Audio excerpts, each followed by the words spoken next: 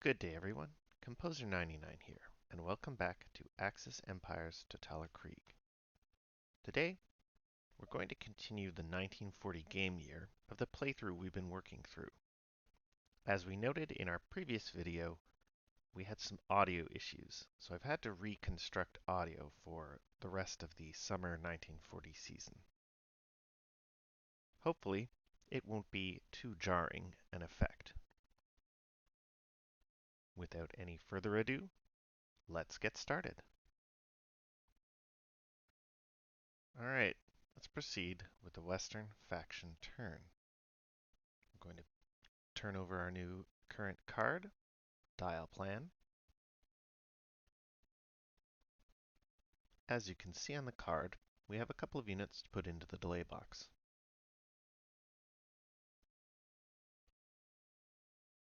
Now we have to pick our new pending card. We're definitely hampered in terms of what we can pick. Right now, we can't pick anything that tells us the VP marker has to be Axis tied. We can't pick Operation Compass because our current card is a limited war blitz card. We probably don't want to pick Operation Jupiter. It is nice to get the HQ, but I'm not sure that we're going to be ready in the autumn to attack someone.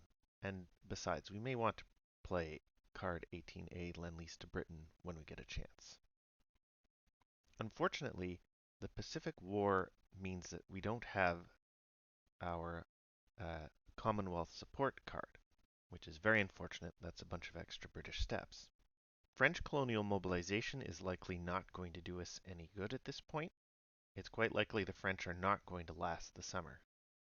We could demand Cyrenaica or the Turkish Straits. However, we're not currently in a position to do so. Let's take a look at Churchill diplomacy. That's going to get us a British step, and we might not have any choice but to play that card just at the moment. You can see it's very similar to Chamberlain diplomacy. You're just a little more likely to roll on the conference table and less likely to have conflicting plans no result. At any rate, we're most likely choosing between Churchill diplomacy or Western military aid at this time.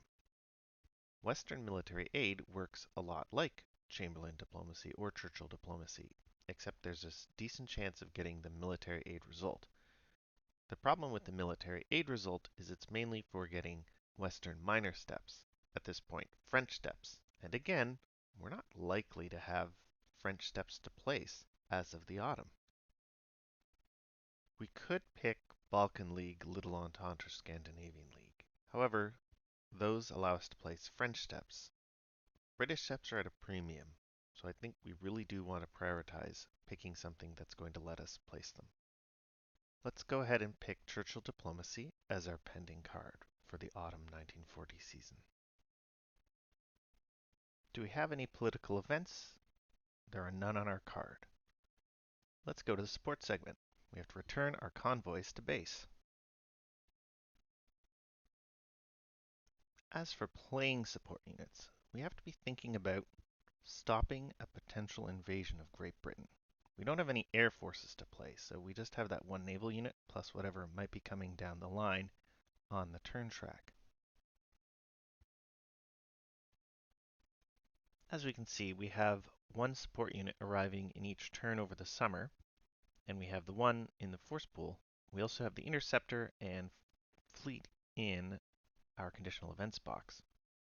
Our main preoccupation is having enough support units to be sure that if the Germans are placing air forces down to place beachheads that we can contest them. Moving on, do we want to place any convoys? It depends on where we think we're going to need other units, either this turn or in the future. Germany has now got an influence marker in Italy, so we have to start thinking about adding to the defense of Egypt.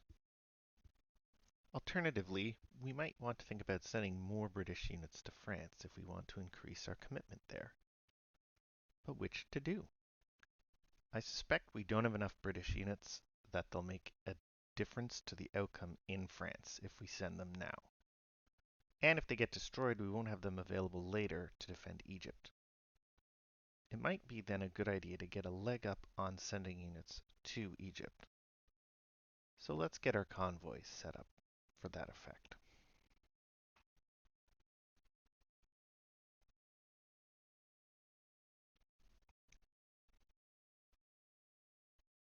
We have to think about what units we want to send, of course.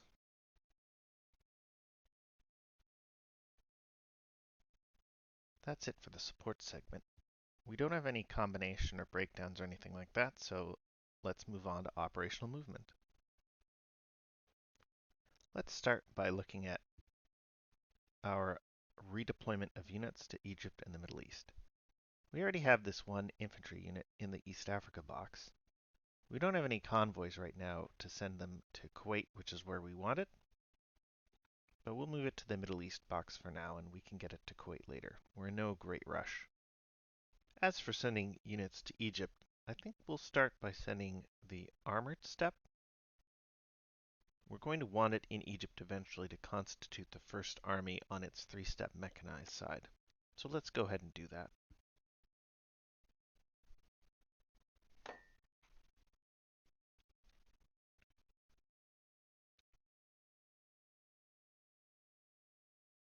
We'll put our convoys into the used box of the sea zones. And then let's zoom in and get a closer look at the Western Front to see what we're going to do here. The Germans are going to pose some difficulties for movement. We can't move units through the hex containing the Air Force. That's Verdun. And if we want to move units out of Calais, the first one's going to get stopped up in Amiens unless we move the unit out of Paris. We have to decide whether we're trying to retreat as much as possible or hold a line in front of Paris. And that might take a little time to figure out.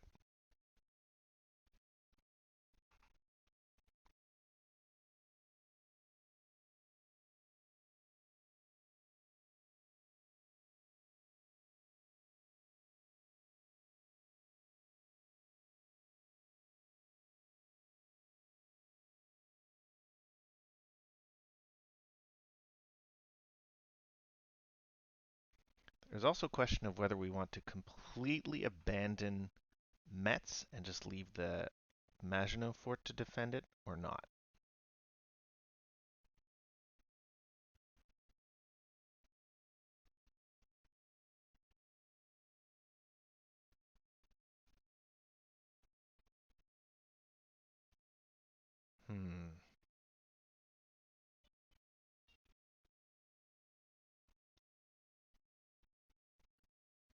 I know there's a lot of dead air where I'm not saying anything. Unfortunately, I've sort of lost my train of thought from when I originally recorded this part of the video.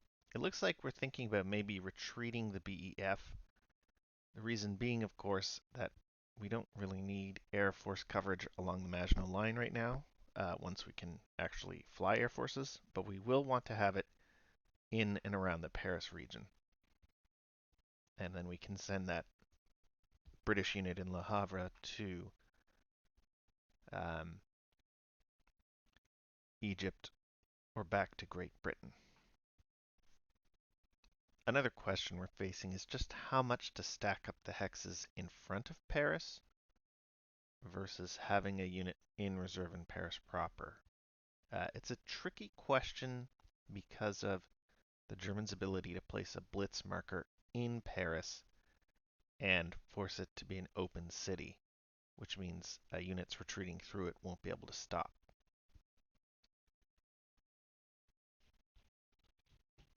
Well, I think that might be it for operational movement. We don't have any combat. We can't get a very good attack on the Germans with their HQ and Air Force support, so we're just going to go ahead to the marker segment and reset our convoys in case we're shipping units back to the East Africa box, or West Africa box. Our armor will go to the East Africa box, and we'll ship this unit to the West Africa box. I think unless we have some real problems with German support units, we're probably going to be okay in terms of stopping a German invasion over the rest of the summer and into the autumn. Most of our other units are in enemy zones of control, so we can't move them. We just have that one hex along the flank of the line. I think we want to leave it there. Same thing with the Allied army. So that brings us to final administration. There's nothing to do in War and Peace, so we have our conditional event on our option card, which is going to give us one French step. Let's see here. Yeah, we'll put that down. And that is going to bring us to the Soviet faction turn. The Soviets revealed their current card, Common Turn. They don't have any option card actions, so they're just going to go ahead and look at. We definitely want the interceptor we can get from Demand Finish Frontier. So let's go ahead and pick that as our new pending card.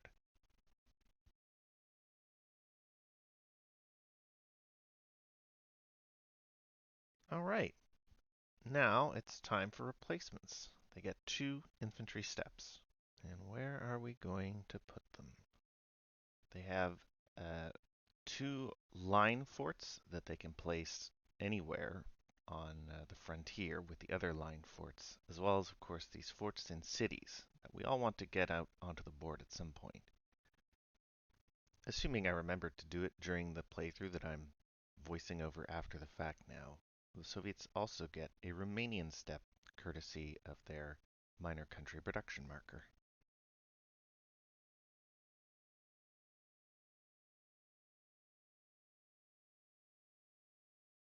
The main question facing us is where to put the remaining line forts. We could put one in the swamp along that hex in between Minsk and the existing fort. We could put it in between the hex in the swamp and the hexes at the southern end of the line. We can also put a fort up in the Borisov hex just north of Minsk to help further cover the approaches to Moscow. Those are probably the best places to put them. It's just a question of where we want to put them. So we're going to put one here in Kiev and make up our minds. What about the other one? We also need to fill out that line fort with another unit, of course. So there's a question of whether we want to prioritize that or putting the other fort down. We should have some time to fill that out. So I think we ended up deciding, yep, there goes the other unit in Smolensk. So we're going to place our other forts down first before filling out the existing fort. We'll have to see if we come back to it, but it looks like we may also have forgotten to put down the Romanian step that we're entitled to. That's not a big deal right now, but it is a little bit unfortunate. But there you go. Here we get to political events. We have to select an area table and roll 1 die. If the result is a neutral minor country, we can either apply influence or roll on the diplomatic incident table. So our decision here is to roll on the central area table because there are 2 countries there where we have influence. We could try and roll on the Balkan table, but the only countries we could get are Greece or Bulgaria.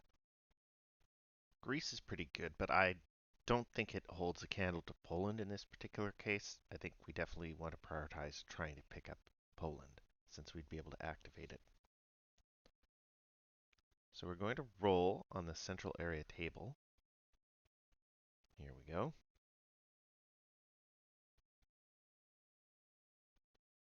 5 becomes a 4. We look at the table. It's Poland! We have successfully applied influence to Poland, meaning we're going to be able to activate the country. This is a very exciting result for the Soviets. Definitely an annoying result for the Germans. But yeah, it's smiles and champagne in Moscow right now. So we've activated Poland. We're going to get their units on the map. Again, following the rules for activating and setting countries up on the map.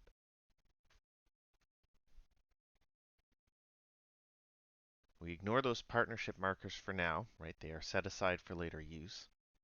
I doubt we're going to get a chance to play them since Germany has to go through Poland to get to us, but you never know, I suppose.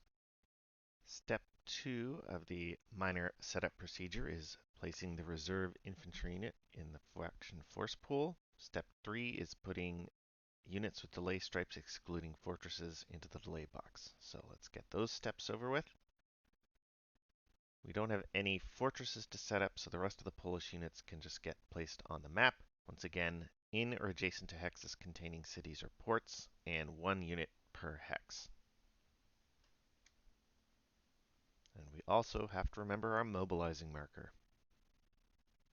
Maybe we'll even remember to take it off during the marker segment. Where do we want to put these units? Well, it doesn't really matter right now. We're going to put them sort of facing the likely front line with a little bit of concession to the fact that there might be Germans in East Prussia. We can certainly think about bringing the Red Army into Poland proper to stiffen the defense of Poland. And now we have to get to our mobilization roll. Here we go. 4. So we get to flip over 4 of these Polish units. We'll go ahead and start with the best ones. And hopefully we'll get the rest of them up to their 2-step side by the time the war starts with Germany. We're going to go ahead and delete that influence marker. We do have an interesting question about whether or not to advance the Red Army into Poland right now. I think we're going to punt on that for now, but that is an interesting question. Our goal is to try and force the Germans to start total war fighting in Poland or Romania rather than letting them start it right on our frontier. So we might be pushing the Red Army forward, especially then we can take advantage of the multinational HQs, and that can hopefully provide enough resistance to force Germany's hand. So we'll have to see how that goes. For now, we're going to punt on that question as to when we're going to do that. We're just going to move our land units into place to constitute our new forts. We're going to go ahead and skip the rest of the organization segment since we don't have any to do. We're going to go ahead with operational movement. The unit in Smolensk will move forward to Borisov, and the unit in Kiev will just march forward. That's it for operational movement. We don't have any combat, so we'll just skip ahead to the marker segment and delete the mobilizing marker. We forgot to remove the mobilizing marker in Belgium, Holland, so we'll do that now as well. I don't think we have anything to do for reserve movement, so I think we're going to proceed to the end of turn phase. First thing first, of course, are delay rolls. We also don't have any conditional events for the Soviets. We have some delay rolls to do, although we also forgot about the Western conditional events, their finest hour and Paris threatened. We need to put those units into the delay box.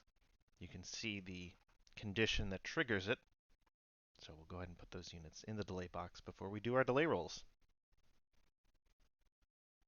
since the conditions for both of those events have triggered. And now let's get on with delay rolls. We have our airdrop / paratrooper unit. That's not great, at least for having them available this summer. We chose the Polish just because we only have 1 die to roll. It's quite a long delay, but we don't care at the moment, I don't think. And finally, the British, which I'm sure is top to bottom.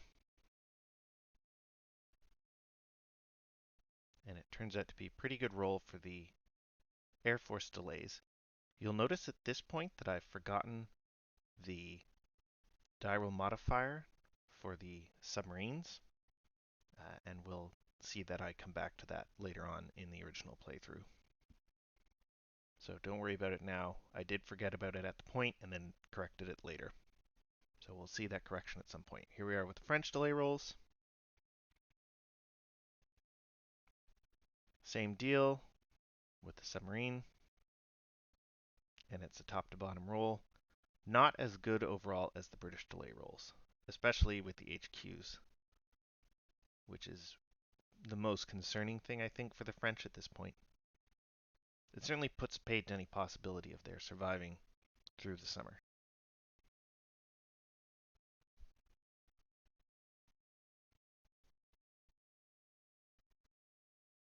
And we advance the turn marker, which means we'll be putting everything else into their force pools. Pretty key for the Germans, of course, with the Panzer unit coming on the board. And we're getting back to the Axis faction turn. Right after we do some organizing of force pools, that is.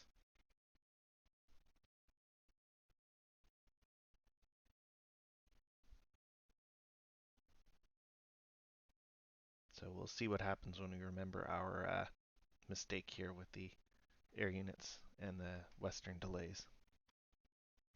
We'll get there eventually.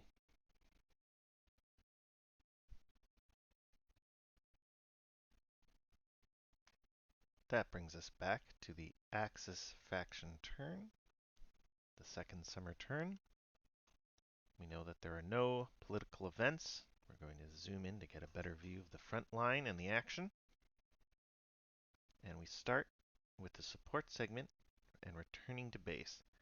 So at this point, coming up where we're going to realize our mistake with delay rules, because everything that returns to base is support units in hexes and in the strategic warfare box and in naval zones. And if they have a delay stripe, they go to the delay box.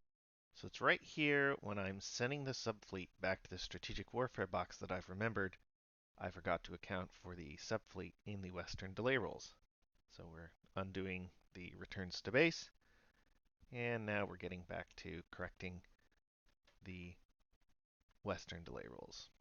So we'll just let that play out.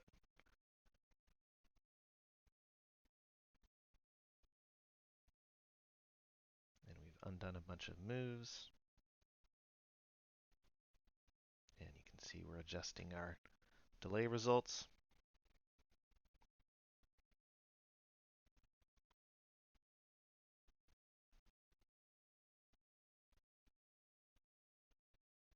So crucially, this is going to take the possibility of Western air units out of the summer effectively.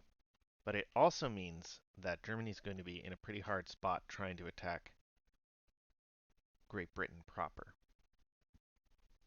There's going to be too many British support units available to contest possible beachhead placement when the time comes for that.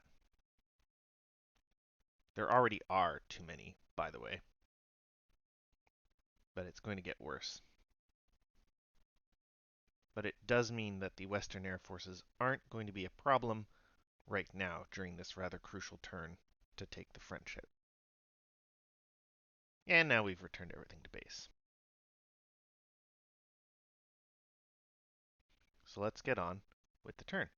We've done returns to base. We then have to place our blitz marker and probably the other air force, I would think. The best place for the blitz marker is probably Paris.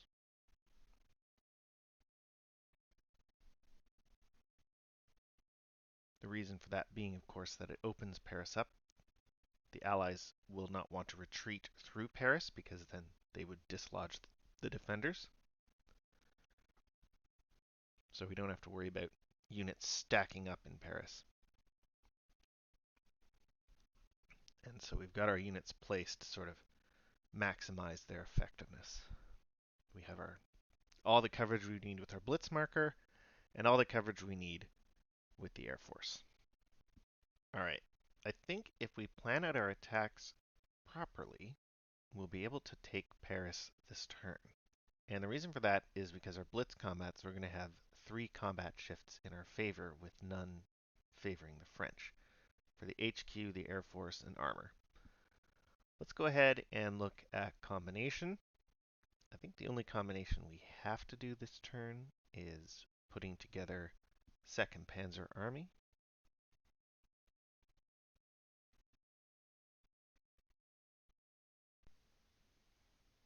There we go.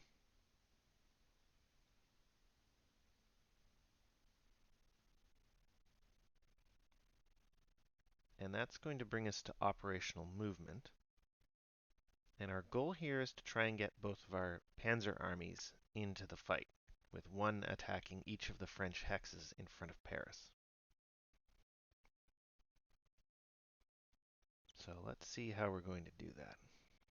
We're going to start by sorting out the garrison of Amsterdam.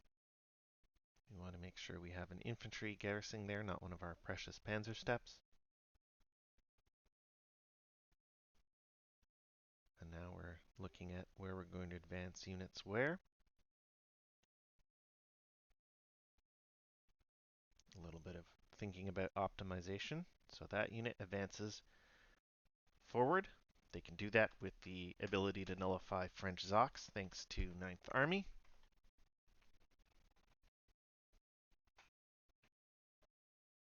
I think there's a little bit of dipsy doodling that happens around here. We might undo a move or two as we go along. We want to get one of those 6-3 units, 6-6-3 units, I should say, into the hex with Verdun.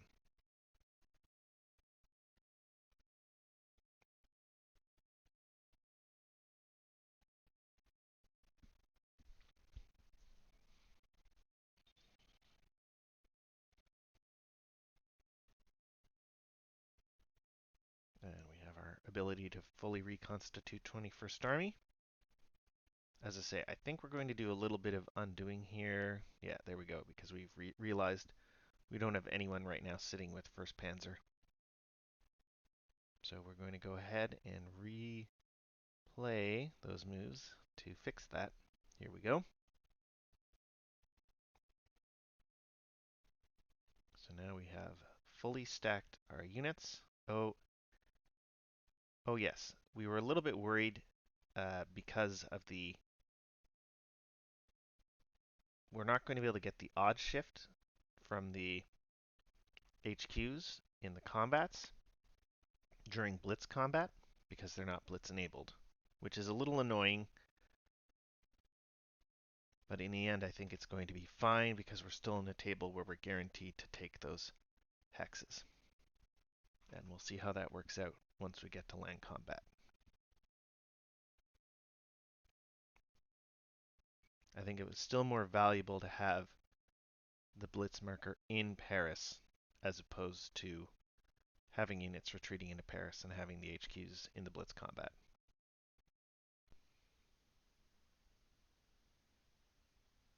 As we'll soon see, it kind of ends up being a bit funky. But the French have been so weakened by the previous attacks. This is one of the benefits of having done things during the first turn of the summer the way we did them. That the French just don't have enough steps to defend what they need to defend. So that's the end of operational movement. We've actually sent the Yugoslavs up. They're going to help. Of course, they're not going to make it in time, as we're soon going to see. So now we're looking at the combat side, I would have to say. So we're adding it up.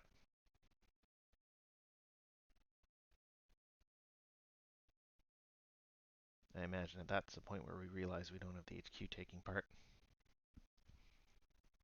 It's 4 factors defending, though, and we have 20 factors attacking. So we start off in the 5-1 column already, which means we're going to be in the 9-1 column anyway. Let's just see how that turned out with combat. Yeah, 9-1.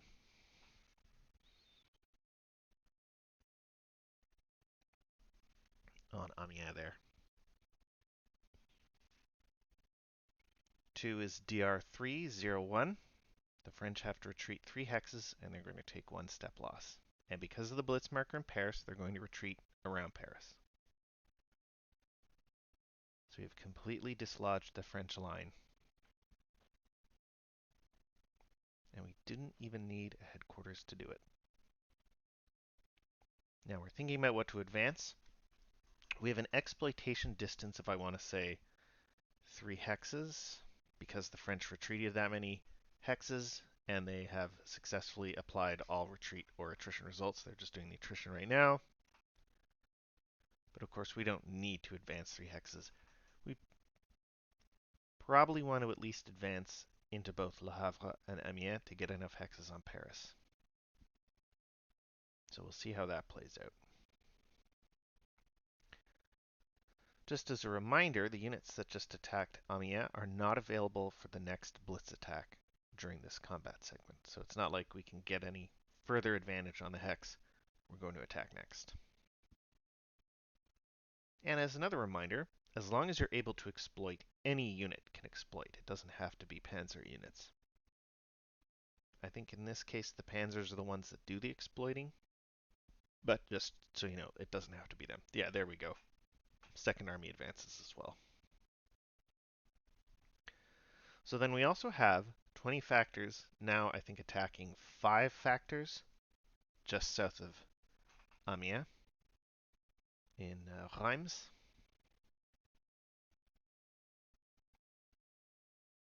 And that's going to look like the same attack, right? It's 4 to 1, which is the same column as 5 to 1.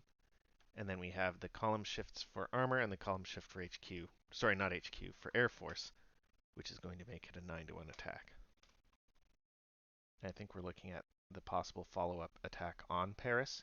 It's 4 factors defending, though, so we're going to have quite possibly 40 factors attacking, or 37 factors attacking if we take a Panzer step loss.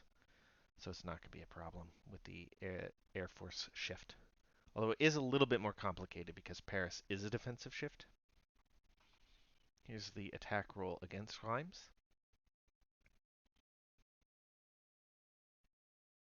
A 5. DR202. So the French have to retreat across the river because of how retreat priorities work.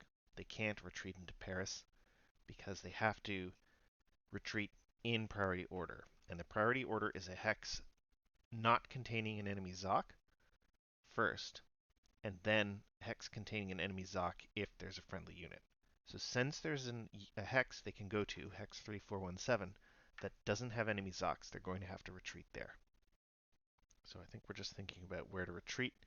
Either that or in the original video, original voiceover, I should say, I'm explaining the whole retreat priority business. Probably a little more stringently, like actually reading the rules, as opposed to the paraphrase that I just uttered a moment ago. It's really hard to think of something to say the second time to talk over dead air. Here goes the retreat, and we're deciding where to retreat next. And we end up going that way for whatever reason. I guess to cover the other cities. It's not going to matter because once the Germans take Paris, they're going to be able to apply the case yellow event during conditional events. So it really doesn't matter where the French retreat to. They're done for now. So the Germans get to exploit once again. The French have retreated 2 hexes and suffered all possible results, so they're going to be able to exploit 2 hexes, which is the number of hexes that were retreated. And that gets them set up for the attack on Paris. It's going to be 40 factors attacking 4. That's the 9 to 1 column to start off with.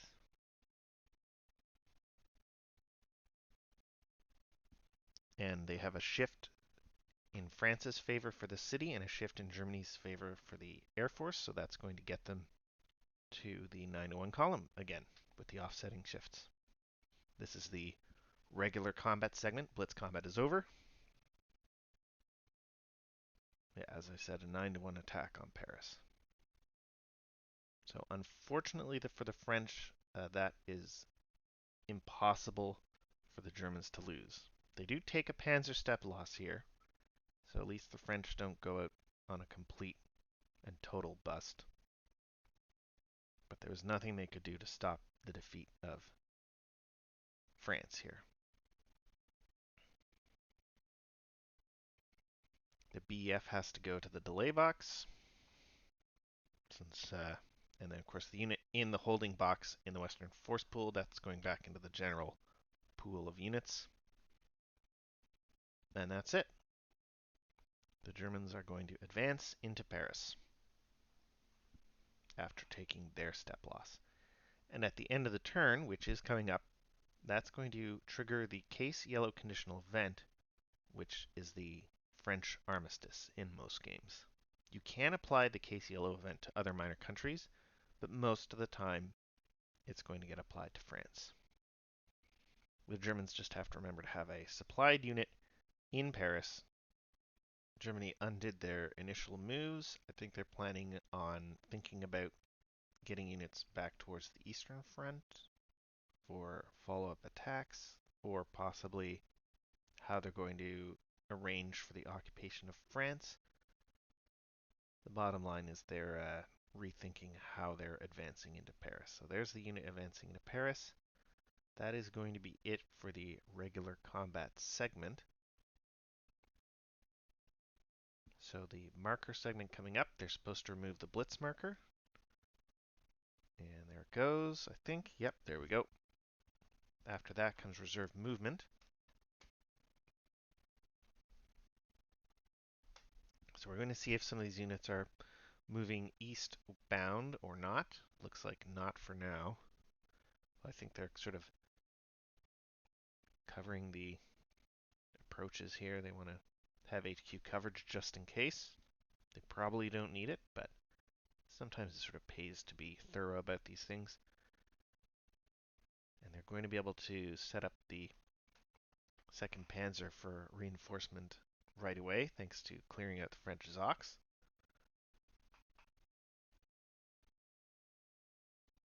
Yeah, they're gonna that Panzer step is staying behind now that France is done for. Oh no, there it goes. They certainly thought about advancing forward. Oh, I don't know what was going on there. There we go. And here come the Yugoslavs. For now. Maybe we weren't thinking ahead about the case yellow conditional event at that time. That's going to remove a lot of these French off the board, as we are soon going to see. So here's how case yellow works. This event can only occur once per game. You can see we're getting pulling up the sequence of play to have a look at where we're at. We're about to apply our conditional event. We're going to pull up the card to say, hey, look, here's our card, and here's the case yellow conditional event on the card. We know we're about to play. Let's go ahead and start reading out these rules here. The Axis faction selects one active allied minor country. If a supplied German ground unit occupies the capital or any 3 city hexes within the selected country, then that country is immediately conquered, and the following steps are performed. Exception France is a special case, see below. So there's a general set of steps you perform when you're conquering anyone else, and then there's a special set just for France. So since the Germans are in Paris, they're going to get to perform the case yellow conditional event. Step 1 is remove all French units and markers without a V on their reinforcement code from the game. Set aside all remaining French V counters. So that's going to be quite a bit of work removing those that we're going to get to in just a moment. I think, yeah, here we go. So those partnership markers are gone. We're getting rid of them. And we're just going through and clearing out French units wherever we find them if they don't have the V. So it does mean if and when the French get back in the game, that they are going to be much shrunken compared to before.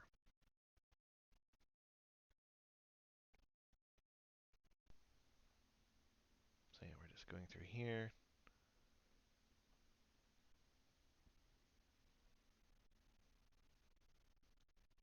And yeah, we're setting aside the V units. We're just putting them out on the map just to put them together somewhere before we place them somewhere off the map, just where it's convenient, probably in the counter tray.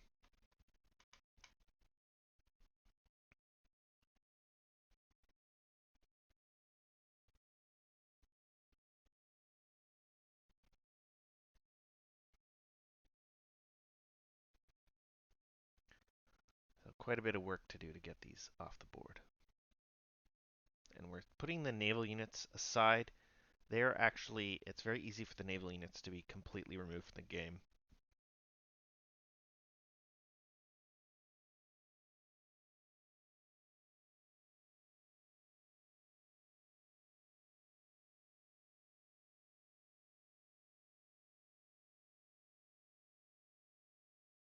that is that for that.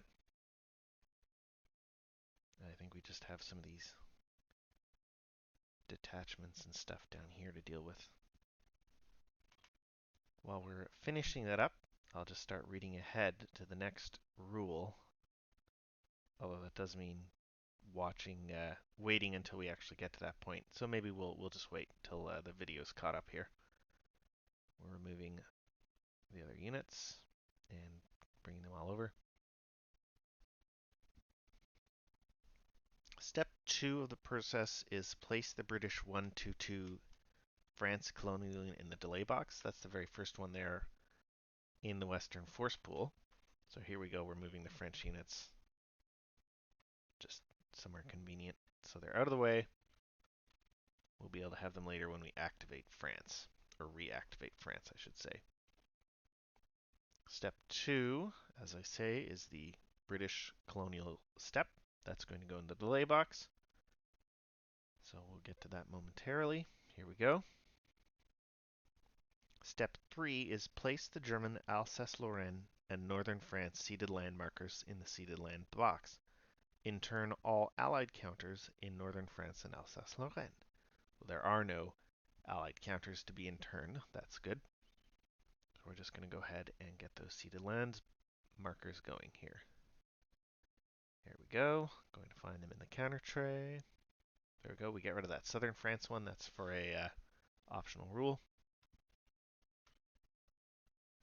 So northern France is a German dependent. Alsace-Lorraine has been ceded to Germany, so it's now part of Germany for the rest of the game. Step 4, Syria is created as a neutral minor country. Remove the Syria French dependent marker from the ceded lands box and intern all counters in Syria.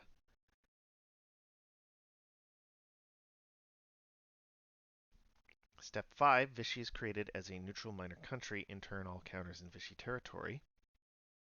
Step 6, if a German ground unit occupies Paris, the Axis faction may select one neutral or friendly minor country that shares a border with northern France or Vichy and apply influence to it. So it looks like we're probably explaining things right now about Vichy before we get to applying that influence. One of the things about Vichy is the rules going forward refer to Vichy rather than France. So sort of once France has been conquered one way or another, the rules start calling it Vichy.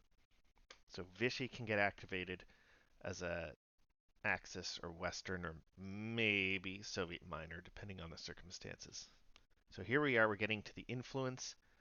We're going to apply influence to Italy and activate it as an Axis country. Bring the Italians on side.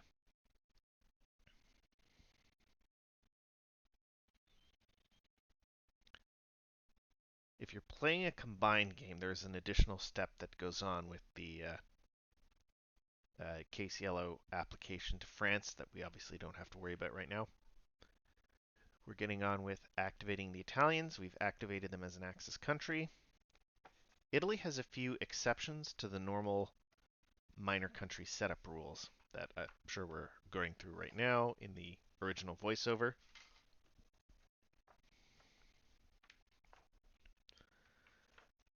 Which we're probably getting to shortly here. But it's basically several units that are getting set up before we follow the standard minor country setup procedure. There's some units that get set up in Italian dependence and units that get set up at sea. So here we go. So those units are all going to the delay box. Italy doesn't have any fortress units, although it does have a garrison unit that we're going to get to here. And we have to find 3 Italian 012 infantry that are the 5th, 9th, and 10th armies on their reverse side. Those are getting set up in Albania and Libya. That convoy marker is getting set up in the central Mediterranean or Adriatic Sea. It could be either as a troop convoy or a supply convoy. There's our Rhodes garrison. We're doing sort of the easy stuff first here.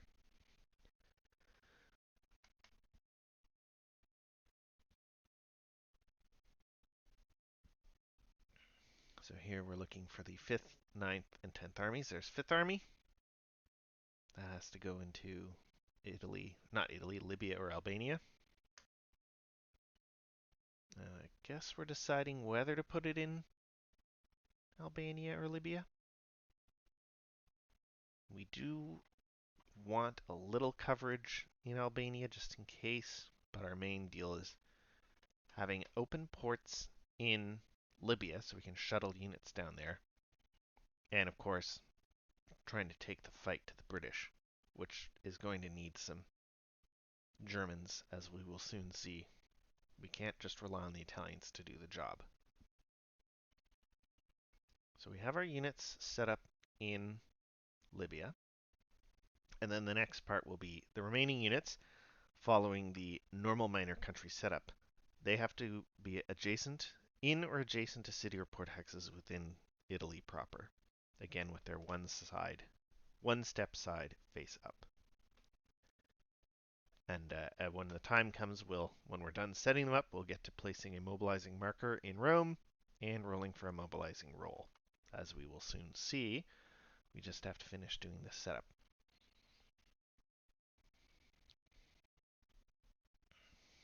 We don't have to have units in ports for them to be open ports in Italy, the way we do in the dependents. But we're going to cover our main sort of garrison priorities here,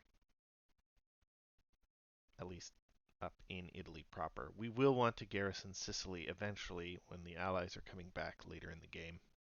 We also want to, of course, have some units to send to Libya when the time comes, some Italians, and eventually some Germans. And I'm not quite sure what we were looking at here at this point in the original voiceover. It might have been the surface fleet placement. Oh, the convoy placement. We're probably explaining something about the convoy placement. It might be, it's a bit of an awkward situation for the Axis because of their convoy placement. We might have been talking about the Axis scratch convoy as well. Basically, the Axis scratch convoy can be placed in any sea zone where the Axis controls the key port. And that's where you see the funky symbol. So for example, Pola or Malta are key ports. The Axis can place a scratch convoy in the Adriatic Sea, but not the central Mediterranean, because they control Pola, but not Malta. And I think we might be looking at surface fleet placement, since we're on that page of the support unit aid card. It's hard to say at this point, after the fact, trying to remember what I said during the voiceover previously. We still have to finish our Italian setup, so hopefully we're going to get to that soon, so I'm not trying to dimly recall what I said previously. Here we go. We're probably looking at sending a couple more units to Libya. As a reminder, you can only send units by sea if they're one-step units using the ordinary convoys. The Americans have a unit that will let them send multi-step units. No one else does. So the Italians, whatever their mobilizing role, they're going to want to send units one step at a time. So whatever is there will stay on their one-step side. So we're putting a unit in Palermo in advance. And that unit next to Naples might end up being sent to Libya eventually.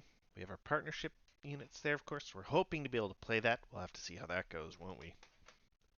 Whether or not we'll be able to play the partnership Italians. And I believe that is it for setting Italy up. That looks all done based on the minor country procedure. No, we're not done yet because we have our mobilizing roll, don't we? We're just taking our sweet time here because in my original voiceover I had something important to explain that I've now since forgotten. Although I feel like I've managed to fill the time reasonably well. So we have to do our mobilizing roll. There's the roll coming up. 4. It's decent.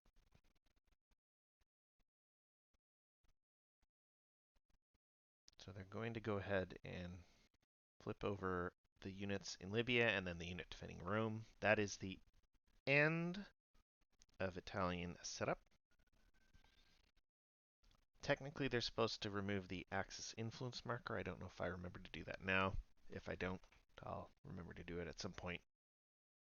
Since I'm talking about it, another thing I should mention I've forgotten to do is switch over the Europe War State marker, or I should say move it over onto the Limited War box.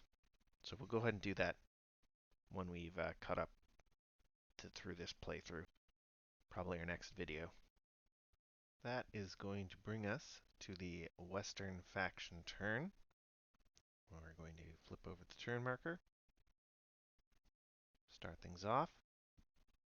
We know we don't have any political event on our option card, so we just have to get started with the rest of the turn with the support segment. And I think we're probably thinking about whether we want to send any more units to Egypt. We know the Germans have one air force. No, they're out of air forces right now in their force pool. They have one air force definitely arriving on the turn track next turn, and maybe they'll get others depending on how their delay rolls go. So right now, there's no chance of a German attack on Great Britain. And the reason for that is we'll be able to contest any attempt they make to place a beachhead in hexes adjacent to Britain proper. I think that's what we're talking through right now. Otherwise, we'd have just gotten on with our turn.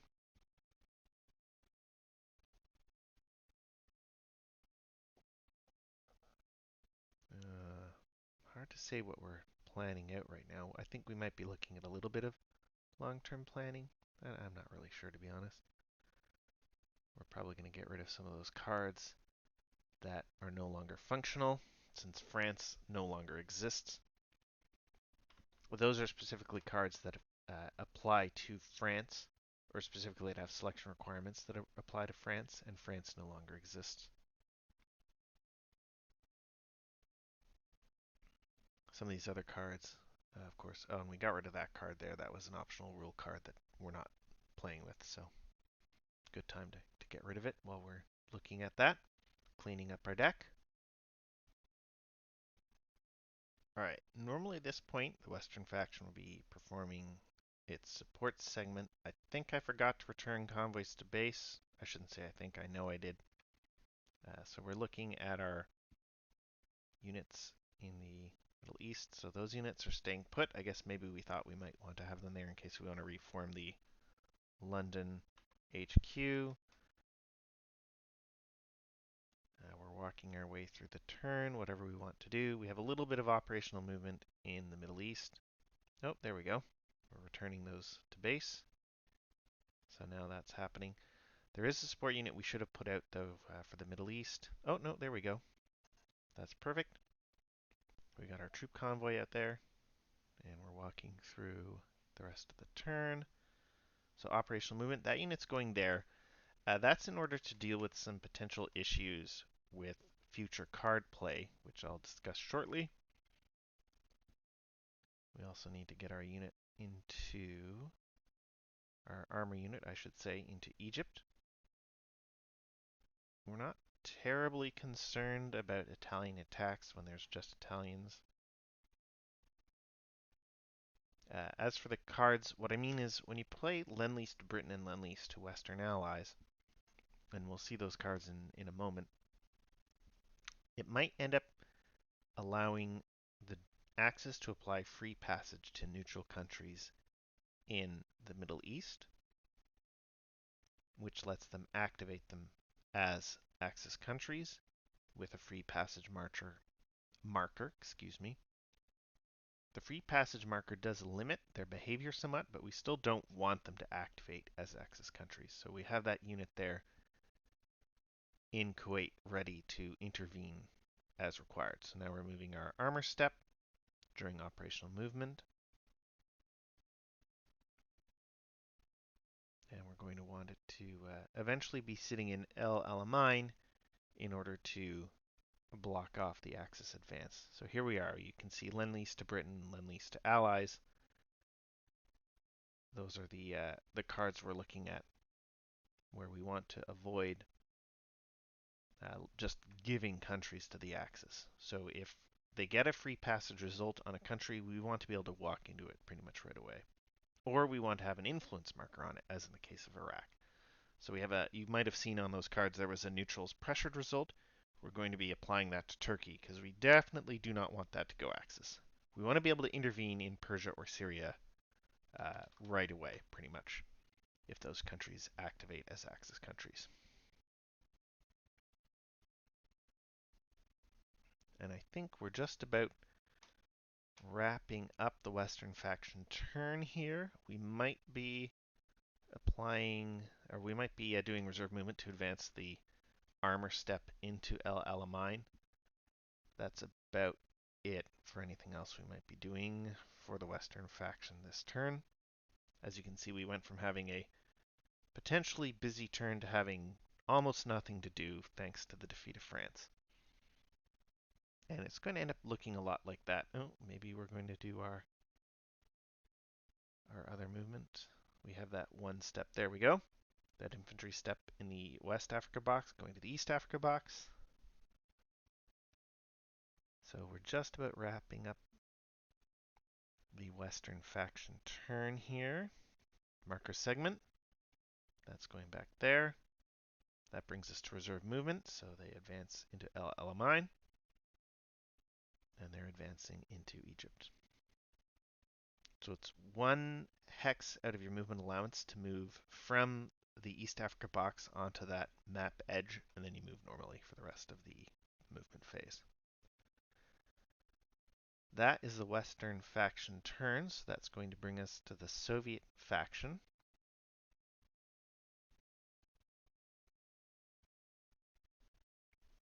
And the Soviet faction is debating whether or not they want to advance forward. And I think they decided not to this turn, and they might change their mind next turn. We're actually coming up to the end of the part of the playthrough where we accidentally didn't have any voiceover. I don't know what we did wrong there, but we're coming up to the end of that, so we're now getting caught up to the game.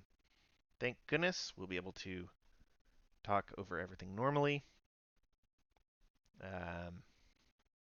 So that's what we're at. We're debating at this point whether or not to advance forward into Romania and Poland with the Red Army forces we have now. I know we do want to prioritize filling out our forts, right? We don't want to have empty forts when the Germans get to attacking them, because it'll be, be an inconvenience for the Germans because they can't just blitz through them, but it's not very hard to destroy them if there's no one else defending them.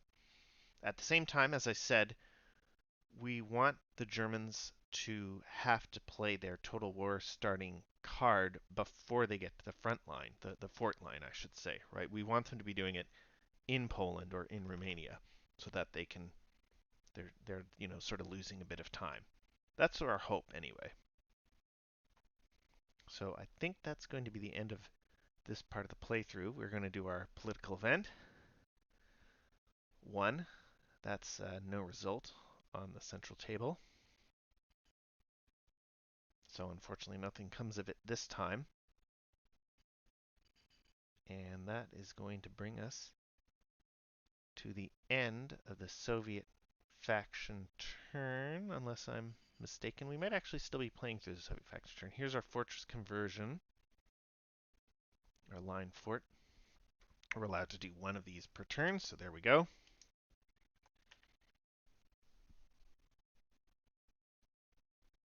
And that catches us up here. All right, so we're now caught up to the end of the part of the playthrough where we lost audio. It is still the Soviet faction turn for June-July 1940.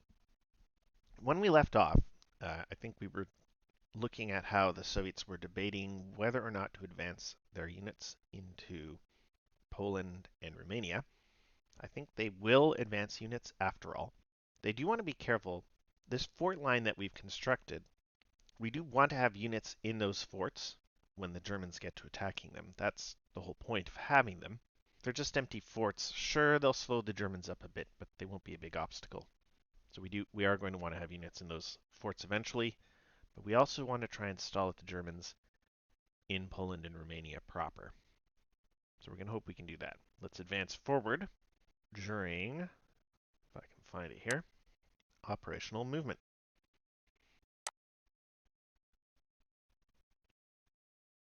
All right, Soviet operational movement. We're going to go ahead and start moving units forward. I think we'll leave these units up here garrisoning the approaches from the Baltics in place, but we'll advance the rest forward. Unlike the Germans, we don't have to worry about minor country occupation, so Western and Soviet multi-step units are just fine operating in their minor countries.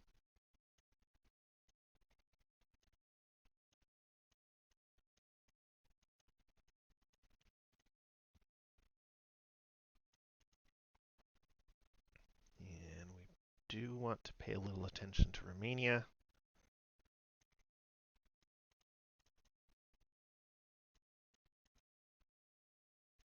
One, two, three. That is it for operational movement.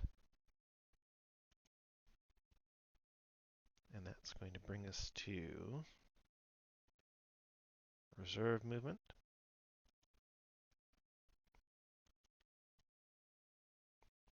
One, two, one, two,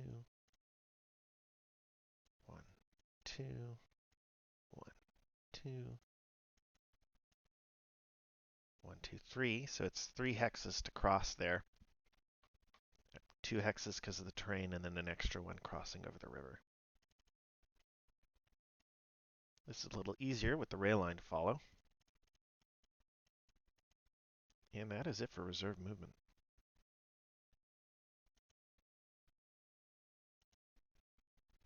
War and peace. The Soviets don't have any. They can't, actually. They can't declare war on anyone. Conditional events. I don't believe they have any. We'll take a quick look at the card. That is a political event, so no. I'm sure they don't have any from their permanent conditional events. No. Reactivation, liberation, none of that stuff applies. We'll just double check the border defense check. I'm pretty sure that does not apply under the circumstances. But we're going to do a little check here. It's always best to be on the safe side, isn't it? Especially having forgotten so many little nitty-gritty things over the last little while. If Russia's posture is Entente, Rapallo, or Pact, the Soviet faction must check each Russian ceded land marker in the ceded lands box and make sure its region has a sufficient border defense as defined below. So if we're going to do that, we better check. I don't think we have any ceded land markers in our ceded land box. We do not, so we don't have to worry about the border defense check right now. We are going to change that like we said we would.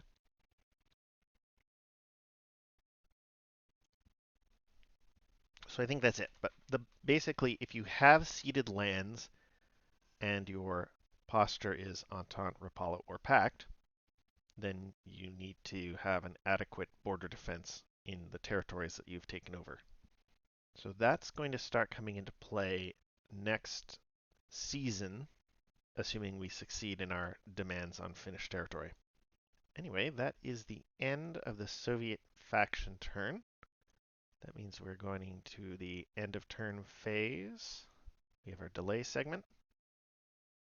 So let's start with the German and Italian delay rolls.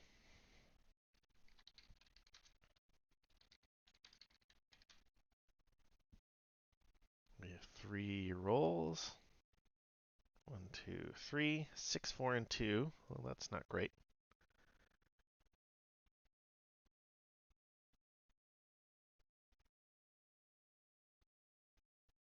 I miscounted that. Hang on. 1, 2, 3, 4, 5, 6, and this is 2. There we go. And the Italians, we have a lot of Italians. 6 rolls. Top to bottom, 2, 4, 6. So that was a 2 and a 1. 3, 5, 6, 4. 2, 1, 3, 5, 6, 4. Okay, and then last but not least,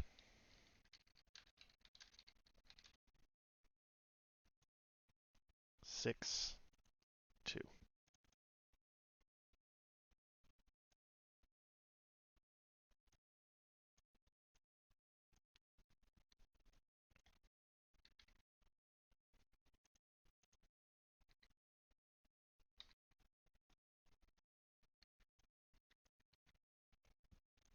That's going to bring us to the July-August turn and the Axis faction turn. We'll just quickly clean up our force pools here.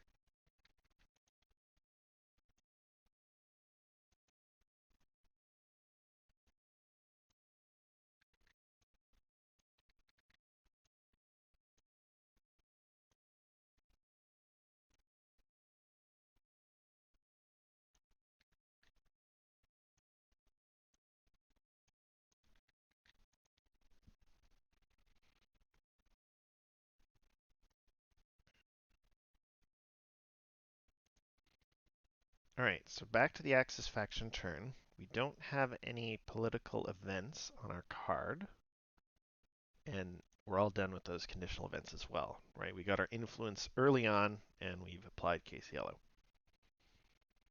So now, while case yellow is in effect, we're in a good position vis-a-vis France.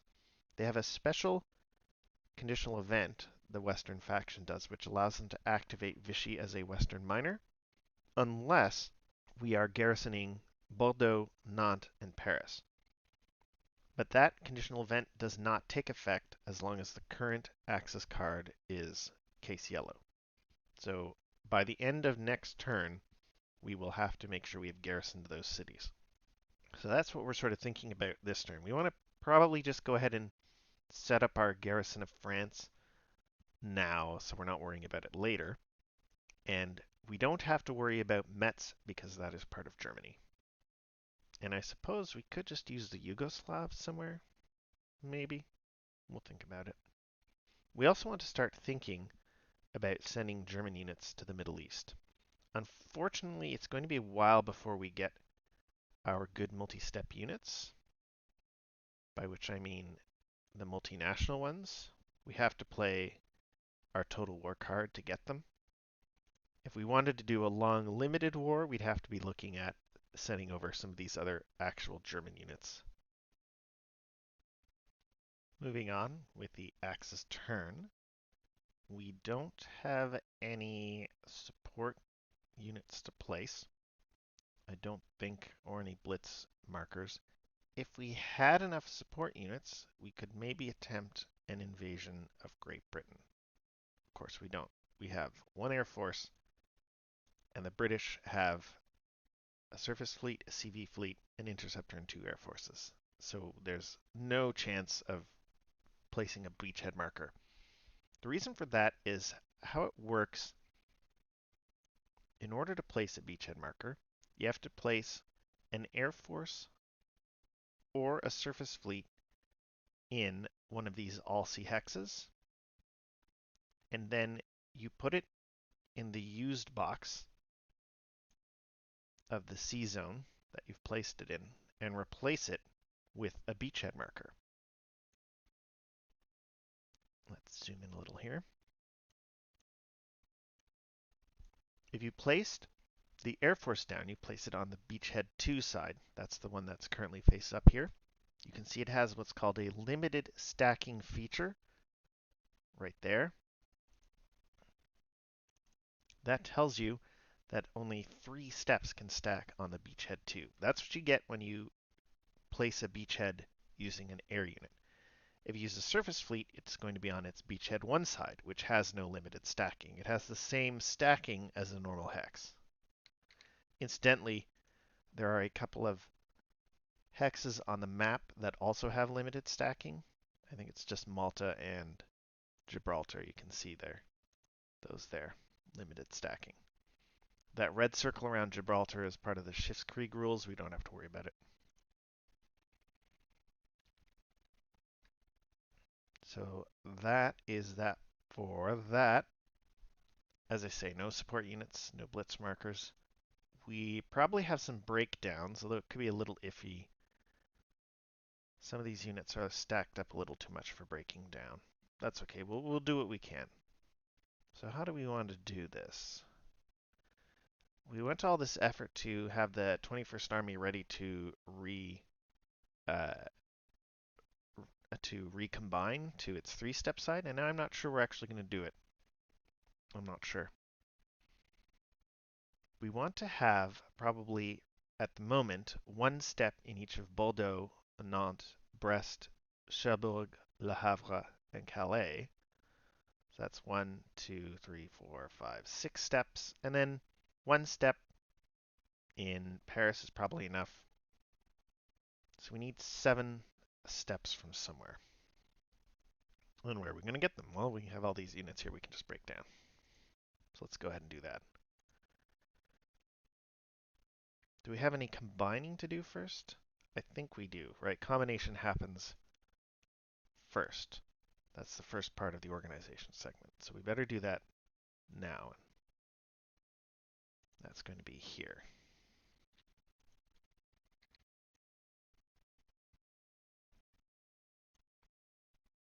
Okay. Fortress conversion, no. Voluntary elimination, no. Breakdowns.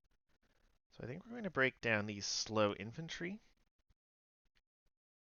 It'll be a lot easier to move around infantry units when they're on their 1-step side than these very slow multi-step units. So unfortunately it does have to go to the delay box. We might leave the 21st Army on its 2-step side and have it advance towards Paris, though. I think that makes sense.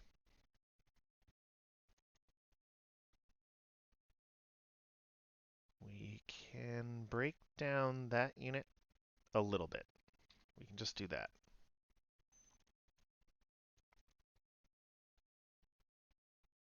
All right, and then we have to do some more breakdowns.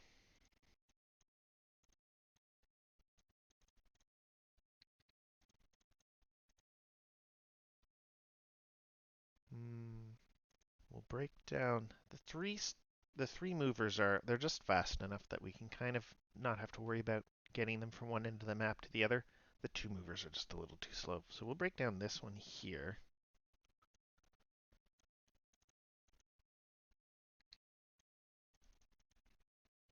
And I think we're done breaking down units. That's going to bring us to detachments. We don't have any, and operational movement.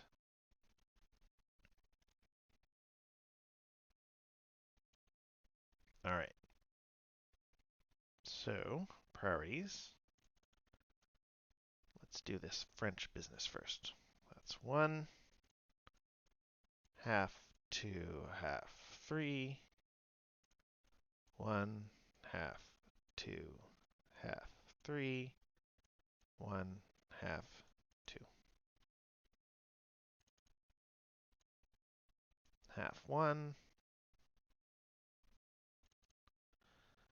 Now we're going to want to move some of these other units out of the way. We have to return that to base first. That's a little out of order, but that's fine. So before we finish up in France, we want to move some of these other units out of the way. Where are we going to send them and what are we going to do with them?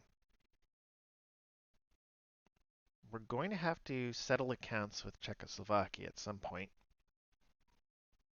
And when we do that, we're going to need to be ready to go to war with the Soviets. So the big question is going to be, what are we going to do next? We know we're playing Operation Weserübung in the autumn.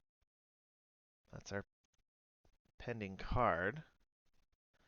Where are we going to attack? We really should attack Denmark-Norway because of all the objectives, right? It has a Western hex and an Axis hex. That would be very nice. So then it's just a question of whether we want to do a long limited war, and then we're looking at playing some of these other blitz cards.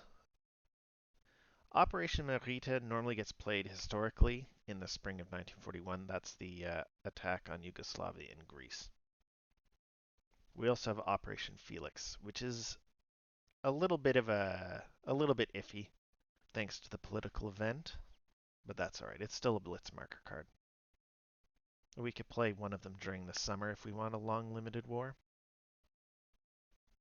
The other advantage of a long limited war is that would get us a chance to play some of these treaty cards to bring more cards on more countries on our side.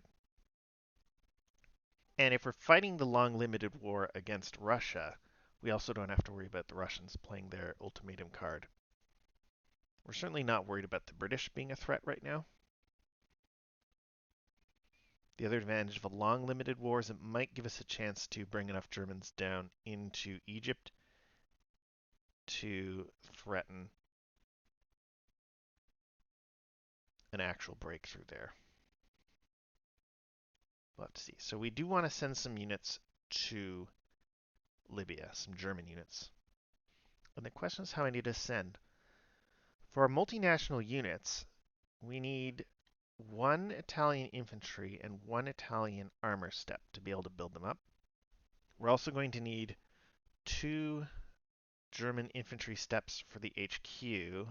And let's have a look here. 1 German infantry and 1 German armor step for the Panzer Army. So I guess the main question is, how many extra Panzer steps? Do we want to try and build up any other German multi-step units while we are down there? If we have that HQ and that armor, maybe we don't need those.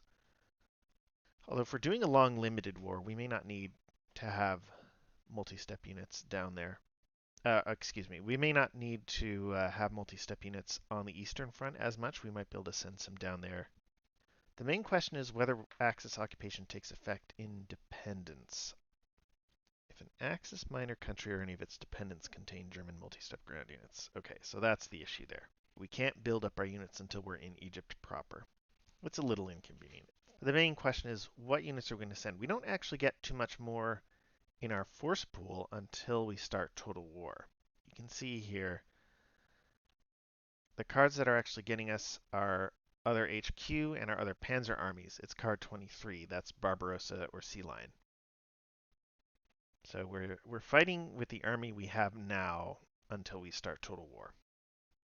If we want to have HQ support, we would need to send the HQ now. Not now, we have to break it down. But we would have to break down an HQ. And if we want any other multi-step units, we have to send over enough one-step units to build them up. The problem is, if we don't have multi-step units, we're not pushing through.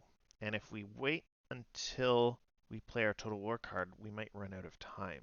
They might be able to build up enough multi-step units to stop us. If you look at the counter tray, the Western faction, their card 17 gets them an HQ. So they'll have an HQ and eventually, wherever it is, it must not be off the turn track yet. Here we are, the First Army.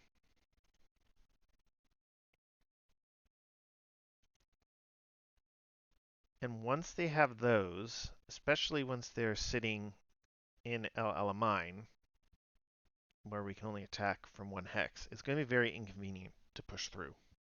So we may not want to waste any time sending down enough units to build up multi-step forces. That's a pretty substantial commitment, though, with Germans. It's a pretty substantial commitment. That would require 9 German steps if we're building, say, a Panzer army, an infantry army, and an HQ. That's going to take 2 German panzer steps and 7 infantry steps. That's a very substantial commitment. On the other hand, if it actually wins the day in Egypt, it would be worthwhile. And in a long limited war, we could get them back, hopefully in time, for the total war. So we're looking at a minimal commitment of German steps to build up those multinational units, and a maximal commitment of 9 German steps altogether to try and conquer Egypt. If we're going for a long limited war, it's probably workable. We'll basically spend autumn dealing with Denmark, Norway, and then the rest of autumn and the winter getting ready for offensives, probably playing treaty cards.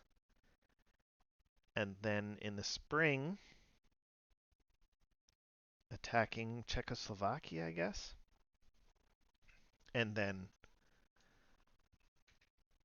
although maybe not Czechoslovakia. Might be better to attack Greece with the advantage of surprise, quote unquote. We can always declare war on minor countries in the War and Peace segment at the end of the turn. The problem, of course, is that the other side gets a chance to react to our declaration of war. When we activate a country by declaring war on it during the seasonal phase, as is the case with Weserübung and with Operation Marita and with Operation Felix, right, we get to attack them right away.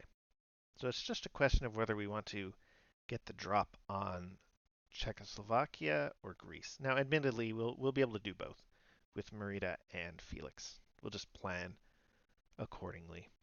One thing that might go in our favor with Russia having Romania on its side is that we won't have to worry about Axis occupation in Romania. Particularly, actually, when we're retreating back in 1943, 1944. Or I guess it might be 1944, 1945 if we go for a long limited war. Anyway, that's enough cogitating and theory crafting. Let's get on with the turn.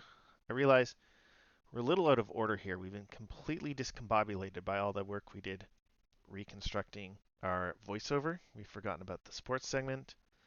We didn't return to base the Air Force. We did not return that to base. Let's do that now. And let's get rid of that. So we want to send, let's go ahead and put a convoy here on its troop convoy side.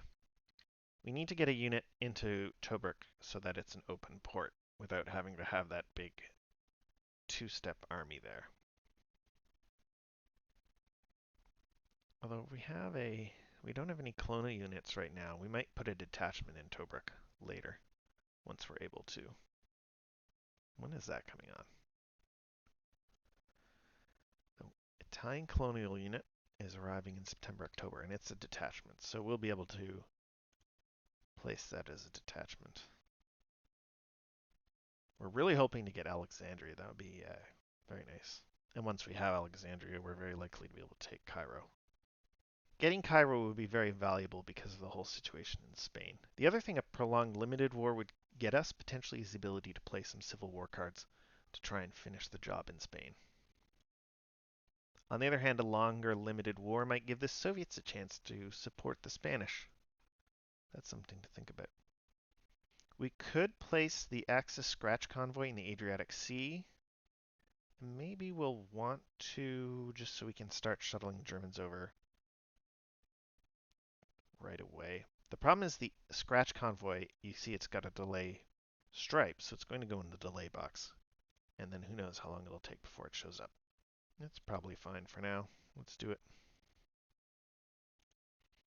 We just have to make sure that any German units are shuttling down towards Taranto for future shipment. Oh, 9 steps is such a huge commitment. It's such a huge commitment. I don't know if we can afford it. Well, we'll see. Half, 1, half, 2, half, 3. Okay, we're not actually even going to be able to make that. I guess we could just mulligan the scratch convoy placement.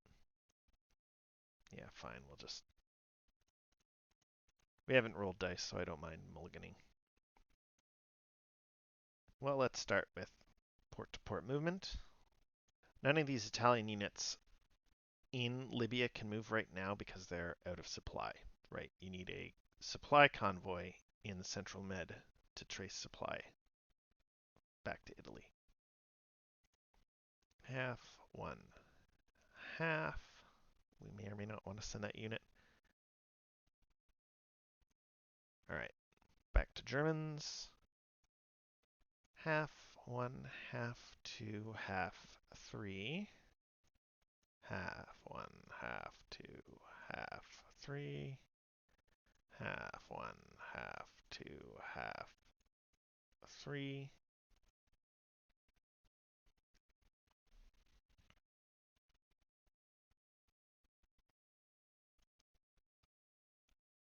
One, 2, half, 3. 1, 2, half, 3. 1, 2, half, 3.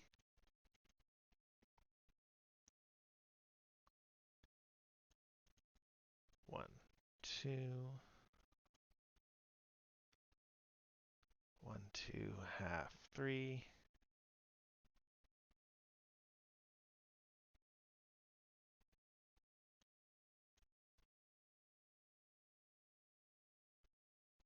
1, 2, 3.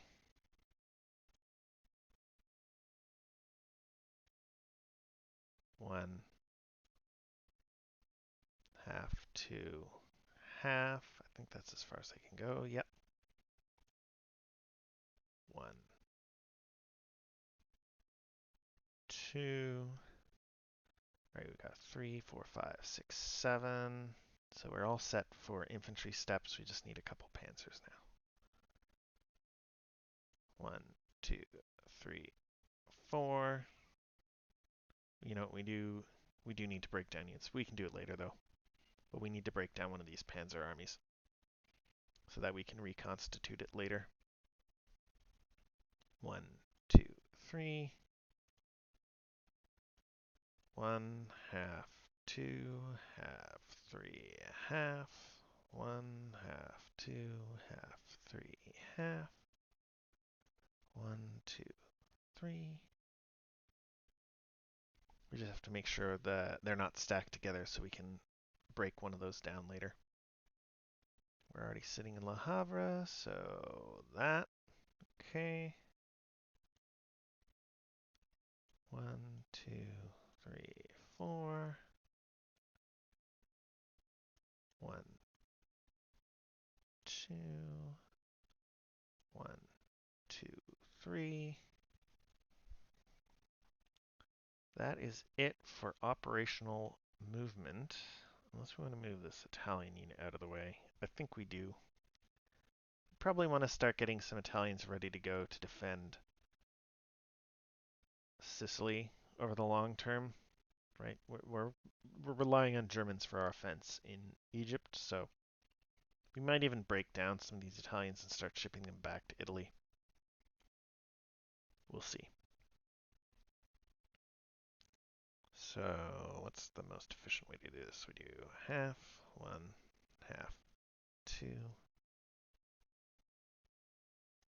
half, 1, half, 2. That's good. And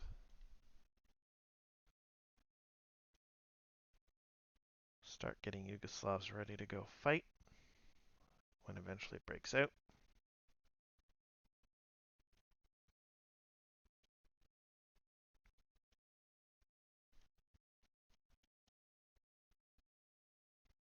Yeah, I'm not really sure that we want to do that.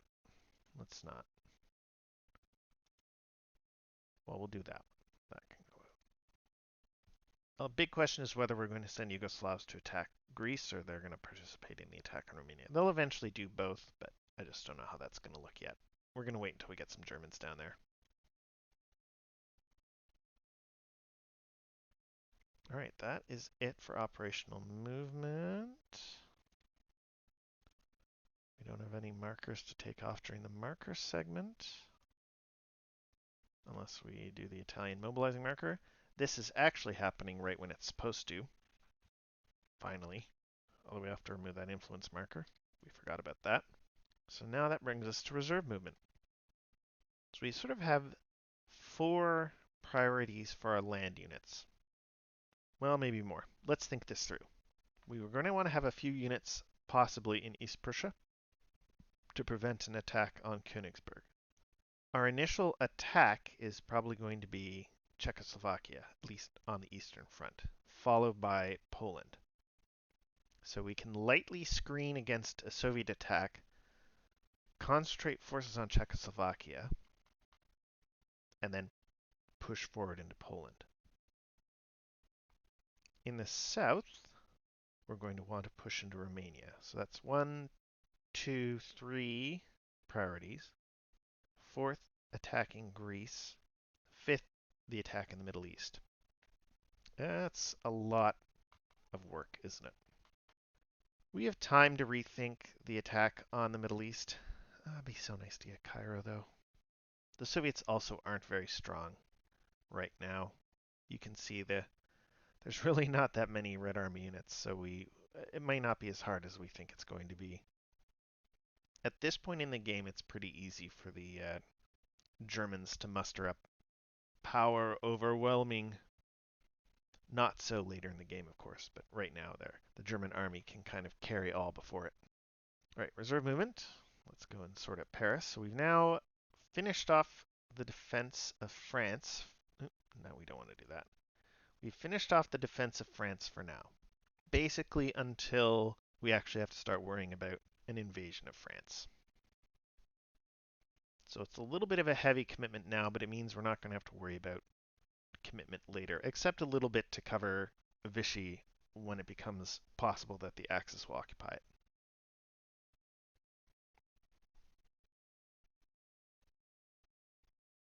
Reserve movement. I think we forgot to do the marker segment. Yeah, we're going to move that back here. I don't think we have any other convoying to do. We may as well advance into Egypt, though.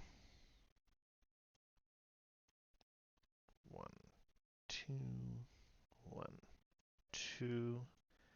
At this point, we don't have to worry about a British attack. And as soon as we get into Hex 1309 here, we'll have less to worry about. It could become a problem once the British have 8th Army as well, which they'll get with one of their total war cards, but that's a little bit of a ways away. Anyway, let's carry on. Half 1, half 2. Maybe we will send that unit over. Let's go ahead and do that. Well, it's not doing anything for us. We don't need it as an open port in Taranto because it's an active Axis country.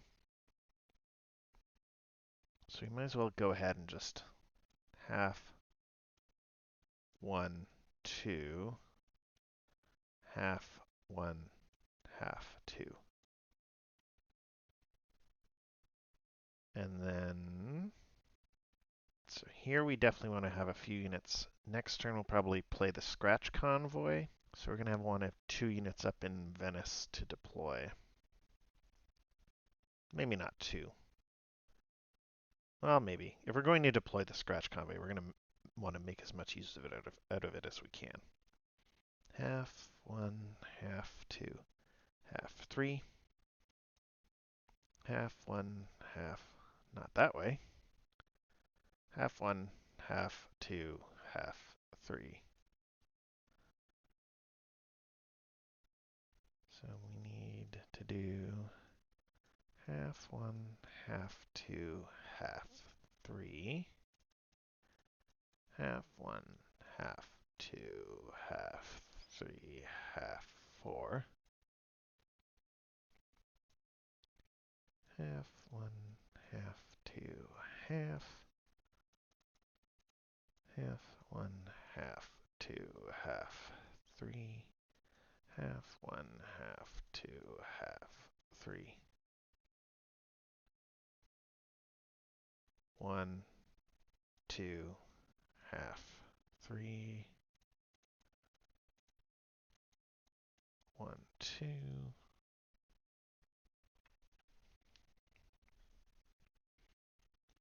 1, 2, 1, 2, 3, 4,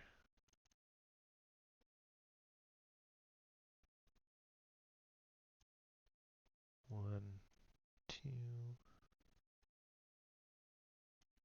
3, 4. Oh, I think I got that wrong. That's 3, 4 because they're crossing a river. Yeah. 1, 2, 3. 1, 2, 3. 1, 2, 3. 1, 2, 3. 1, 2, 3. That is it for the Axis faction turn. Well, alright. What units are we getting as reinforcements next turn? We don't have the paratroops back yet.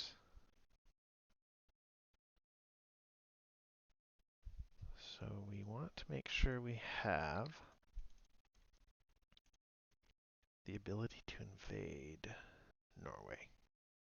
I think we'll be able to do that with our units in place that we're going to get as reinforcements with our new card next season. So I don't think we have to do any revisions here. Except maybe, let's go here actually. Oh, it doesn't matter. One of these panzer armies needs to get broken down. That I don't think it matters which one. That is the end of the Axis faction turn. Let's carry on with the Western faction turn.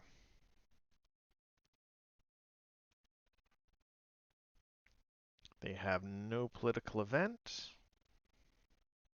Support segment.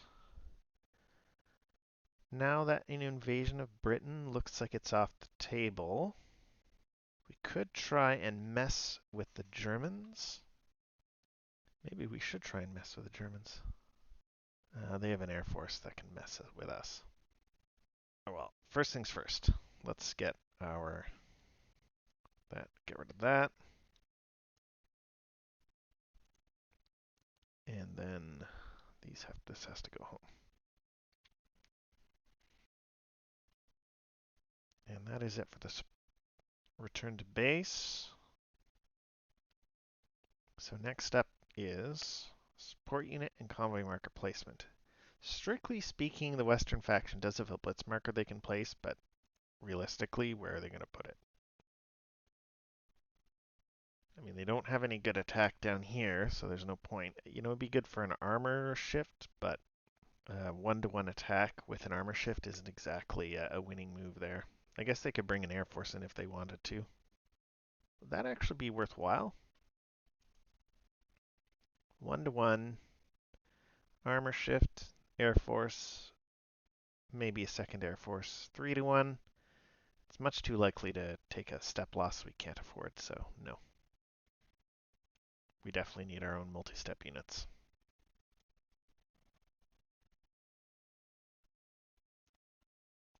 What are we going to do over here, though?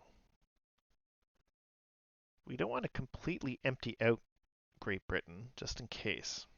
In particular, what we want to avoid is the surprise German airdrop. So let's think about this. Placing support units. Because of the necessity of having open ports to do overseas transport, the Germans could be stopped from an easy invasion of Norway. If we play one of our fleets into the North Sea, and we could play one of our other units too. We can play an air unit. We could maybe blockade open ports, although it's, I think, not quite as effective for air units. Let's look at the support unit 8 card. If left in a non-station box, an air force interdicts all ports in that naval zone within 3 hexes of a naval base of the same nationality. So British air forces aren't going to do the job of blockading ports in Germany and Norway. The surface fleet and the CV fleet are going to be more effective. Here, let's get back to the sequence of play. But if we interdict the open ports in the North Sea,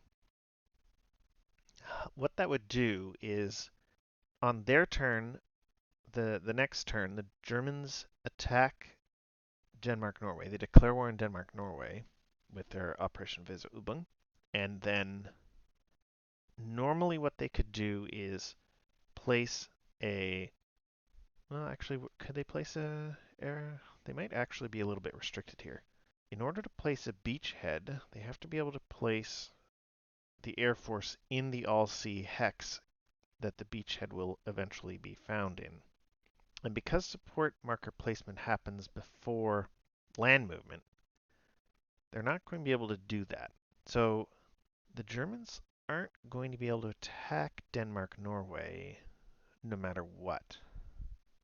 They really do need the airborne unit for that, because Denmark is not a German dependent. No, it is not. Okay, so I don't think we have to worry about blockading the ports anyway. It's a bit complicated. There's a little bit of thinking through here things. I think let's not worry about that right now, except to say that when we get to the autumn, we better watch out for how the Germans can or cannot invade Norway. We're going to leave those units in Britain for now. Oh, I'd really like to have an extra land unit, though. Well, as I said, we don't have to worry about an invasion of Britain. So we're going to go ahead and place convoy there. And then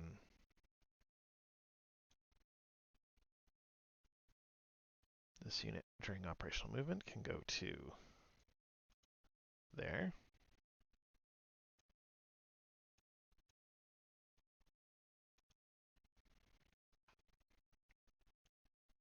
And half 1, half 2. And that's it for operational movement. During the marker segment, these convoys will return to their boxes, although we're not going to use them anymore. And this unit is going to go there. And that's it for reserve movement. That is the Western faction turn. That brings us to the Soviet faction.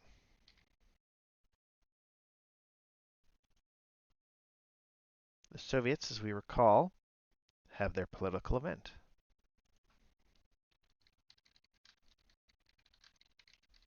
And they're going to pick the central area again. In this case, we're hoping either to bring Czechoslovakia in, or it would be nice actually to get Hungary just to spoil a potential alignment. Another possibility might be to pick the northern area table in the hopes of getting the Baltic states. Although the danger there is we could end up getting Finland. That would be a problem for demanding Finland because of how the die roll table works for those territorial demands. You want to roll high. Right now, with Germany's treaty cards, they can activate Hungary if they roll high enough. If there's a Soviet influence marker, they have to remove the influence marker before they can activate Hungary. So it's sort of eating up one of their activations. Yeah, we'll still roll in the central table. There is still a -1 die roll modifier. 6 becomes 5.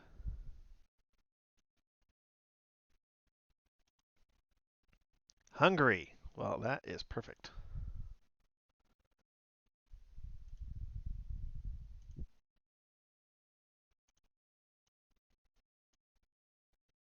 Comintern is spreading its red tentacles. Bwahahaha. That's it for the Soviet political event. Now they have Support segment, they don't have any support units to return or place. Organization, they don't have much, although they do have a fortress conversion, so let's go ahead and do that. Where's that last line? Fortress, there we go. Oh, since we forgot about our Romanian seasonal step, why don't we just go ahead and place that now? There we go. All right, operational movement.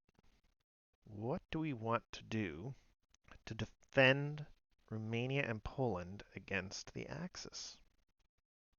We're not really in a lot of trouble unless the Axis outflanks Romania through Bulgaria. That would be a bit of a problem. I guess they can outflank them through Hungary as well, but it's particularly an issue in Bulgaria because of the big long line there. And sure, there's a river, but it'll be pretty easy for them to breach it. 1, 2, 1, 2.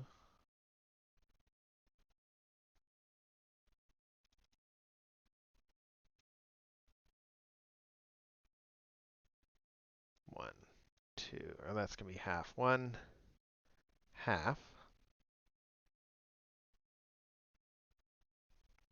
Now, what are we going to do here? We probably want to have a line from Krakow to Warsaw to the swamp, just sort of a straight line here. And then eventually have a reserve up here to block a flanking maneuver. So you go there, go there. 1, 2, 1.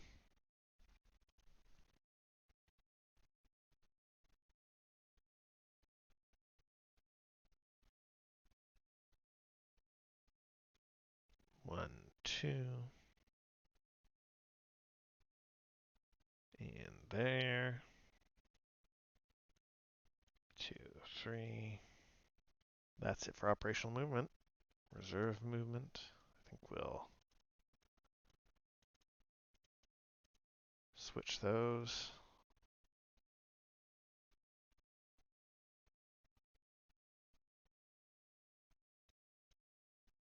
One, two, 1, 2.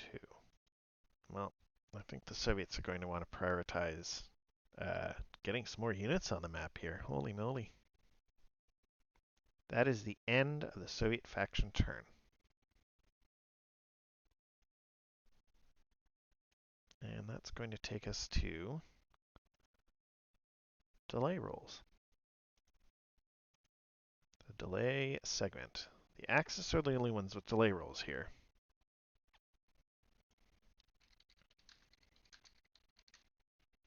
They have 4 units, so 2, 4.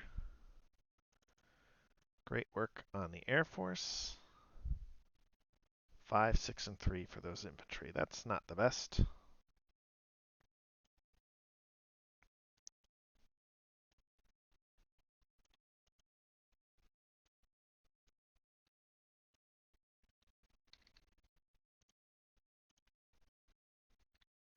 Add units to the force pool, move the turn marker, and we'll just organize the force pool before we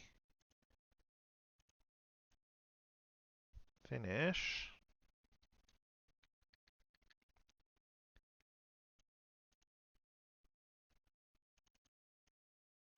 We'll put that there, and that looks like it.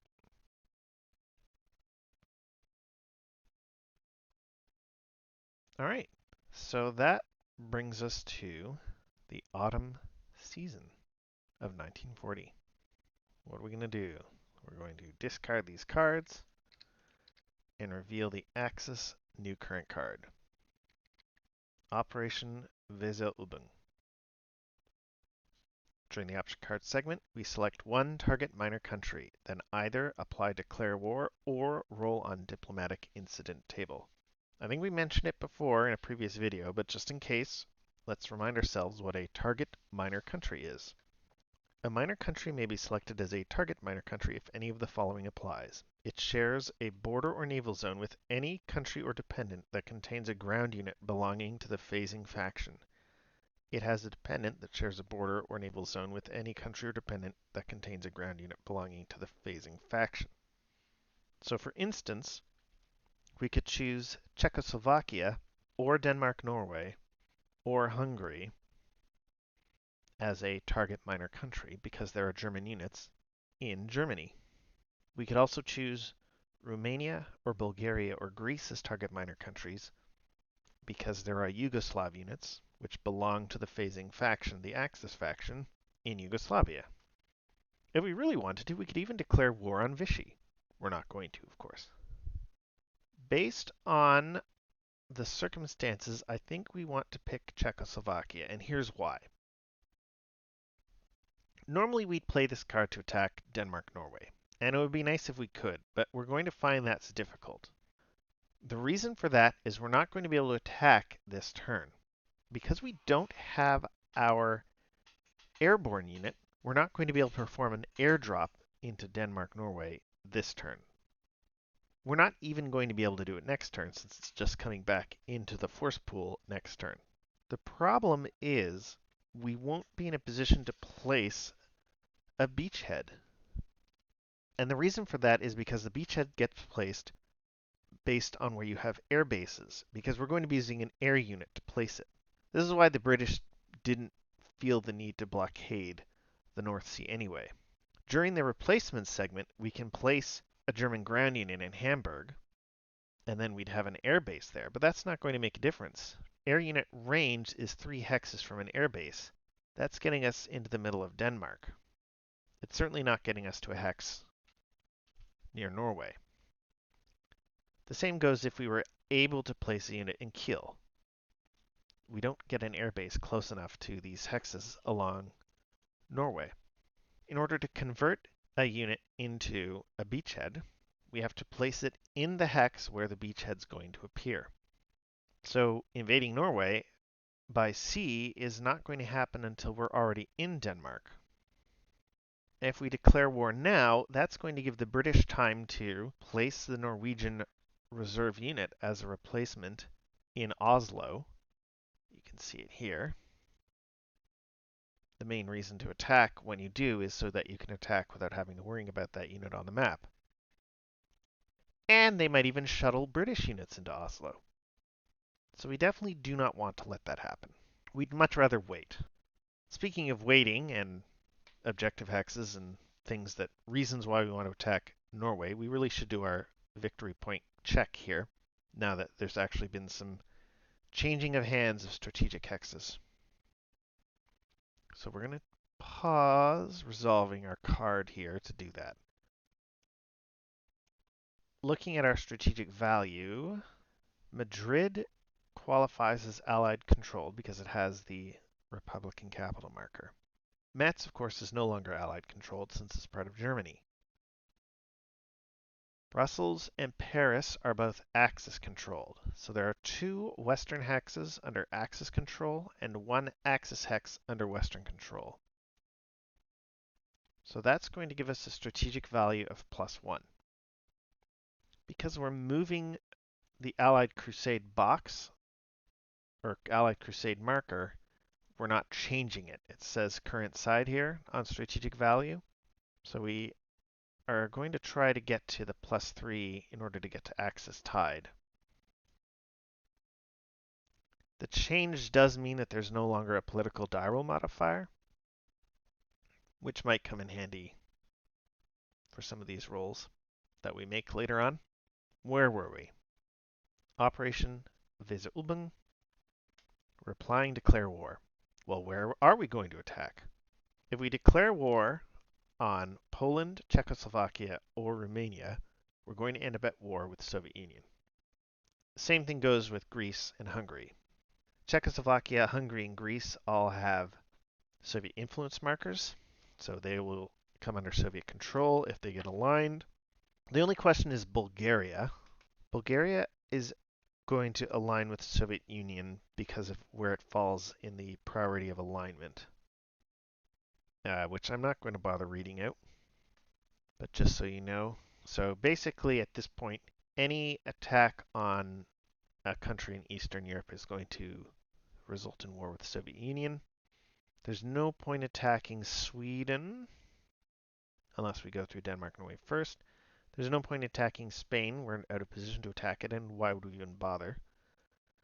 So we're definitely committing to an attack in the east somewhere.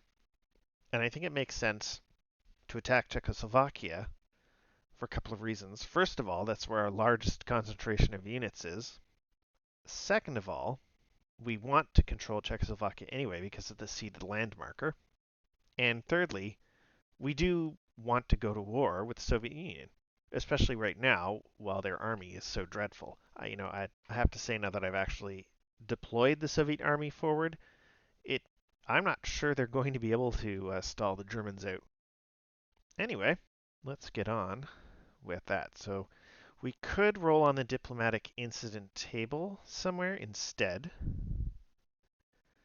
There's no DRM right now, although if we pick a country with a Soviet influence marker, there'll be a -1 DRM. That's not going to matter because a roll of 1 and a roll of 6 are the same. We don't really care about rolling on the guarantee table, although it could take us back to the diplomatic incident table thanks to minor country politics. Neutrality is not good because we want to go to war. Coup d'etat would be not good because that would align the country with the Soviets most likely, but without us going to war with them. Free passage and border war would be okay, but there's only really 2 results on that table that are any good. So I think we should just take the safe bet and go to war. It feels a bit weird opening up a 2-front war this early, but with the British knocked down to such minimal forces and with the Soviet army in the state it's in, I think we can manage it. Anyway, let's get going. We are declaring war on Czechoslovakia. So let's work through how that works. I know we already did that for Belgium, Holland, but it's been long enough that it's worth a reminder. Declare war. If the Axis faction received this event, activate the neutral minor country as an allied country after determining its alignment. Okay, so you have to target a neutral country, excuse me. That's not exactly clear in the target minor country definition in the glossary.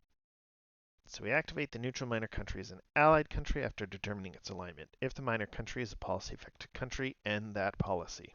So Czechoslovakia is activating as an allied minor country. Which faction is it going to activate for? Priority 1, if an option card, rule, or event specifies a faction, the neutral minor country aligns with that faction. That's not the case here. Priority 2, if there is a Republican capital marker in the country, it aligns with the allied faction shown on the Republican support marker. Also not in effect now.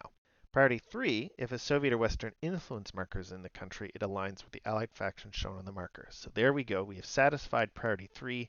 Czechoslovakia activates as a Soviet country.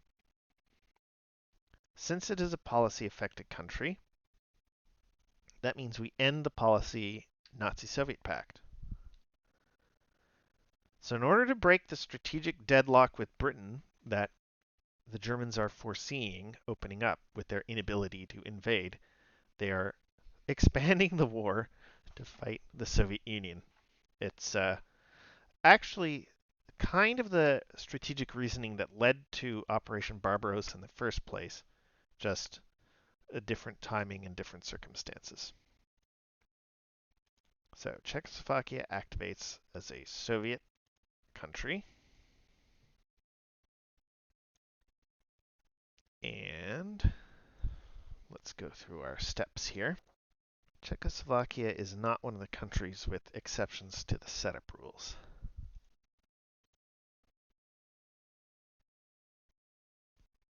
Step 1, reserve unit goes in the force pool. Step 2, sorry, that was step 2 actually. Step 1 is partnership, which we don't have to worry about. Step 2 is delay units. Step 3, step 3. I'm getting all these steps wrong. It's fine. Step 4 is garrison and fortress units, so that has to go into Prague. Step 5, the remaining units in or adjacent to city or port hexes. to one step side face up. All placement in steps 4 and 5 is limited to 1 unit per X. So that has to be with its one side step face up.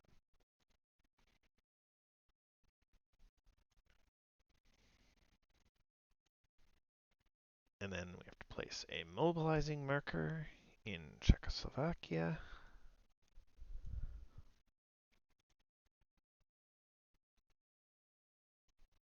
And perform a mobilization roll.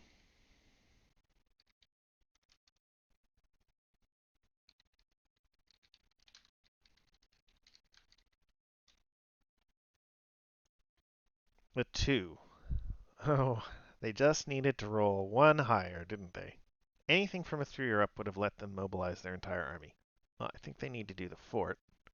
And these have the same defense factor, so I don't think that matters. So we'll just mobilize that one. Remove any influence, neutrality, or civil war markers in the minor country.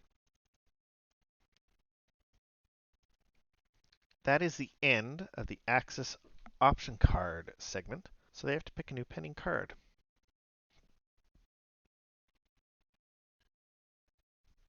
And what do they want to pick?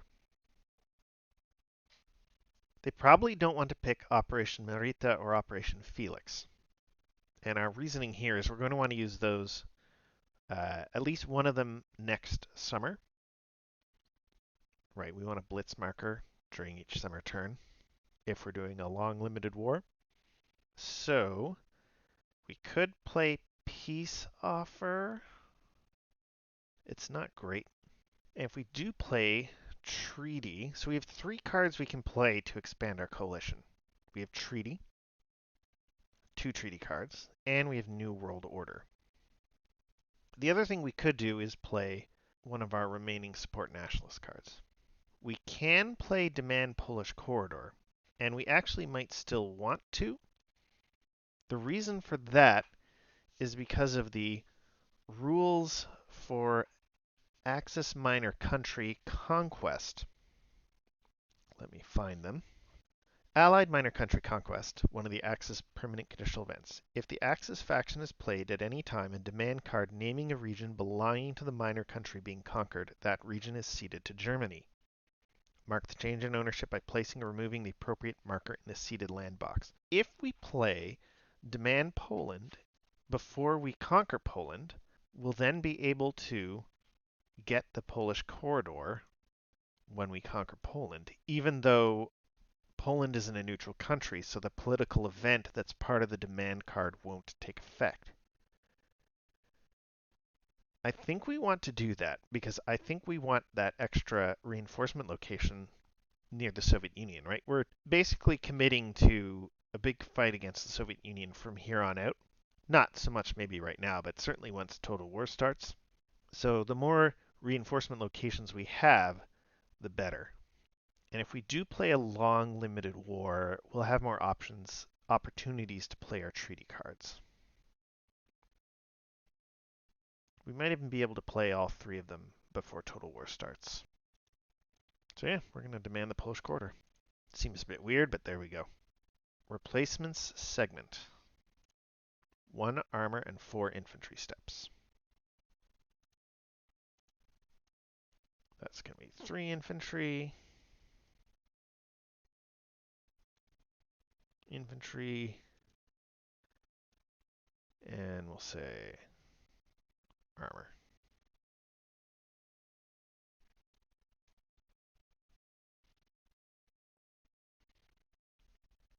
We're also going to get a blitz marker.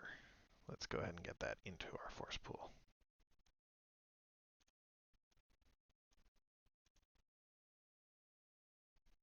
We'll move it actually down there. And we last but not least have some minors steps. We can place 1 minor step. We're not in a rush to place the Italian mechanized step because we're not in a position to build up the Panzer Army Africa. So maybe we'll just place down the last Yugoslav step just to have it on the board. Let's do that.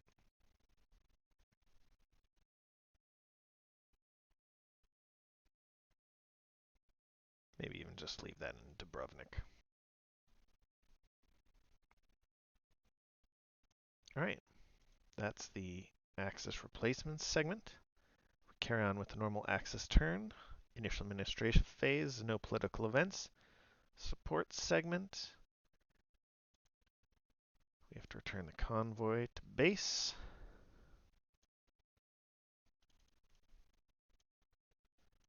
Now, what else are we going to do? We have to place support units. Let's go ahead and put an Air Force in Prague. And then, that's probably all we need to do.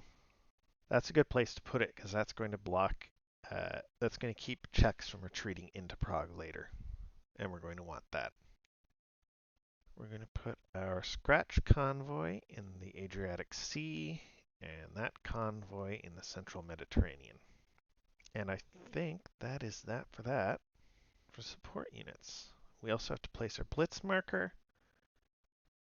In this case, it doesn't really matter whether we place it in Prague or not. That fort is going to block retreats. Fortresses cause mandatory retreat conversion, and Blitz markers only prevent voluntary retreat conversion. So we can't force the fortress to retreat.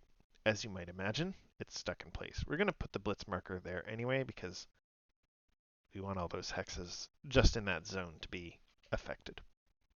We might change it just because then we might get a better attack on Katowice if we want to try and attack there during the Blitz combat segment. We'll see. You know what? We might do that.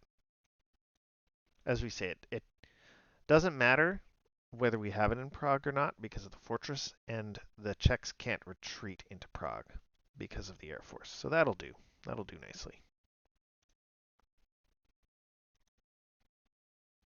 That brings us to combination and breakdowns. So we do have no combination, I don't think. We do have some breakdowns. We'll go ahead and break that down, I think. What are we going to put down, though?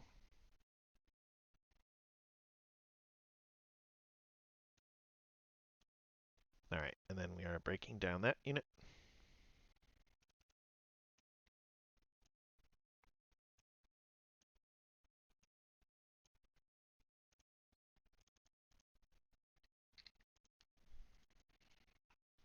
And that is it for breakdowns. That's bringing us to operational movement. Let's start with movement over here. We're going to go ahead and sail a German unit to Tobruk. And that's going to swing those to used. Again, we don't have a supply line from Libya back to Italy and beyond, so the Italians can't move yet. They have to wait until reserve movement. Half, one, half, half, one, half, two, half, one, half, one, half, two, half, half, one, half, two, half, half, one, half, two, half, three. A big pileup of Germans. 1, 2. All right. The Yugoslavs could advance into Romania now that we're at war. I don't think we want to. Half, one, half, two. Maybe we do, at least into the mountains.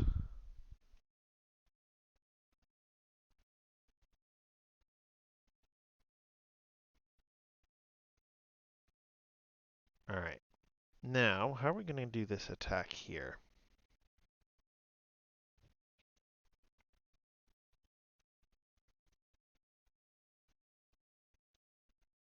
I think these panzers are going to go here, and the reason for that is because They can't go any further, and they kind of don't want to, although I could maybe prefer to have them attack Prague. Let's think about this.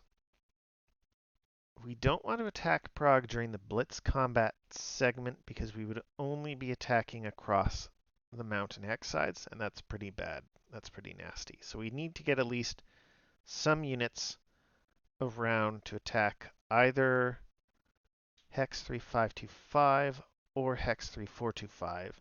Probably 3525 because it's better terrain. So how are we going to do that? I don't know if we can, to be honest.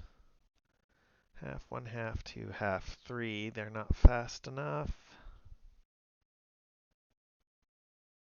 Um, what about that? Half 1, 2, 3, 4. They could maybe do it with the Panzers could get around, perhaps. It's a little bit of dipsy doodling because of the Polish Zoc.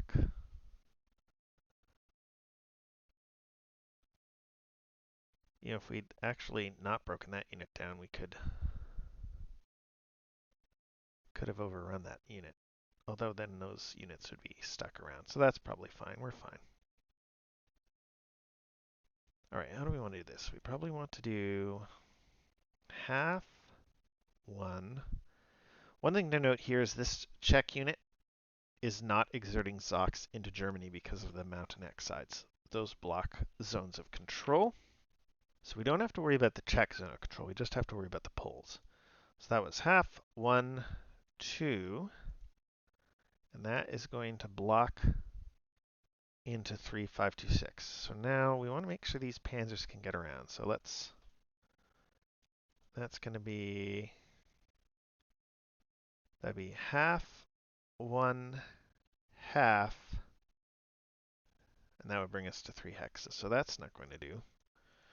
We're going to do half 1, 2. No, we probably want that unit to go. We should organize those units, but that's fine for now. I don't think the Soviets are going to attack 6 factors. They'll be hard pressed to get attack right now. 1, half.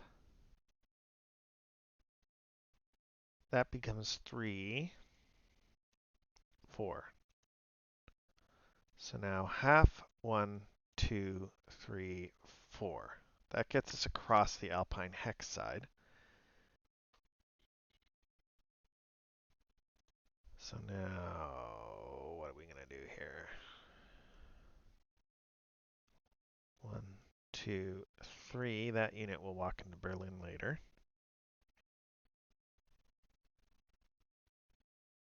No, we meant to break down one of those HQs. That's unfortunate, because we're going to use it in Egypt eventually.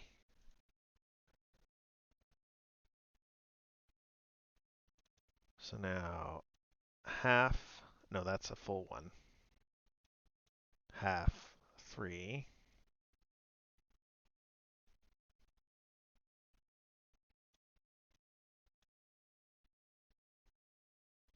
1, 2, 3. 1, 2, 3. 1, 2.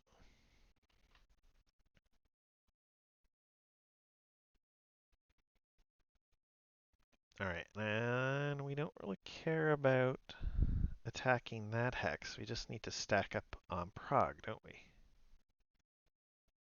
We already have an HQ, so that HQ is just going to stay there.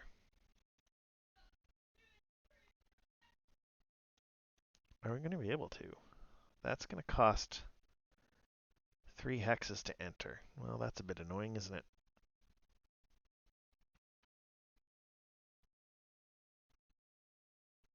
One, 2, 3. Half 1. Half. And that's too expensive to enter. So if we just go there, you can go there. You can go there.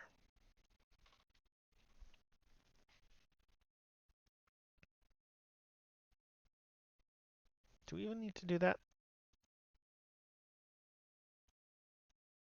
Let's think this through a bit. We're going to attack here with 4 from the HQ. That's 10, 12, 13, 14, 15, 16 factors attacking 2. That's the 8 to 1 column. We bypass the Alpine Hex side. We have an HQ and an Air Force and Blitz, so we're definitely in the 9-1 column. That unit has to retreat there, and they might well have to keep retreating. And then, assuming we take a step loss, we'd have 10, 16, 18, 19, 20 factors attacking 3. 20 attacking 3 is 6 to 1. We would have the city and fort shifts in the defender's favor. That's 2 shifts, and then we would have, this would be the normal combat segment, regular combat segment, I should say, so there wouldn't be the armor mod, so it would just be Air Force and HQ. So I think that's the best we can do unless we somehow get up to 9 to 1. We need 27 factors attacking to do that.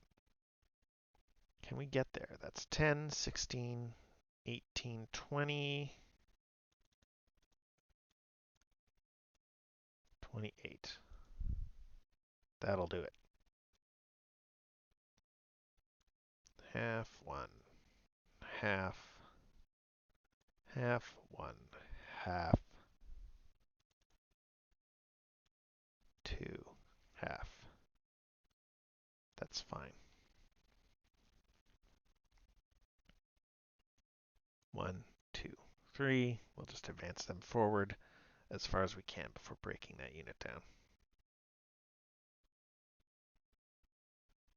Or no, maybe we'll break the other HQ down later. So 1, 2, 3. And that is it for operational movement.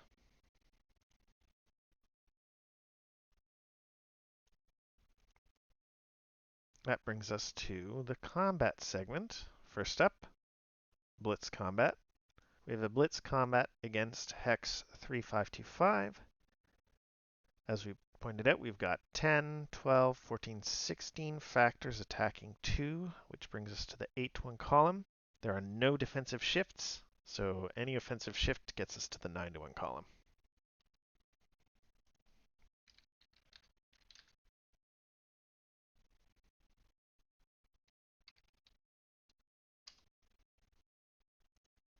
A 6. Well, that is a bit frustrating. DR2, 1, 1. So DR2, that's 1, and they have no retreat path, so they have to take a step loss.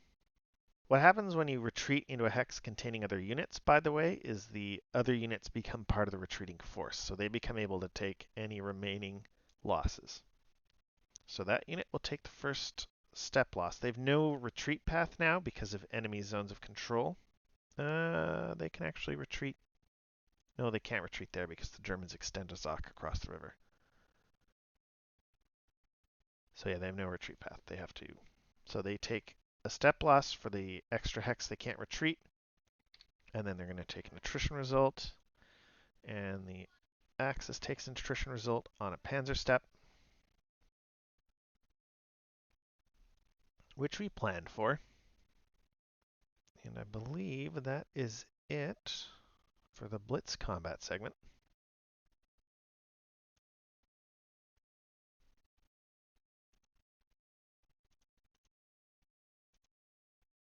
So the regular combat segment, we now have 8, 12, 18, 24,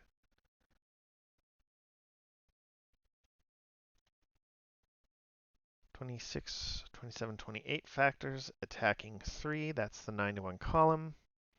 We have 2 shifts for the fort and the city, and then 2 attacking shifts for the HQ and Air Force, so that's back to the 9 to 1 column.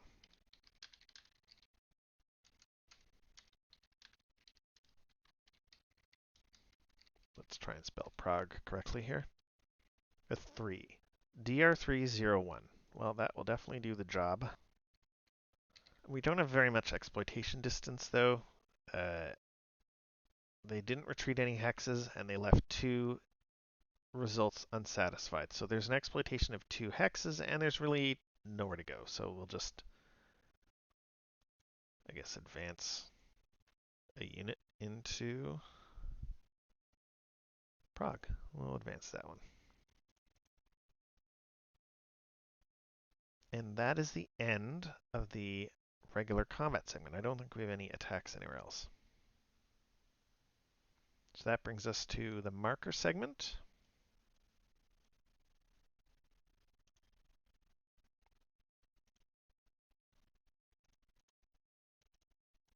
Where's that blitz marker? There we go.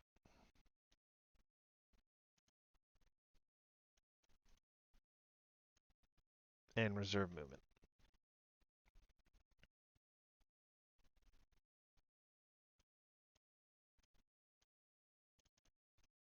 Half 1.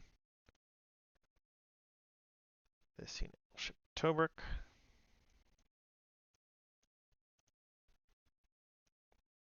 Half 1 half.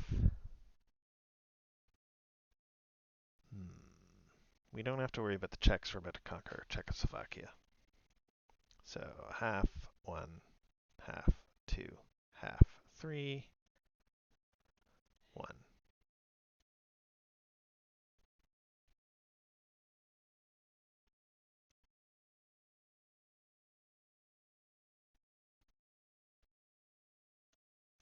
We probably want our big panzer up in the north fighting the Poles.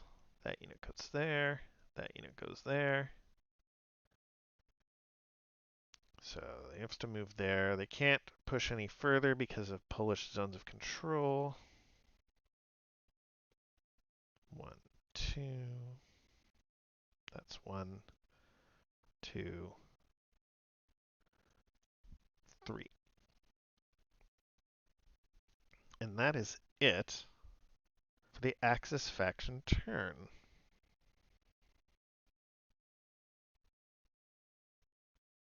They don't have any conditional events on their card. They have a permanent conditional event, though. Minor country conquest. Now that they have conquered Czechoslovakia, remove all of the conquered minor countries' support units, fortress units, partnership units, war economy markers, and convoy markers from the game.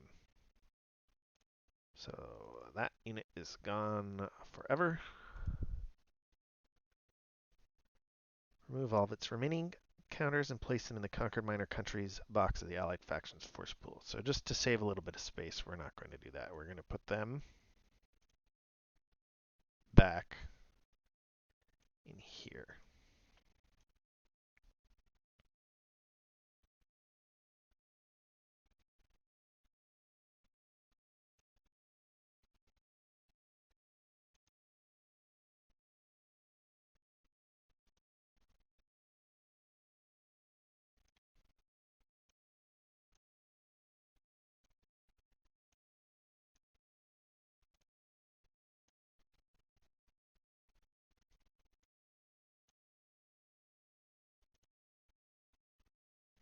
And it doesn't have a British 122 colonial, but we have played a demand card naming a region belonging to the minor country being conquered.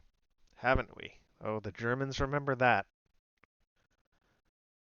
So that means that's going into the ceded lands box, and Czechoslovakia is ceded to Germany.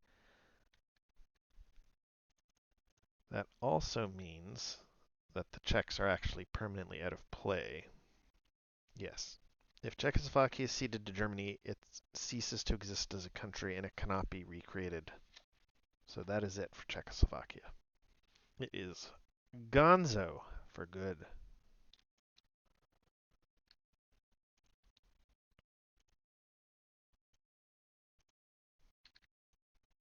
All right. That brings us to the Western faction turn.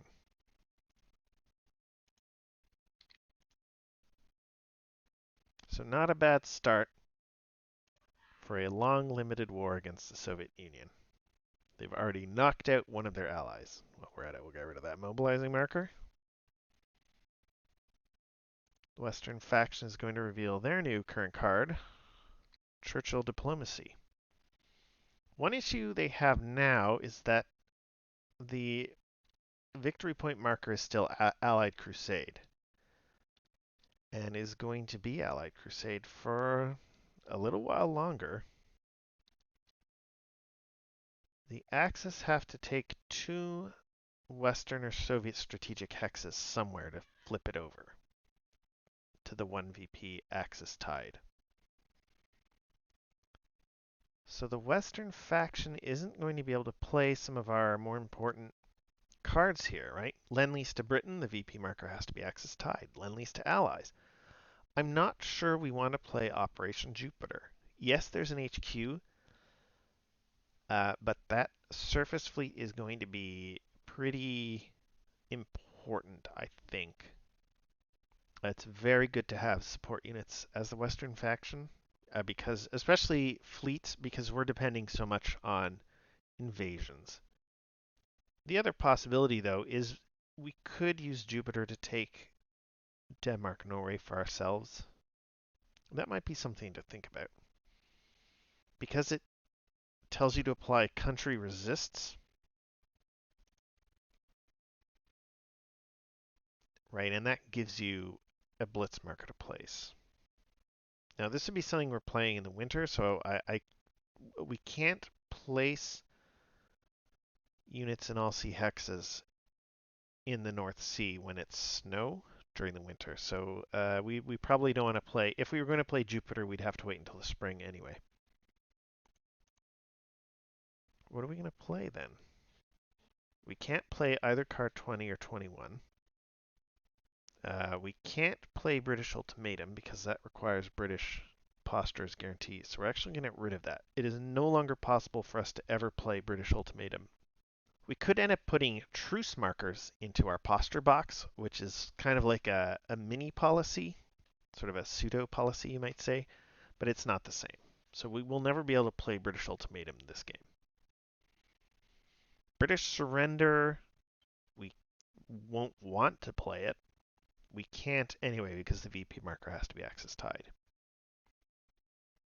Demand Serenica we can no longer play. Italy is no longer a neutral minor country.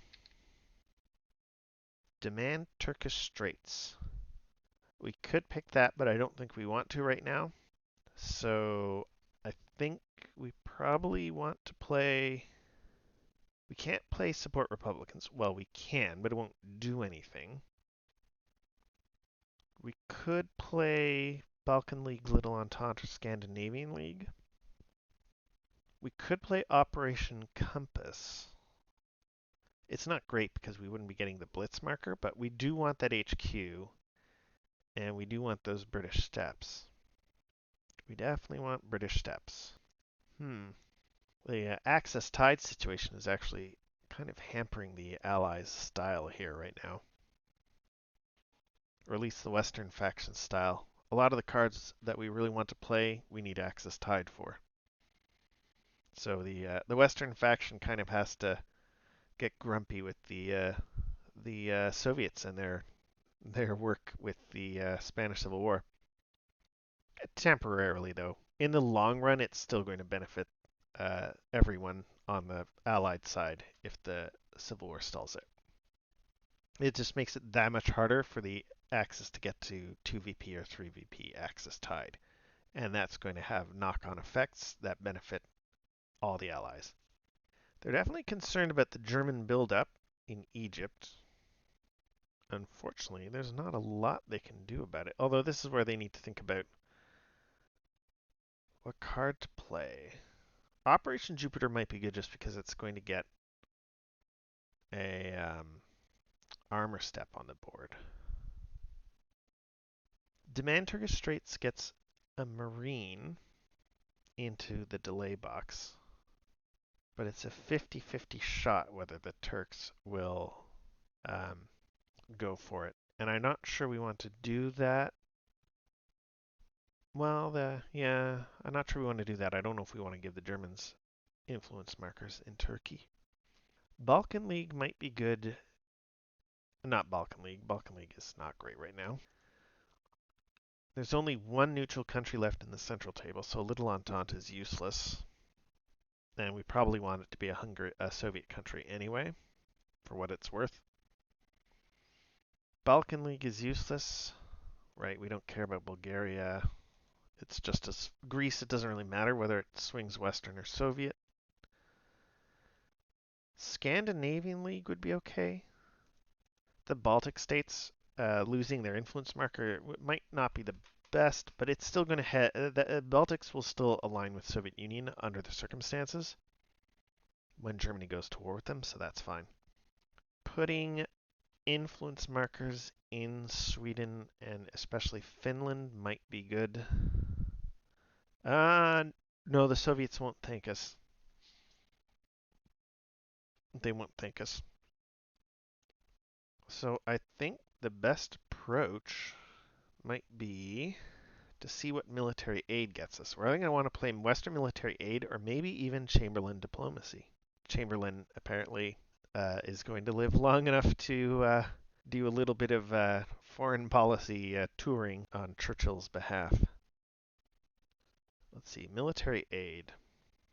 Okay, you can get colonial steps. The problem is I don't think we have any as the British right now. Not yet. So military aid's not getting us anything. Maybe it will soon. No, not until the end of next winter. Well,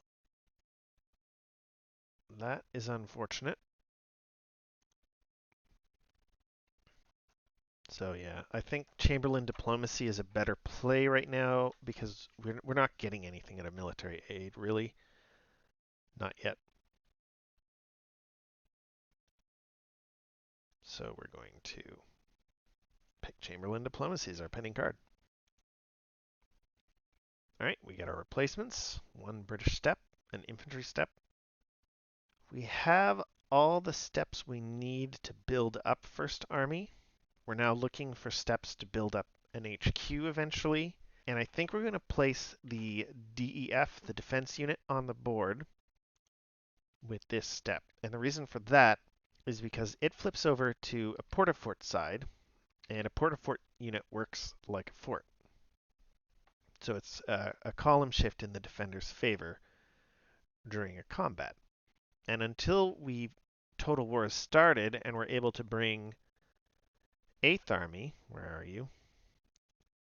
Until we're able to bring 8th Army onto the board, we only have one British multi-step unit, period. So the port-a-fort is going to be a great way to help defend this hex from Axis aggression. So I think that's our priority here.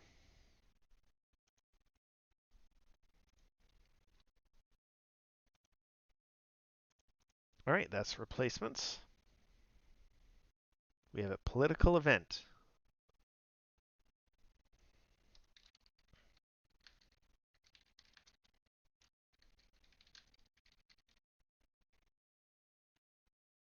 And there's no die roll modifier. 3, roll on conference table. So you can see the difference that lack of die roll modifiers made already. That would have been no result if we'd had the -1 DRM from Allied Crusade of just a few turns ago.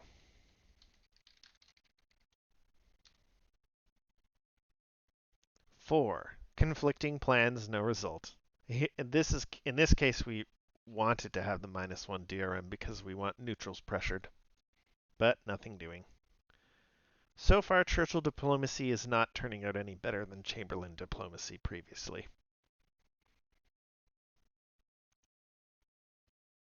That brings us to the support segment. We have to return these convoys to base.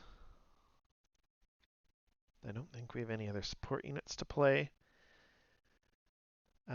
Do we want to blockade anywhere? Would it do us any good to blockade the central Mediterranean? With the Germans there, they can contest our placements with air forces. But maybe we want them to do that. I mean, they've got other demands on the air forces.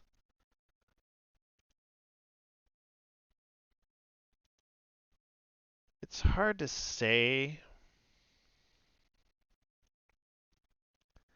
We do have a support unit advantage right now, and maybe we want to parlay that, especially thanks to the difference in naval forces. So maybe we try to parlay that into blockading the Central Med. If we blockade the Central Med, the Axis won't have open ports on their next turn, and that means they won't have open ports to ship Germans into Libya, and they won't be able to trace supply out of Libya back to mainland Europe. It's clear weather in the desert zone in September, October next turn. It's muddy in the north, but it's clear in the south. So maybe we want to do that. The Germans aren't set to stack up their units. They actually probably shouldn't have advanced with their unit. That they'd be able to combine together. I'm not sure that we want to just yet. We're probably going to want to, though, eventually to keep them from shuttling over too many units. We might just have to cycle through. We might have to start now. Just start cycling through, blockading until we've built up, especially until the defense unit gets there.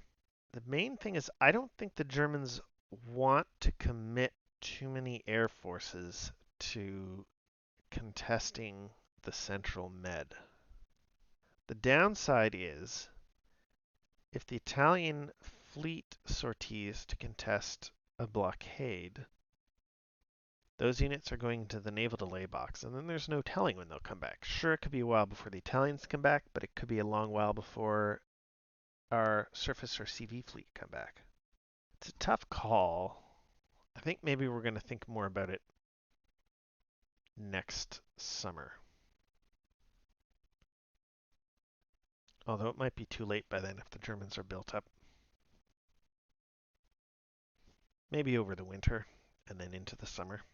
That'll do for now. So that's going to be it for the support segment. That's bringing us to organization. We don't have any yet. So that brings us to operational movement.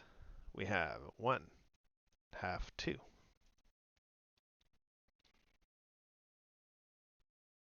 And that unit is going to this box. Oh, I thought I put a convoy out. I meant to put a convoy out.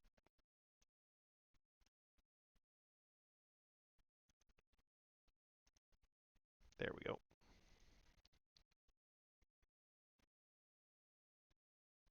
And I think that is it for operational movement. Yes, no combat, so reserve movement. Half 1, half 2. And that unit goes there. And that's it for reserve movement. These Western faction turns are getting very short. That brings us to the Soviet faction turn. Demand Finnish frontier. We're getting our interceptor. Where are you here? Delay box.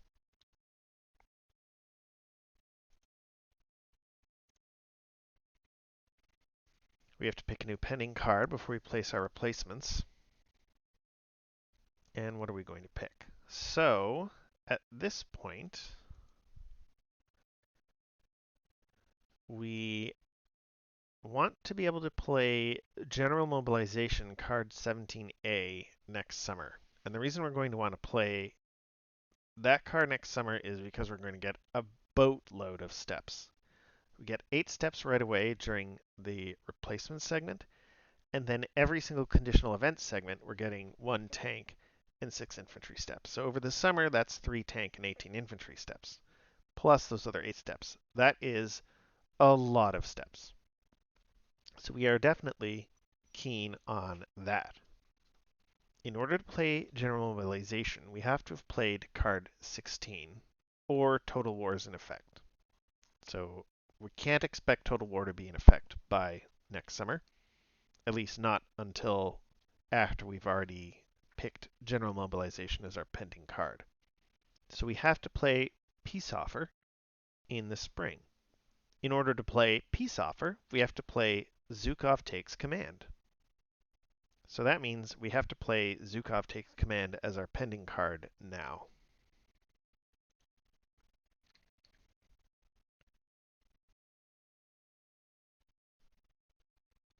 All right, that's our pending card.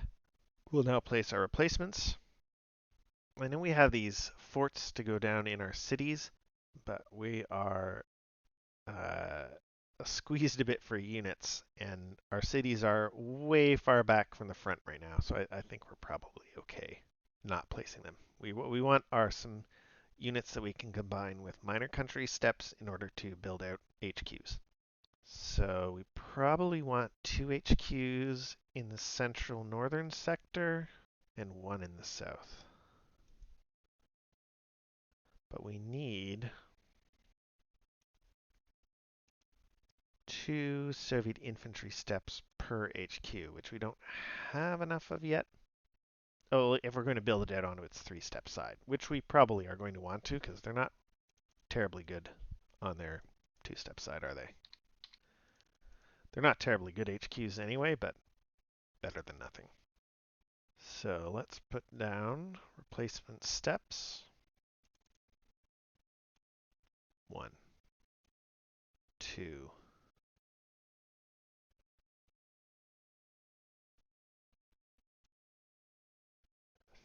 3. It might be better to ship that over by convoy. Half 1, half 2. Yeah, let's do that. So we'll put it in Sevastopol for now. And that is after that. All right, we have a political event.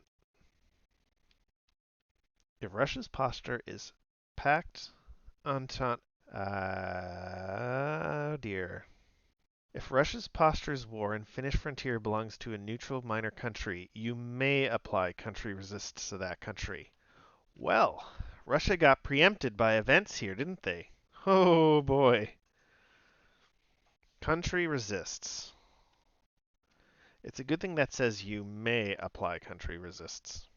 If the Soviet faction received this event, and Russia is not a policy-affected country, the Axis faction must activate the selected neutral minor country as an Axis country.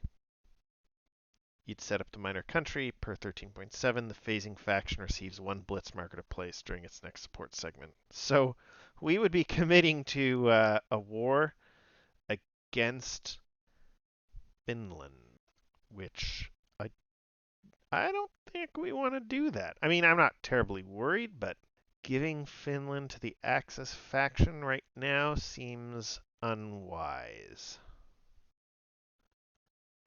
It's a bunch of it'd be a ski step. The forts we don't really care about. Actually, the forts are kind of in the way if they want to attack Leningrad, so that's probably okay. I think they are anyway. I don't remember what hexes they get set up in. Anyway, the bottom line is we don't want to give Finland to the Axis. Just so since we may apply country resists to that country, we will choose not to. But yes, we definitely got overtaken by events there, didn't we? All right. So that's the Soviet political event. Where does that leave us? Support segment. Yes, we are going to place the Soviet convoy marker in the Black Sea. And then organization. I don't think we have any organizing to do. Oh, we have forgotten about our minor country step. I think we want the Romanian for the HQ.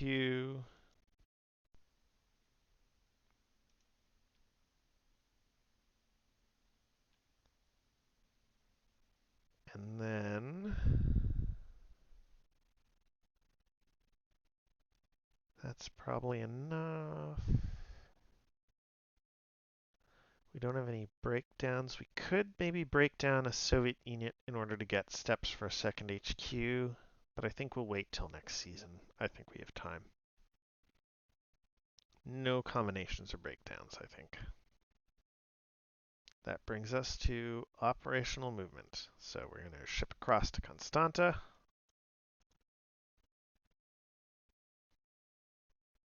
And, oh, we didn't make it all the way. And they'll just stack on them just so we remember to do it.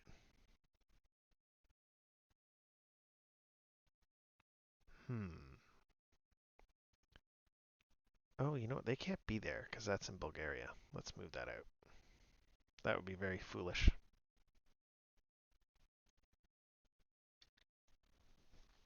That would be somewhere where having another player would immediately notice that and tell you, hey, what are you doing? We want to have as many units stacked in a hex as possible. That's probably fine. It won't be great if they get encircled, but they have terrain really going for them right now.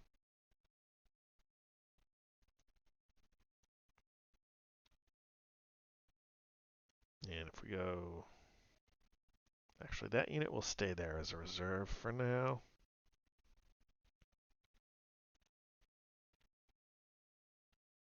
We don't really have to worry until the Axis pushes into Bulgaria, and they're not ready to do that yet. They really need some like proper German units. As you can see, minor country units just, unless they're the French, they just don't have the oomph they need for offensive operations. You really need your major country units. Half, one, half, two, half, one, half, two. That unit goes there. One, two, half.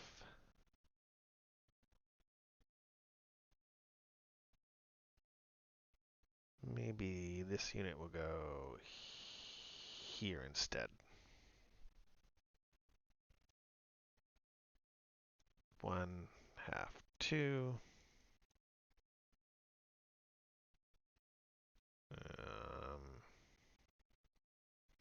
Yeah, that really didn't work out well for the Soviets with the whole Finnish situation, did it? They're not getting off territorial demand, are they? That is it for operational movement. That's going to bring us to no combat and reserve movement. So that unit goes there, that goes there. And that's going to be half one. And, you know, I think that unit will go stack with our eventual HQ. And the HQ might end up eventually stacking in Warsaw, because then it'll be able to support up and down the line. Right now they are not able to get to Krakow, which could be a problem. Well, it won't be right away because of the bad weather.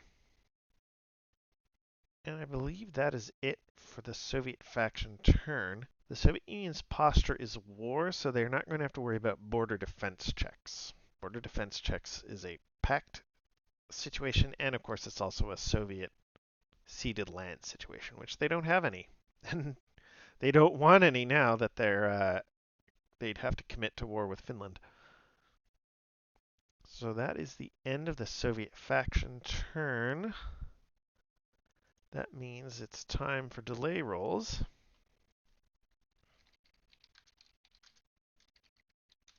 We forgot to flip that over. That's 2 dice, 4 and a 3. 1, 2, 4, 3.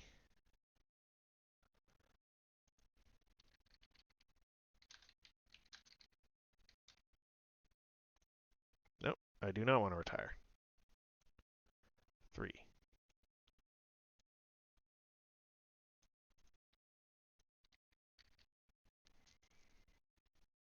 Okay.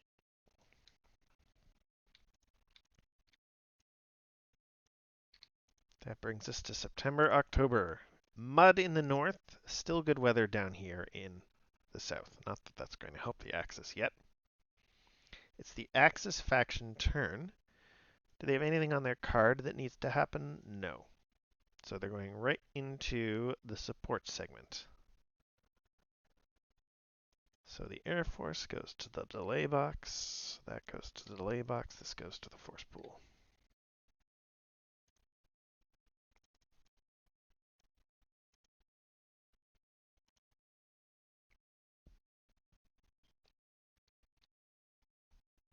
With 5 defending factors and a maximum currently of 3 attacking factors, there's definitely not much of an attack going on right now.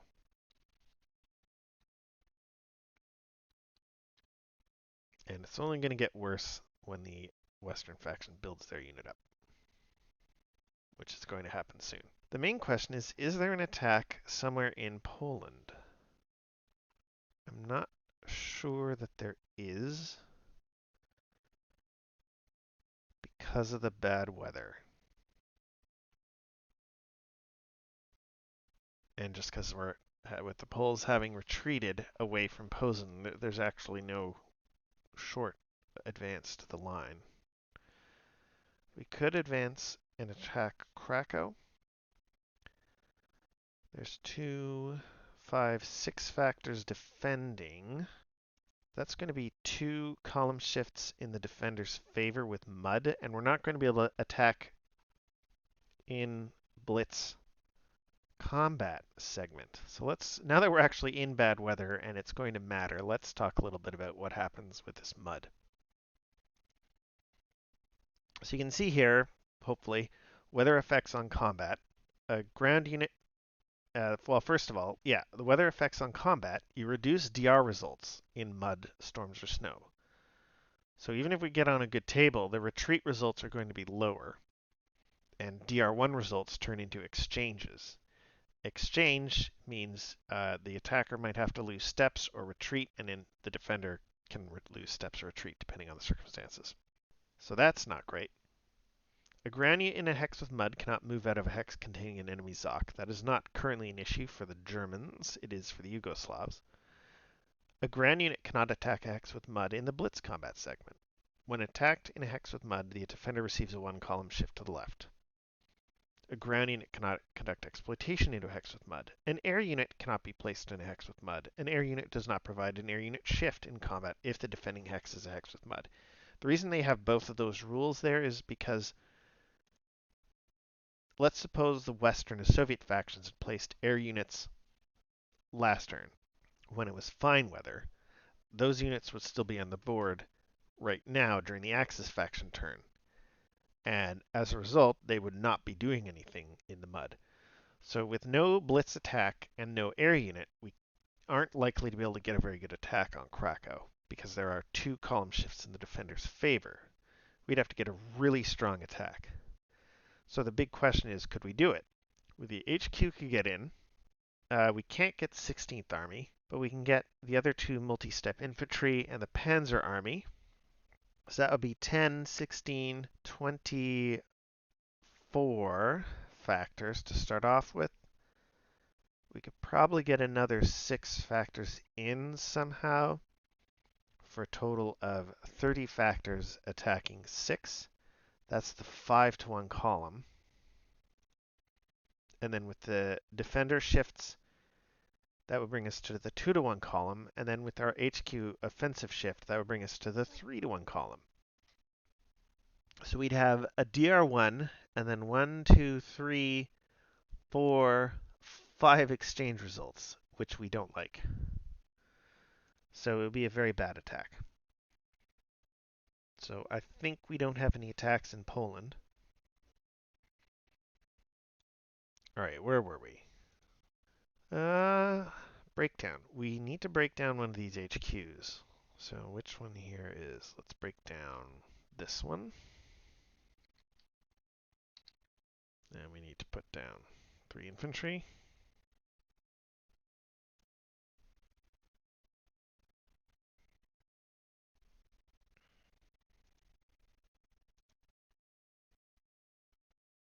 We're doing it a little out of order, but we're going to build up a unit here.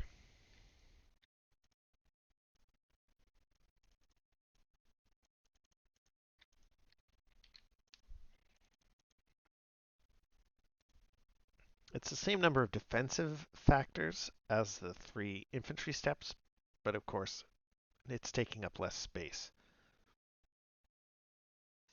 That brings us to operational movement.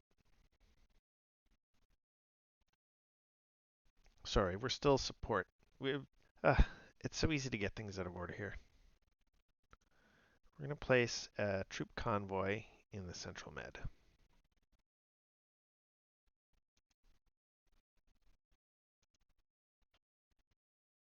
So let's go ahead and schlep over a unit.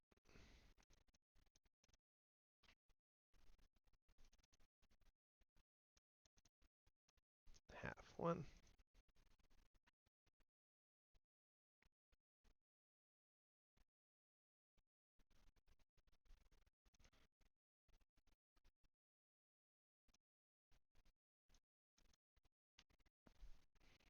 If they wanted, they could actually, well, the cavalry could keep moving because there's no Zoc going across the mountain hex side there.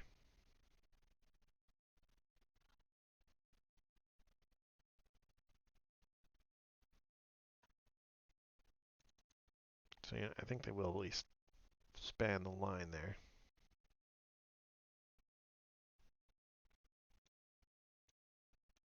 Half one, half two.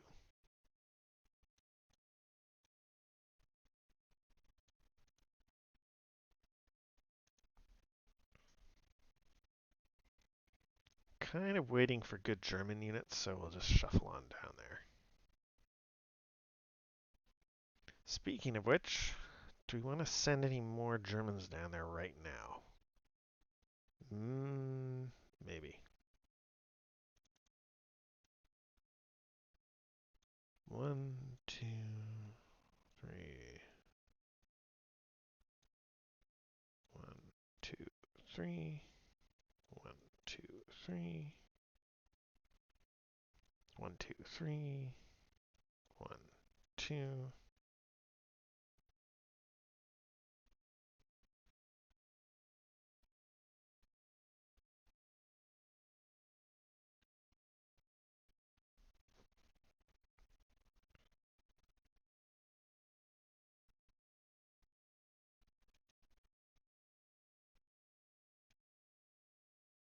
One, two, three. What's the movement cost? I'm pretty sure it's going to cost. It's +2 MP to cross the mountain hex side. Half. 1. Half.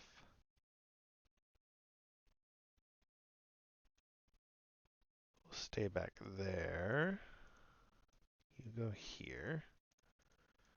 Half 1, half 2.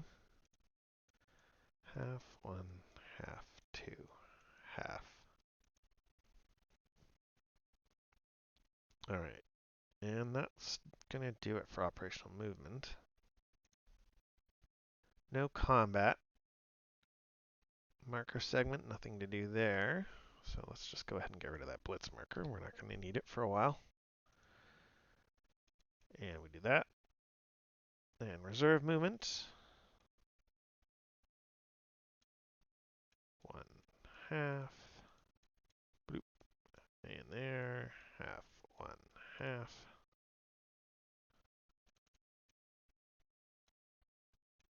Overseas.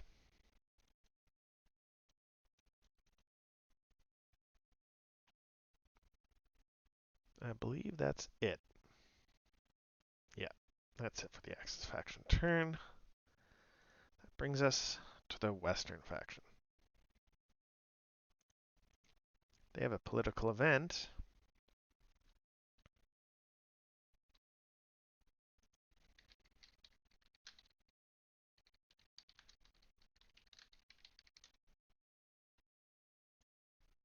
Three. Roll on conference table. I was so tempted to, just out of habit, I shouldn't say tempted, but just out of habit, I almost thought about subtracting. Conference table. 3. Neutrals pressured. All right, that's what we're talking about. So what does neutrals pressured let us do? Well, let's look at the political event. The faction that received this event must do one of the following. Minor country politics. Turn this event into a minor country politics political event. So we could try and blow somewhere up with a diplomatic incident. I'm not sure that we want to. I'm not sure that we do. Neutrality discussions. Place a friendly influence marker in one neutral minor country, or remove a neutrality or enemy influence marker from one neutral minor country. That might be good. Pressure the US. That only matters for if the Lend-Lease marker is in play, which it is not. Reassess policy. If the VP marker reads Axis tied, that is not in effect. And there are no policies to end except isolationism, which can't be affected by that. Reconstructed. Select a neutral minor country with a Civil War capital marker. If a Civil War is not in effect, then you remove the capital and support markers from the game. So no, that's not going to apply because the Civil War is still in effect. Vichy fleet activated. If Vichy is a neutral minor country and the French surface fleet unit has not already been removed from the game, select that unit and place it in the delay box. When this counter is removed from the turn track, it is placed in the Axis force pool. Or Vichy fleet attacked. If Vichy is a neutral minor country and the Axis faction has not already taken control of the French surface fleet unit, remove that unit from the game. Wider involvement, select one friendly minor country with a free passage marker in its capital and remove that marker. So that doesn't apply. All right, so we're probably looking at placing a friendly influence marker or attacking the Vichy fleet.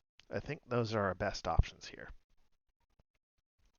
In the long run, we're going to want to be placing some of these influence markers in some of these neutral countries. And the reason for that has to do with the way you compute victory. At the end of the game, there's a special procedure that applies for determining which hexes are under whose control. I shouldn't say a special procedure. It's one of the conditions for determining control. Priority 1, a final victory point check is being performed, and the hex contains an Allied devastation marker, or it is in a neutral minor country containing a pro-Soviet or pro-West influence marker, and there is an Allied ground unit in Berlin. So at the end of the game, neutral minors with Western or Soviet influence markers are going to count as Allied controlled for the purpose of determining victory. So if we place influence markers in countries that we think are not likely to enter the war, we're mostly thinking Sweden, especially if they have Axis strategic hexes. So Denmark, Norway, Sweden, or Turkey at the moment, they're going to count as Allied controlled. As long as we're occupying Berlin, of course. Right now, Spain counts as Allied controlled because of the Republican capital. Let's go ahead and place a marker in Sweden. This is also going to hopefully mess up with German alignment plans. Maybe we should put the marker in Denmark, Norway in case they decide to use treaty on Denmark, Norway. That would force their hand into maybe going to war. Let's go ahead and go for Sweden. And the reasoning there is that in order to activate Sweden as an Axis country, using the treaty card, Germany will first have had to activate Denmark, Norway as an Axis country using the treaty card. If they invade Denmark, Norway, they won't ever be able to do it. Excuse me. So we're going to go ahead and place an influence marker in Stockholm. All right, well, that is that for that. It's now the support segment. We're going to return the convoy to base. We don't have any other support units placed down. Well, maybe we do. I think now's the time.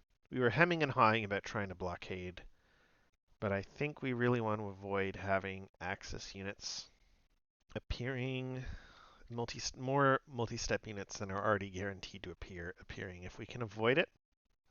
So we're going to go ahead and blockade the central med. So the Axis has to choose to contest the placement. I think they do at least once. Maybe they will want to more, although they don't terribly need all their air forces yet. Anyway, they're going to contest that with the Italian surface fleet, so those units are both going to the naval delay box. That's going to be very exciting when we get to that, as long as someone rolls high. So now they're going to contest with the CV fleet. Or not contest. The Western faction is placing the CV fleet in the on-station box of the central Mediterranean. Any Air Force interceptor or CV fleet unit can contest the placement of the CV fleet. Do the Germans want to commit to contesting? I guess that question is, the question that's sort of coming up is, do they want to be able to shuttle units across next turn? I mean, the less time they spend shuttling units across, the longer they'll have to attack with. So it's probably for the best if they do. And they're going to be able to because they have airbase here in Taranto and Bari. So the Air Force goes to the regular delay box, the CV fleet goes to the naval delay box. And that is it. For support segment, I don't think the Western faction wants to place any convoys. Just in case. We want to have a unit in London as an airbase and as a spoiler against a possible airdrop. And then we want to have a second unit as a possible shuffle into Norway if we really need to. So I think we're not putting any more units out there.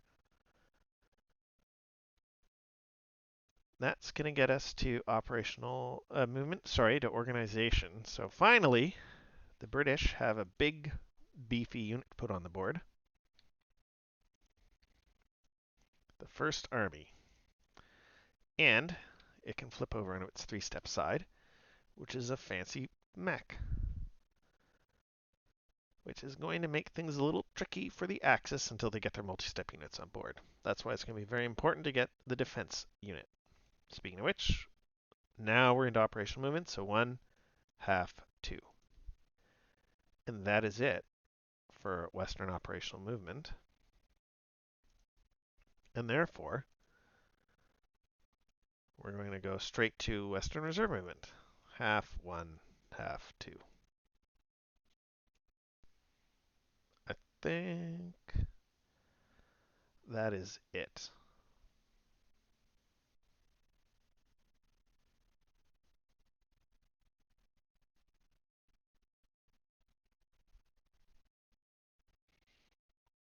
Apropos of blockading ports, it's not as effective to blockade ports with your air forces. You see the little 3 in the on-station box? You can only blockade ports within 3 hexes of your air or naval bases, one or the other. Let's see what it says here. Interdicts all ports in that naval zone within 3 hexes of a naval base of the same nationality. So in the Central Med, the British naval bases are Malta and currently Port Said. Port Said isn't on the Central Med, so just Malta. So they'd have to get a unit into Alexandria. But neither of those are going to stop Germans shuttling from Taranto to Tobruk. They have to use naval units to complete the blockade. Alternatively, I guess, no, Crete is too far away as well, right? They can't blockade Tobruk from Crete.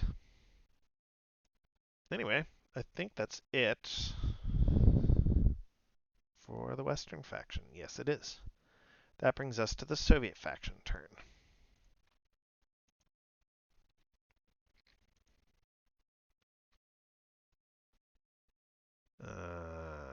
Soviet faction, no political event. They could do country resists, but because they may, they are not going to. Once again, we don't actually want to fight a war against Finland right now.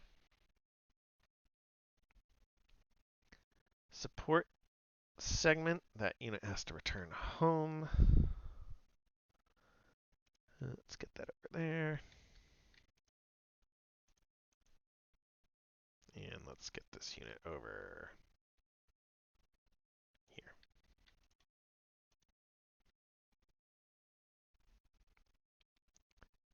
So that brings us to support unit placement. We don't have to place anything. Combination. So let's organize some of these HQs here.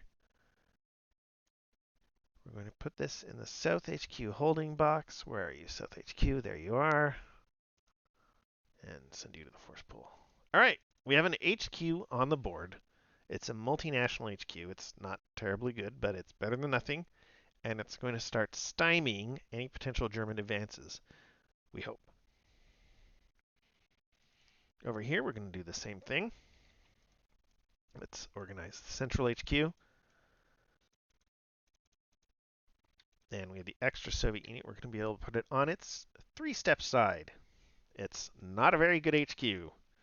All right, where are we now? That's the end of organization. I don't think we have any breakdowns. We are going to want to get another HQ into this sector, probably covering up here, but that'll have to wait. Operational movement. As we discussed, we want to bring the central HQ into Warsaw because then it's going to be able to cover the entire front. We're going to have to shuffle some units around because then we'll be overstacked if we don't move units out of Warsaw. So we'll go ahead and do that. We know with the weather that the units in Krakow are kind of stuck. Yeah, ground unit in Hex with Mud cannot move out of Azok. So the units in Krakow can't move anywhere. So that unit will just go there, and this unit will just go here for now. And that is it for operational movement, I think. Do we want to block off there? There's no Zoks across the mountain hex side, so let's do that. With what? Maybe those. That's a really bad attack across that hex side. We're going to want to have a full line here eventually, although, we still have to worry about possibly getting outflanked through Bulgaria. Anyway, that'll have to do for now.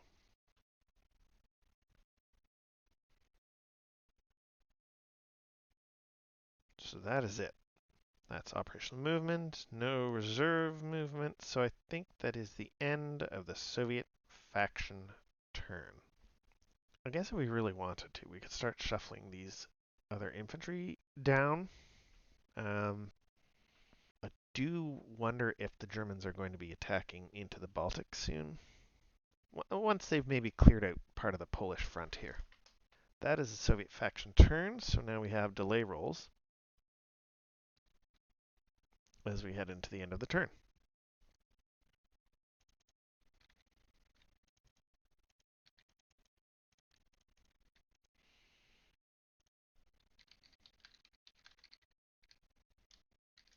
So top to bottom, 4 rolls, 2, 4, 3, 2, 2, 4.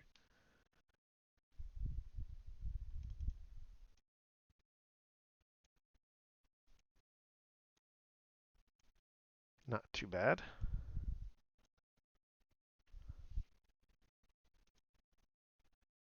All right. So naval delay rolls, if you roll a 6 on your first die, you roll again and you add the result of the second roll to the first roll to determine your naval result. So naval delays can end up being quite prolonged. 4. All right, then we have 2 Royal Navy naval delays. I should spell Navy correctly. 2 and a 5. 1, 2, 1, 2, 3, 4, 5.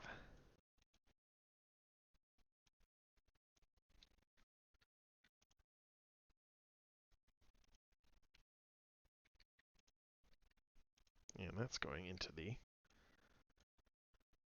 War Economy marker, or Strategic Warfare box.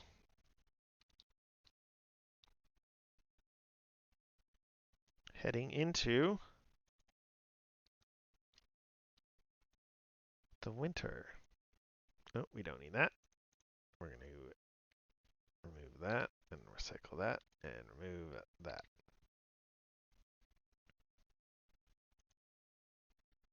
And that's going to bring us to the winter season. Before we move on to the winter season, I think let's just quickly take stock of a little bit of strategic planning, particularly for the Axis. It's a little harder, maybe not for the Soviet faction, but certainly for the Western faction to do planning right now because a lot of their cards are locked behind the VP track being Axis tied. But we'll do what we can with them. The Axis faction is looking at prolonging limited war. So instead of launching total war in the summer of 1941 with play of Operation Barbarossa, they are thinking about playing either Operation Merida or Operation Felix in the summer of 1941 and sort of plowing their way through Poland using their treaty cards and maybe card 30 New World Order to bring countries into their coalition. If there's time, maybe supporting the nationalists. If they really wanted to extend limited war, I think the Germans have just enough cards.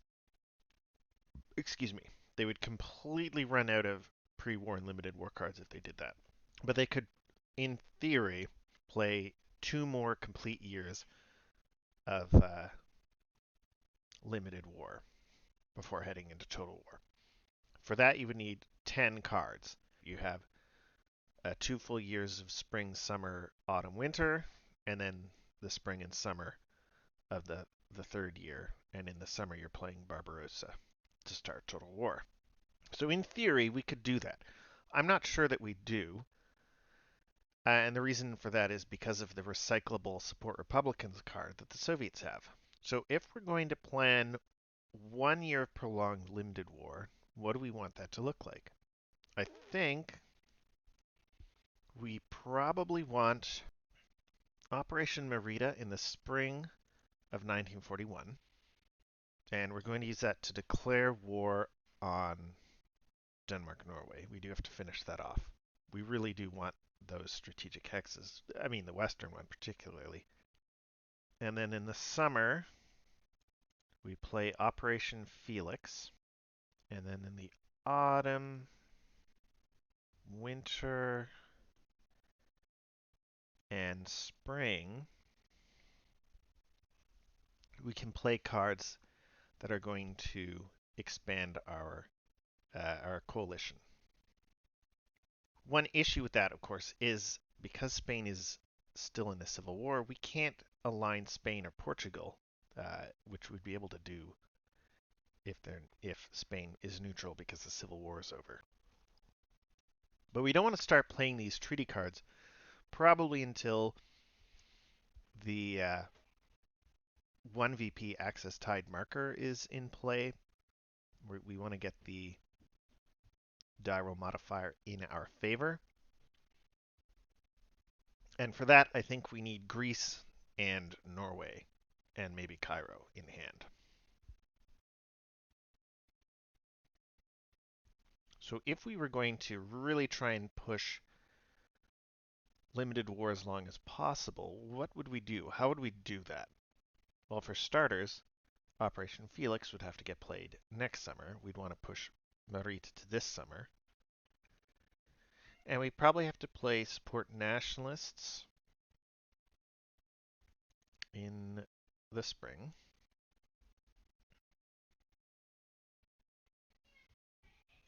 And then support nationalists, Ribbentrop diplomacy, and peace offer. That's what we would do. Followed by Barbarossa. Now that's probably fine as far as it goes. As I say, there's a couple issues we could run into. One is the fact that giving the Allies that much time, that's going to give them a lot of chances to play their recyclable cards. For the Western faction, that's Churchill diplomacy, Western military aid. For the Soviet faction, don't forget they have a pre-war production card and a limited war production card. So they're going to be able to have these recyclable production cards that they just keep playing over and over when they run out of other cards to play, along with support Republicans. So I'm not sure in the long run that this really would work out for us, like trying to extend limited war this long. On the other hand, um, in particular, the Western faction, yeah, they're recyclable cards, but they're only getting like one British step every time. They only start picking up on steps once we hit Axis tide, and in particular, once Total War starts and the Americans are in the war. So our only main concern is the Soviets. And if we're getting our summer campaign in and we're killing enough Soviet steps, maybe we're not concerned about that. And we could play around with that order if we wanted to, right? We might want to push some of those treaty cards to later in our planning when Axis tide is 1 VP, maybe even 2 VP, depending on how things have shaken out. For the treaty cards, where would we want to focus on? Well, Bulgaria would be a good pick, even though it's not a great country military-wise, because that's going to let us set up Romania as a potential treaty partner. Or, sorry, that's going to let us set up a flanking position on Romania. It's going to set up Turkey as a potential treaty partner, which is good. If we want to spend the extra activations on it, we could use it on Greece. And we may well also want to do so with Hungary. Hungary's not as valuable. We can always declare war on Hungary if we really need to. I mean, we can do the same with Greece, although Hungary's a bit easier to occupy than Greece is. Up north, we're in a bit of a pickle. Maybe we want to be playing our treaty card on Denmark-Norway to try and align it. Of course, then we run because then we could proceed with aligning Sweden and Finland. We do have one bit of a problem on that score, which of course is the Western influence marker in Sweden. So we are kind of running into obstacles for our treaty cards. If we could end the Civil War before we play treaty cards, we could bring Spain on side, and maybe even bring Portugal on side. That would be pretty valuable, the Portuguese objective hex. In order to get to Axis tide +1, what do we need here? We're currently at a strategic value of +1. There are two Western strategic hexes under Axis control and one Axis strategic hex under Western control. So we're at +1. We need two more strategic hexes from somewhere, two more allied strategic hexes from somewhere in order to get to Axis tide. Some of the easiest bets right now are Athens, Oslo, maybe Cairo, and maybe Portugal. Lisbon, I should say. Once we advance far enough, we'll start picking up Soviet hexes, but that's a little ways off yet. One of the things that Turkey maybe opens up for us, especially if we take Cairo first, is overland supply lines in the Middle East, which is handy. But also, right, it's going to be easier to get our units back out of the Middle East once we're done fighting there. Although, we're going to want to have a decent garrison there against later Allied attack down the road. If we get to play all three cards, it's certainly worth taking a crack at one of these countries that's under Soviet influence. If we only play two cards, I'd be pretty cagey about that. So that's what we're looking at. We're either extending the war for 1 or 2 years in limited war.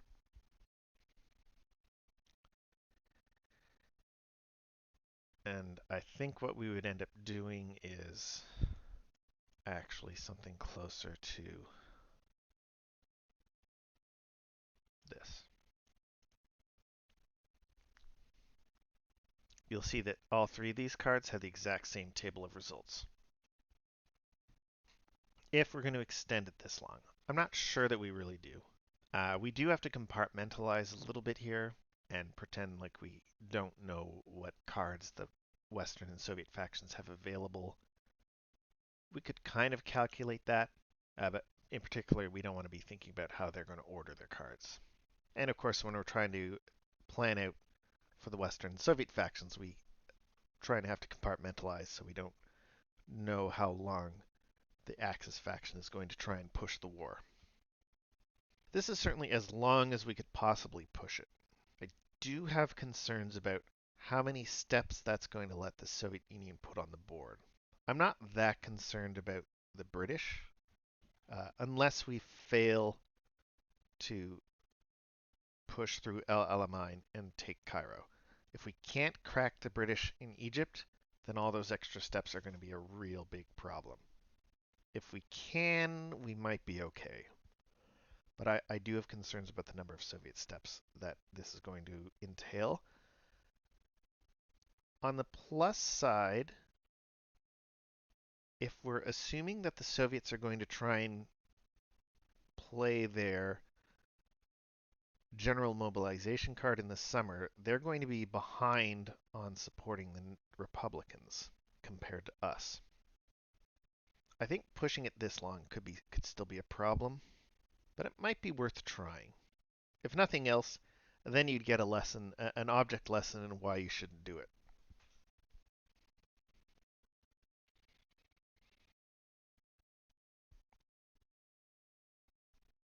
And we can always change plans, but we definitely want to try and influence countries to join the Axis. Ribbentrop diplomacy wouldn't be terrible because placing influence markers through neutrals pressured would be a good way to improve our odds with our treaty cards later. And the supporting nationalists, getting to remove influence or neutrality markers would be pretty powerful, especially because it's guaranteed and the other allies, or the allies I should say, not the other allies, the allies have a harder time placing influence markers. They have to rely on die rolls, and we get this guaranteed result. So, you know what? Let's give this a shot. We're going to go ahead with this. That's the West Axis faction taking stock. The Western faction, of course, they're having a hard time taking stock over the long haul because there's a lot they still can't do while the marker is reading Allied Crusade. They might want to play Operation Compass. You know, it'd be great to leave it for the summer, but you know what? Without that HQ, they're not really going to be going on the offensive, and now they really need that HQ. So I think they have to play Operation Compass in the spring. They really maybe ought to have played it already in the winter, maybe, which historically is what they would have done, by the way. So then, out of the Lend-Lease cards, 18 and 19, I think I'd rather play Lend-Lease to Britain rather than Operation Jupiter. We have a bunch of other cards we can play. I think we're going to leave Demand Turkish Straits alone just because we don't want to give the Axis faction free influence. So we'll be possibly looking at Churchill diplomacy and Chamberlain diplomacy to make up the difference.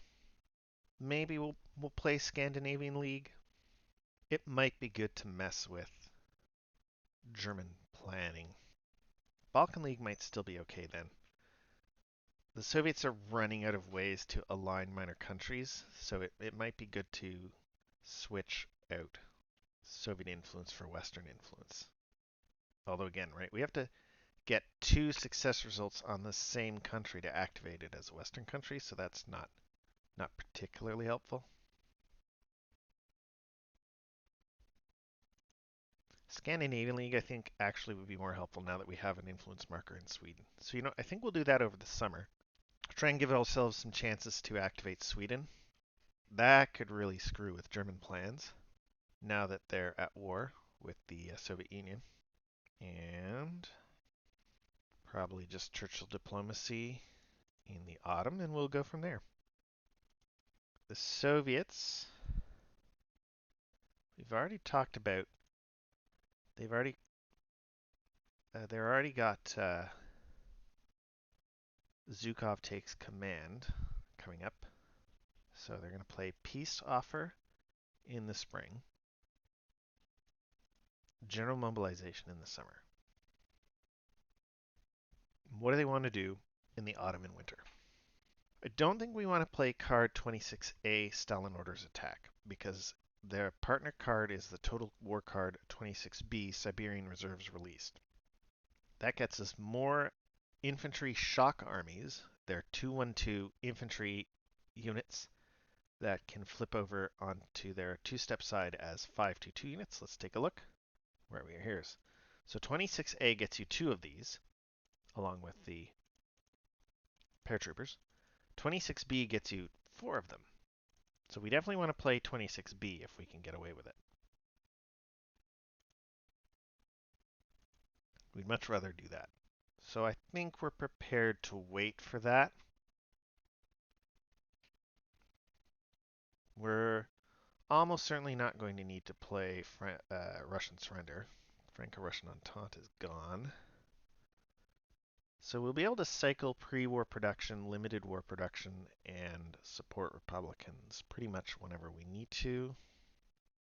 Just sort of shuffle those to the bottom so they're out of the way. So one big question is, do we want to demand the Turkish frontier? Because our posture is war, we have the option of applying country resists to Turkey. You may apply country resists. And that's getting us an HQ. So that's pretty good. Further demands isn't getting us anything. You can see we'll be able to play it after this summer. But you have to have a posture of Entente, Pact, or Apollo, and, well, we don't. We're already in the war.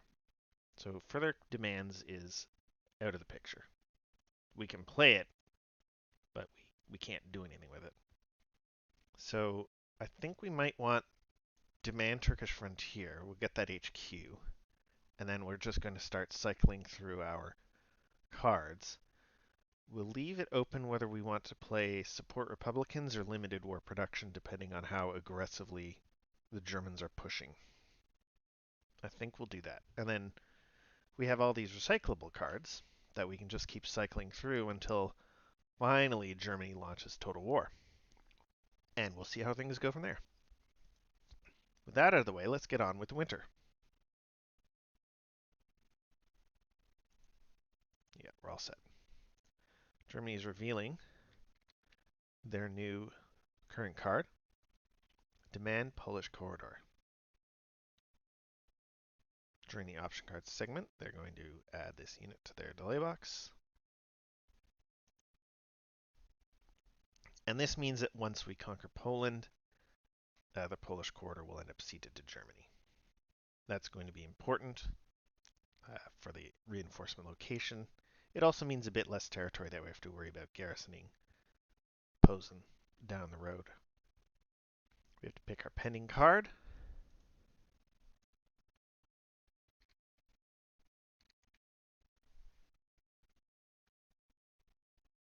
And then we get our replacements.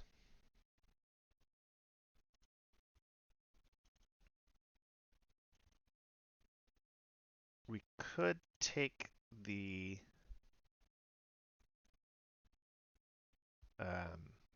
airborne unit as replacement, but we don't really need to use it until we have blitz markers available, so let's wait on that. We'll just take the mountain unit is good, but we don't really need it for the speed that badly. We're going to put an infantry here. It's going to garrison Posen for now. And an infantry here to head southwards.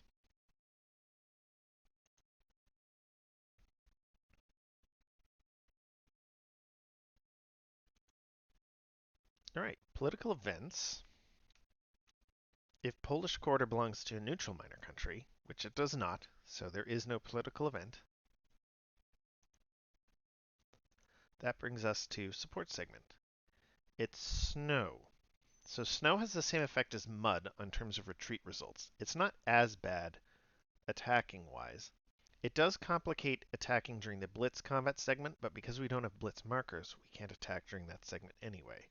It's harder to attack with air forces in the snow. Let's find the rules for that. A ground unit in a hex with snow must stop movement after moving into or out of an enemy ZOC hex. We're not worried about blitz combat. An air unit does not provide an air unit shift if the defending unit is a hex in snow and the air unit is adjacent to that hex. It does if it is in the defending hex. That's maybe a bit of a complicated way of wording that, but basically the air units only provide an air unit shift in the hex they're placed in, rather than in their own hex plus adjacent hexes.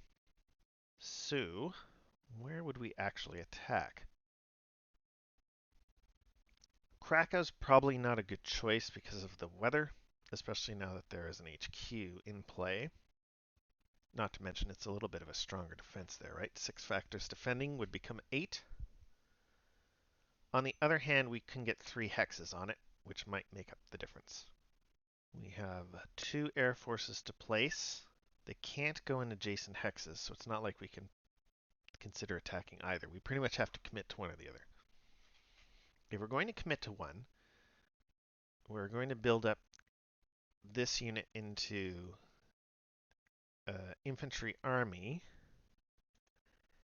and that would give us 26, 30 factors attacking 7, which would be 4-1 base odds,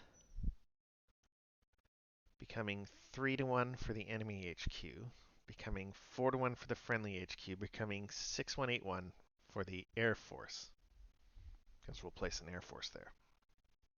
There's a 2 in 6 chance of getting an exchange result, which wouldn't be great. So 1 in 3 chance of an exchange. Is there any way? There's no way to juice that attack up to 9-1. What about Krakow? Krakow's defending with 8 if the HQ is involved. With Krakow, we can get an extra hex involved. 3 hexes instead of 2. We would build that up. We'd build these 2 units up. So that would be 5 and 6 is 11, plus 12 is 23, plus 14 is 33, 37, plus another 4 is 41. 41 factors attacking 8 is 5-1. So we're starting from the same column, but it's worse because now the opponent has 2 shifts in their favor. So we'd be in the 4-1-5-1 column. So I think that's not going to work out. We're definitely not going to worry about attacking Krakow just right now. We probably need to break the Soviet defense in Warsaw.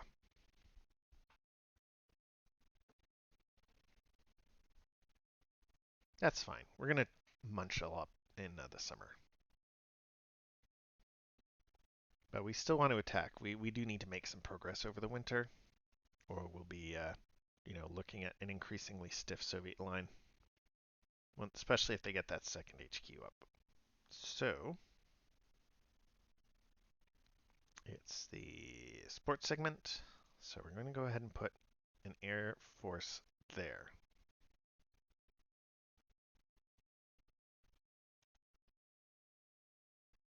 And then we're going to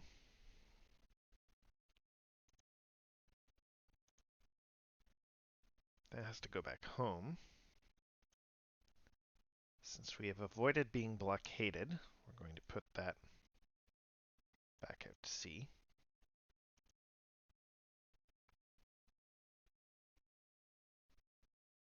Then we have to organize units.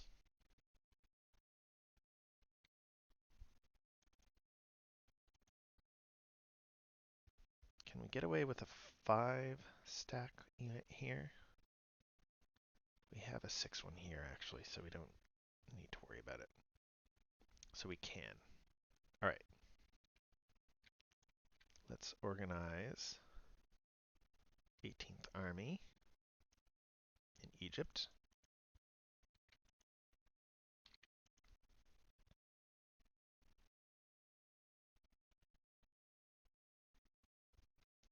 And we will organize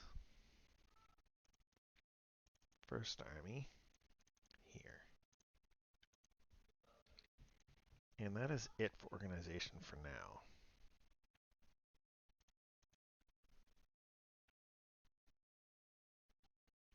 I don't think we have any Italians to organize. Nope.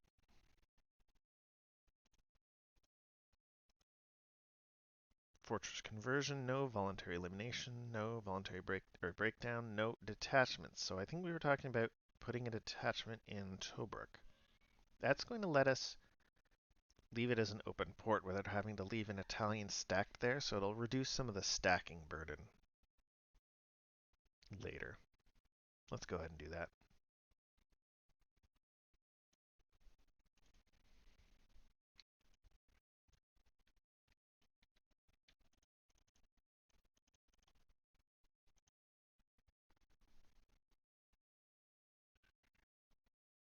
All right.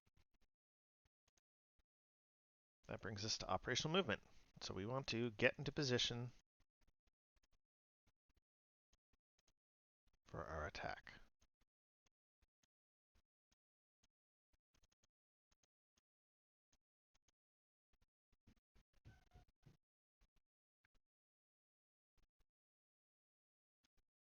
That unit's going to have to stop because it's moving out of an enemy ZOC. Half 1, half 2, half 3.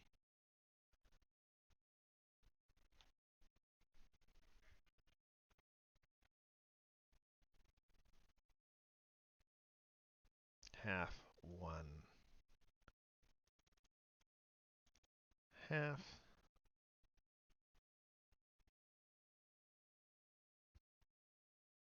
Or half 1, half 2, half. Do they, no, would they even bother? I think that unit's just going to stay in Königsberg for now, so they'll just go there. They'll just go there.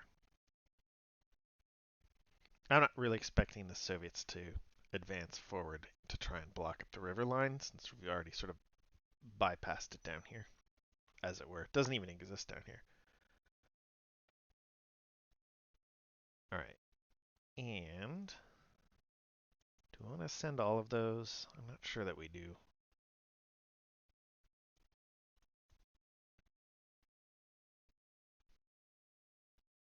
One, two, half, 3.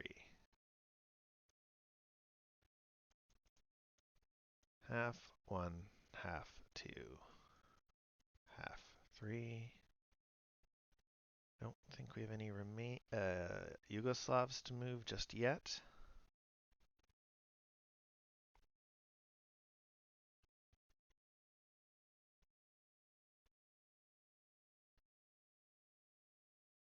We can't move any Germans except overseas, so one of these guys will schlep into Tobruk.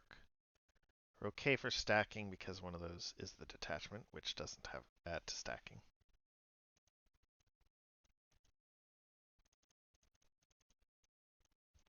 And that is it for operational movement. There's no blitz combat, so regular combat, we're looking at our 14, 20, 26, 30 factors. Attacking 7 is the 4-to-1 column. As we discussed, the Soviets get a column shift for the HQ. By the way, the reason it's 7 factors defending is because the Soviets are committing their HQ. And then the Germans are getting a shift for their HQ and their Air Force. So we're in the 6181 column.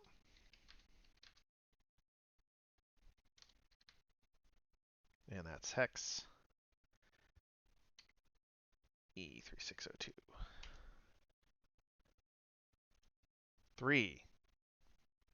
So that's DR201 becomes DR101. Not bad. Because the HQ participated, there's a mandatory retreat conversion. So the Soviets have to take 2 step losses. I think they're going to lose Polish steps. All right, well, that's good. Right now, attrition is definitely favoring the Germans, that kind of attrition. It's very hard for the Poles to come back. But even right now, it's hard for Soviets to come back, right? They just don't have very many Soviet units right now. And they're also not very good. It's just a good way of thinning out the line. They're going to, I'm sure, replace that unit. Okay. Well, that's it for regular combat. So that's going to bring us to the marker segment and reserve movement.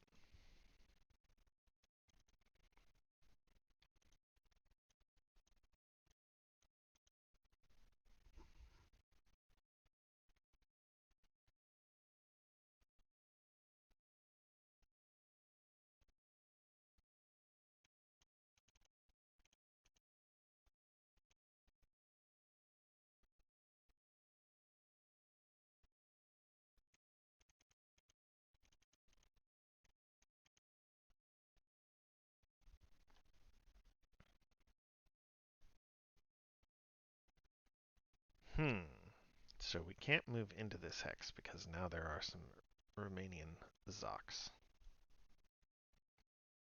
Half 1, half, half 1, half 2, half. Okay.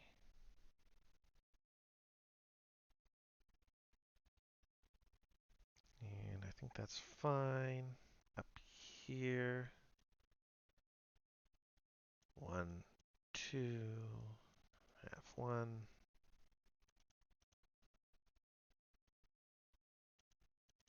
That's fine. All right. I think that's the German turn.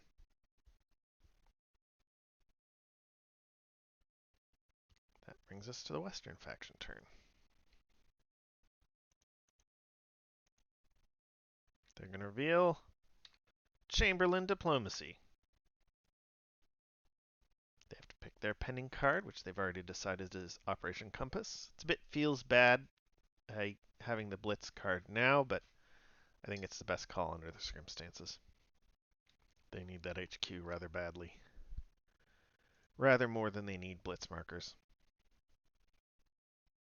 Historically, of course, they were fighting Operation Compass mostly just against Italians and not, Italians and Germans, so what are you going to do?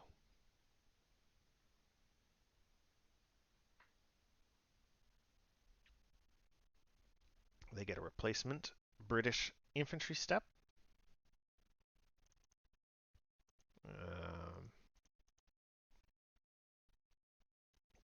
We'll just send one of these. Just keep funneling those infantry steps down to Egypt for now.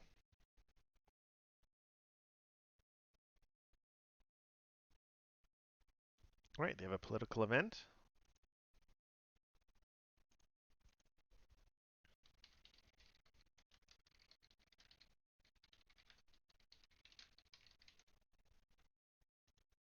Three becomes three. Conflicting plans and no result.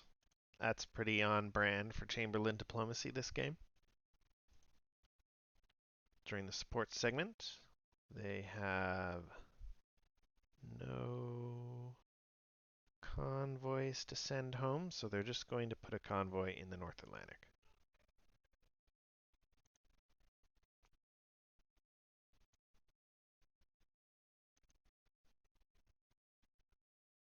And then, for operational movement, they're going to schlep that unit down to the West Africa box. And, oh, we did forget one thing, a little out of order here. We're going to flip this unit over onto its port-a-fort side. We don't have any operational movement down here. That's going to make it a little harder for the Germans to break through when they finally can. And that's it for operational movement. No combat. Marker segment, they technically moved that back. I never even moved it into the use box, so we're good. And this goes into the East Africa box.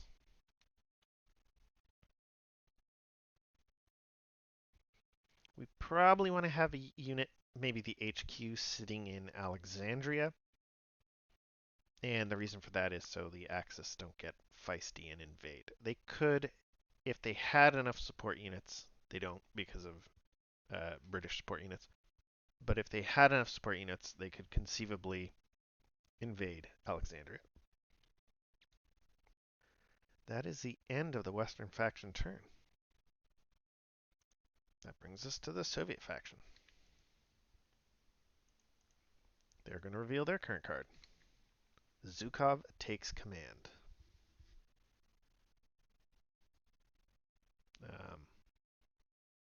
Russians, as you might imagine, are better at fighting in the snow than the Germans are, but they certainly don't have any good attack along the main front here.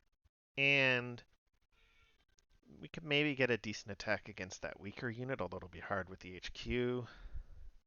Maybe we can make something happen down south, although it'll be harder with the bulk of the forces being Romanians. We'll look at it. I mean, we are tempted by this blitz marker. So there's delay, box, units. There we go.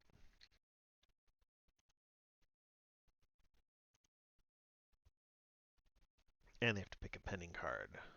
So we've decided it's going to be peace offer.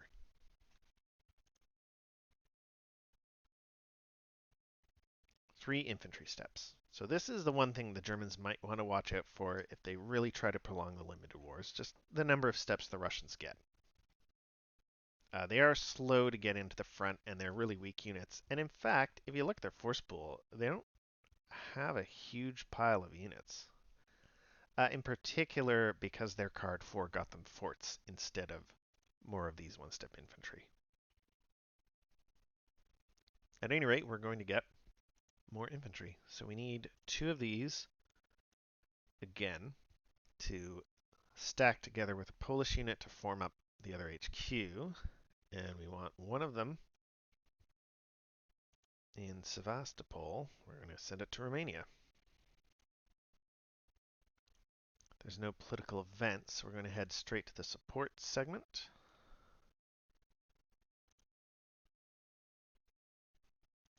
All right, let's look at a blitz marker. Is there anywhere where we can get a decent attack?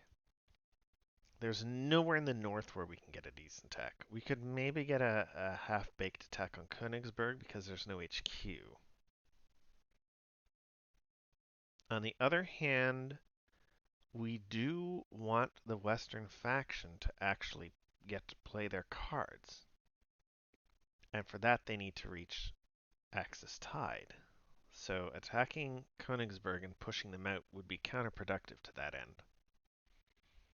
Plus, at this point, we wouldn't get a very good attack. We can't even get the armor in right now. That would have to wait until next turn. So right now it would be 3, 4, 5, 6, 7, 8, 9, 10, 11 factors attacking. And if we committed to attacking Königsberg with our HQ, we would be out of range to defend Krakow. And I think we do not want to do that. I think we want to be able to keep defending Krakow.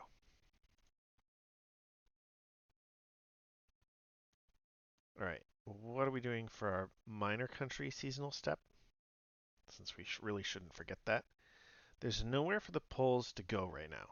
They're currently overstacked. Or they're not overstacked now, but they will be if they put another step down. So we have to place a Romanian if we have one. We don't. So we're not going to be able to get to put a step down. So there's no minor steps coming down. There's no room to put them. We can't reinforce that hex. Actually, that's a pretty good situation for the Germans. They're going to be able to take that hex next turn, I think for sure, because they can't reinforce it because of the enemy air force. So there's definitely no attack here, right? We said it's a maximum of 11, so it wouldn't even be to 2 to 1. It'd be a 3 to 2 attack, becoming 1 to 1 with the city, becoming 3 to 2 with the friendly HQ. That's really not good. And maybe in 1943 we'd eat one of those attacks just because, but certainly not now. Down here, we can get an attack on this hex without having to cross the mountains because we're here. We could get that unit could join in. So we could get 3, 4, 5, 6, 7, 8, 9, 10, 11, 12. We could swap out one of these. 11, 12, 13, 14 factors, attacking 4. That would be 3 to 1. And with a blitz marker, we could get,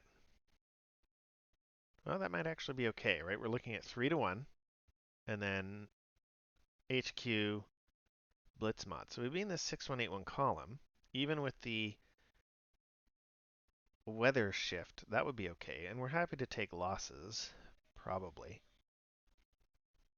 At least we'd be taking comparable step losses, unless we roll a 6. That would kind of suck.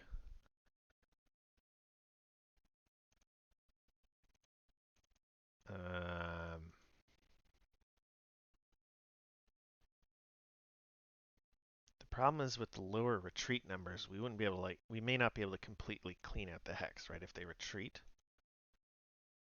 we can never get more than a DR2. But if we roll low, we could potentially clean the hex. Maybe, maybe not because of the Yugoslavs. What we're really hoping to do is kill Germans. I don't think we'd be able to. It's probably worth attacking anyway, though, because this might be one of our few chances to try and attrit Axis steps at this point in the game. So we're going to go ahead and place a blitz marker there. Because we can. That's going to bring us to organization. I don't think we have any. So let's get to operational movement.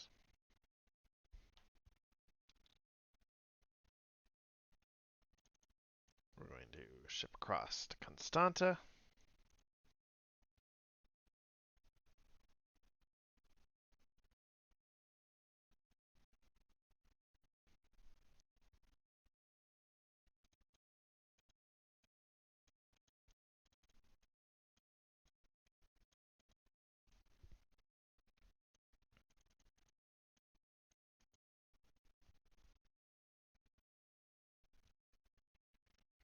All right, what are we doing here? So these two units are advancing, not the line fortress. Half, one, half, two. This unit's going to back out of Warsaw. Um,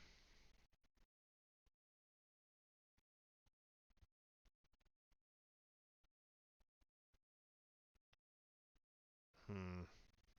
I think we better defend Warsaw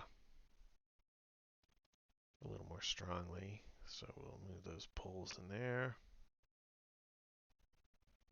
And then I think we pretty much, right now, we're going to need to commit that unit down there just to hold the line. Do we want to start moving units down from here? We're not in any great risk of the Germans advancing up the Baltic states right now. And we could really use those extra steps, right? That's 8 steps locked up here right now. And by the time we're going to need them up there, it'll be the summertime, so we'll be getting a whole bunch more anyway. So I think that's the right call. It's a little bit of a muddle, though, because we can't just follow rail lines. So it's going to be 1, 2, or 1 and 1, I should say. 1, 2, 1, 2. And that is it for operational movement. Let's look at blitz combat. So it's a bit different for Russians attacking in the winter. Let's just look at those blitz combat rules again, or their weather rules. In the blitz combat segment, only the following blitz-enabled Russian units can attack a hex with snow. Oh, that's a bit of a typo. It's only the following blitz-enabled units can attack us with snow. SS, all German units stacked with or adjacent to SS units, Finnish, Russian, and Swedish. So, that's actually an issue. The Romanians can't attack in snow, and Russian units don't make it better for them. Do we even want to attack then? It would be 3, 6, 9, 10 factors attacking 4. Now we're only in the 2 to 1 column. We could get into the 4, 1, 5, 1 column, though. The multinational HQ is still a Russian unit because it's multinational. Now it's a 2/3 chance of an exchange. And not a lot of. If we wait to attack, we'd still be in this column during the regular combat segment with the Romanians. So you know what? I think we're still going to attack. I think we're still doing it. It's going to cost our armor unit, though. Maybe we don't want to. If we don't attack with the armor, or with the, if we don't use the HQ, we could retreat, but that would leave us with some overstacking problems, so I don't know that we want to.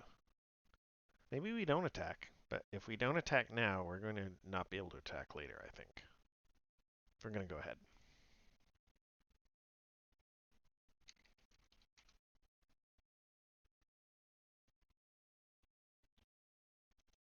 Three. DR101. So the DR1 is becoming exchange. That's not too bad. We're still going to afflict 2 losses, probably force the Germans, the Axis, to retreat. I don't think they want to take step losses. So we have to take a step loss on our armor, unfortunately. And now the Axis. So let's actually read through an exchange result, because I don't think we've ever had one before. Where are we here? Exchange. All attacking ground units must retreat 1 hex, or one of the attacking ground units must take a step loss. If retreat is possible, the attacker chooses which to do. Retreat was not possible because we had an HQ participating, by the way. If the attacker takes a step loss, then all ground units in the defending hex must retreat 1 hex, or one of the defending ground units must take a step loss. If retreat is possible, the defender chooses which to do.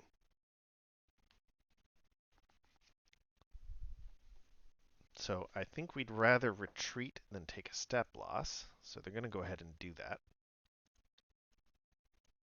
Now there's the attrition result from the combat, which, if you recall, was a roll of 3. So there's a 0-1 result which has to be taken on.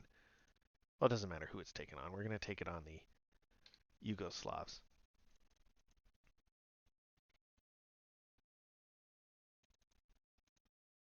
And then the Soviets can advance.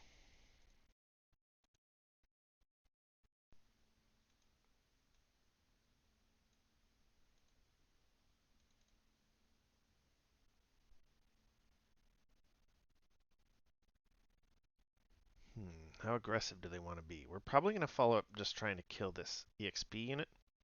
We'd have 1, 2, 3, 4, 5, 6, 7, 8, 9, 10 factors attacking. It'd be 9 to 1 column to start. Goes down to the 6 to 1 column for the terrain, becomes 9 to 1 again with the HQ. So we're good with that. That's fine. That'll be fine. Right, so that's the Blitz combat segment. Let's move on to regular combat. So as we said, we're going to have a 9 to 1 attack on Hex 3004 here.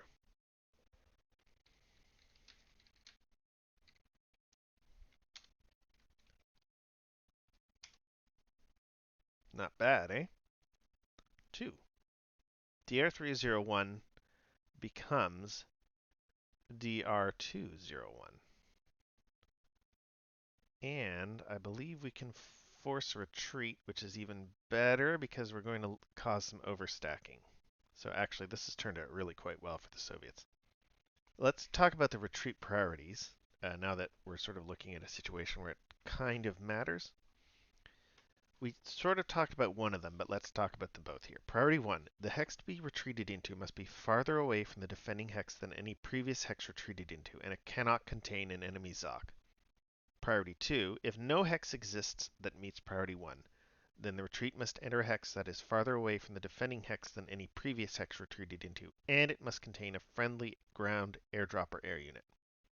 If no hex exists that meets Priority 1 or 2, the force cannot retreat. If within a specific priority there is more than one hex available to retreat into, the owning faction chooses the hex. And it's worth noting that a unit cannot retreat into a policy-affected country or a neutral minor country. So Hungary, being a neutral minor country, cannot be retreated into. So we have 2 is a DR3, so that's going to become a DR201. So there's no hex that meets priority 1. The Yugoslavs have to retreat into this hex. That's 1 out of 2 hexes retreated. Once again, there is no hex that meets priority 1, so the entire stack has to retreat into this hex. That's it for retreat results. So now there's an attrition result, which we'll just take on this unit.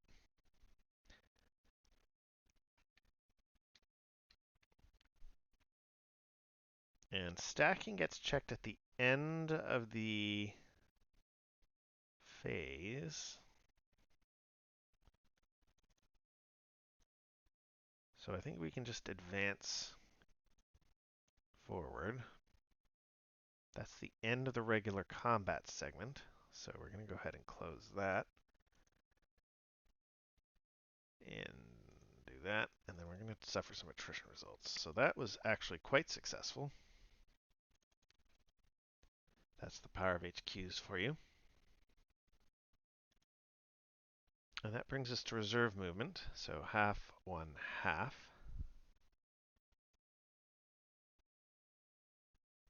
This is technically going back there. And then we have 1, 2, 1, 2. And that is it for the Soviet turn. That was a reserve movement. They have no conditional events. That's going to bring us to delay rolls.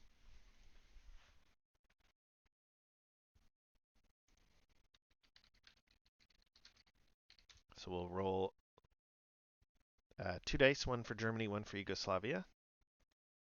So it's 3 and 6. The Yugoslavs are going to take a while. Guess getting the horses back is an issue.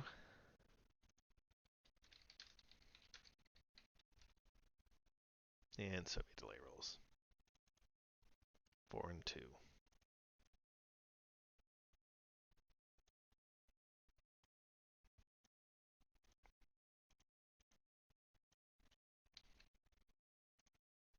That's the Soviet turn. All these units are going to force pools.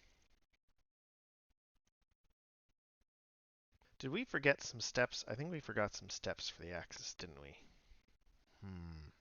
Let's just take care of that now at the start of their next turn. Right, seasonal steps. They get 2 Germany steps, 2 German steps. They also get 1 Italian step and 1 minor country step, which can be Italian but doesn't have to be. They would not have had any Yugoslav units to place at the time, so it would have just been Italians. Oh no, we don't want that. We'll put that there. So in this case, I think it would probably be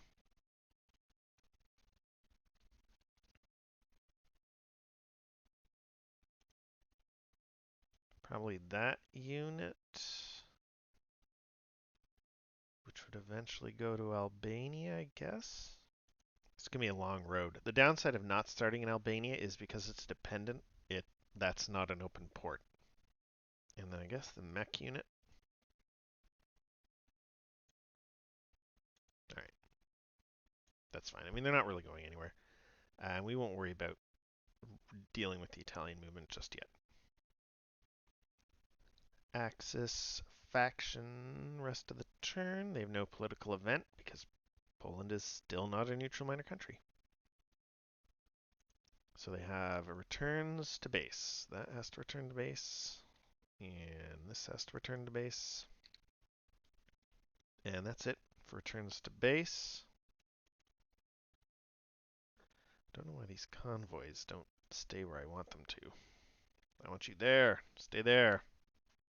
We don't need the scratch convoy out. We can't actually take advantage of the scratch convoy right now.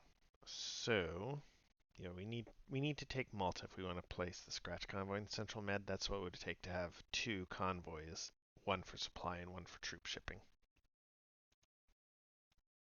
The other alternative is you can use air forces and fleet units to put down escort convoys, which function like convoys. We'll put that on its troop side. Now, do we actually want to use an air force here? It's still the snow. We're looking at the same attacking factors, so that's 12, 20, 30 factors attacking 3. That's quite a bit better. We're in the 9-1 column to start. There'd be a shift for the enemy HQ and a shift for the friendly HQ, so it'd stay in the 9-1 column. So we don't need an HQ there. We might want an HQ if we were thinking about attacking, and we have to remove that blitz marker. Sorry. We might think about Air Force down here if we were thinking of attacking one of these hexes, but I don't think we have the forces to do it yet because of the enemy HQ. We need our own HQ for sure to be able to attack down there. Or just, a couple of actual beefy units. So we can't build up a multi-step unit in Yugoslavia right now. That would cause Axis occupation. So we would either have to build up the unit and then move it out, or just leave it there. And I think we're going to just leave it there because if we threw it up into this part of Romania, it could start getting attacked and attrited, and I don't think we want that kind of attrition. We definitely need to sort things out with the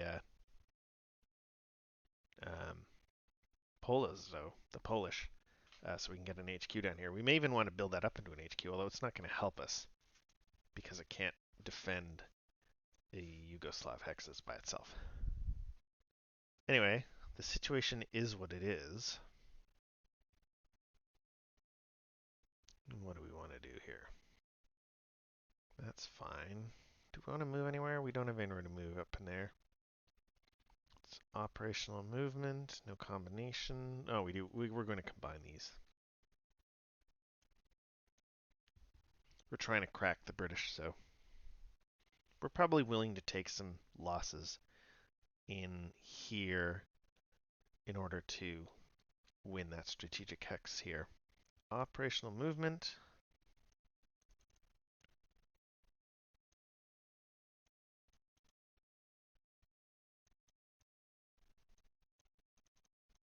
Half one, half two, half one, half two. Can we actually do that? I better double check. Because Axis miners don't play nice, sometimes it's worth double checking some of these things.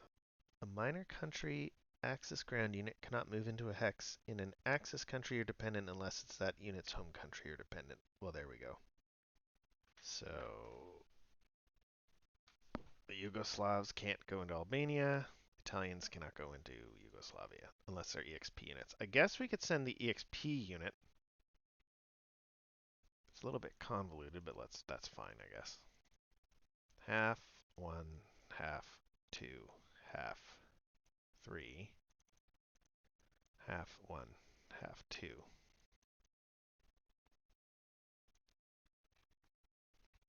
We probably should have some defense in Albania in case the Allies decide they want to use it as a base themselves. Do we want to do anything here? Move out of some of these hexes? I don't think so.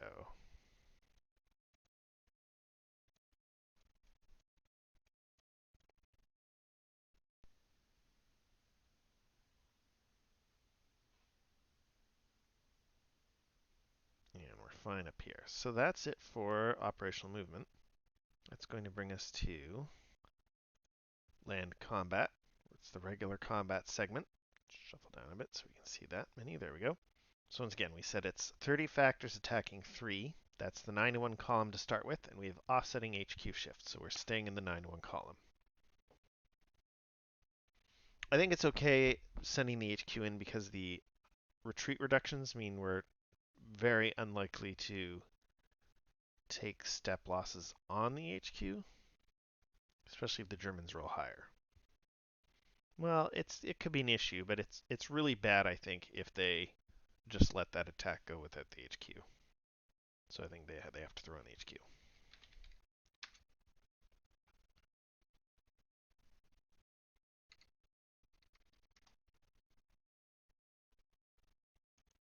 A 4. DR2 becomes DR1,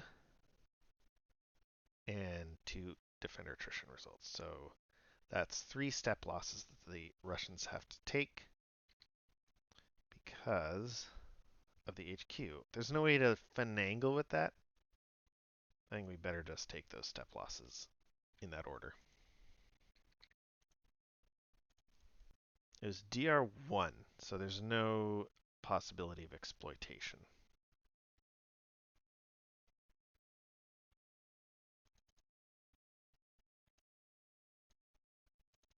So I think they'll just advance there. All right, well, they're slowly but surely grinding their way forward in Poland.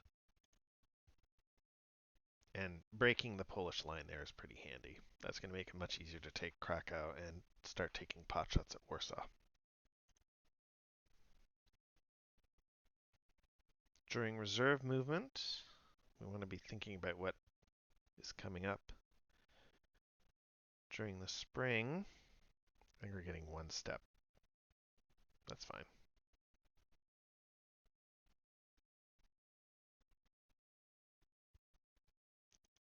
So during reserve movement, if we do that, we're going to be able to organize those into something bigger. In fact, actually, let's undo those quickly. If we do... No, if we go too far back to Berlin, so we're getting the 3rd unit right away, we'll be too far away to do anything.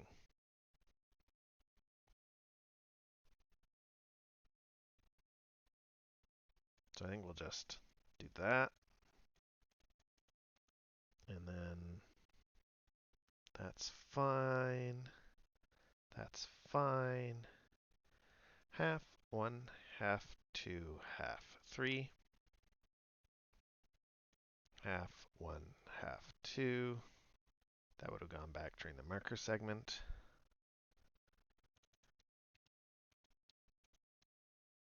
These units can advance. That unit will keep advancing.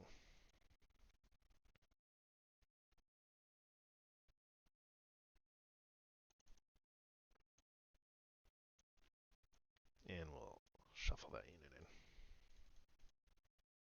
All right, we're actually only one German step in Italy away from completing our stacking up of Germans in Egypt. So that's not bad. The British had better hope they get a good delay roll on their HQ, or they're going to be in trouble. All right, that is it for the Axis faction turn. That brings us to the Western faction turn. They have their political event to start off with.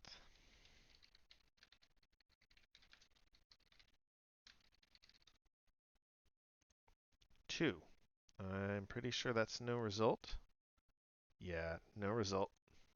Chamberlain is really on brand this game.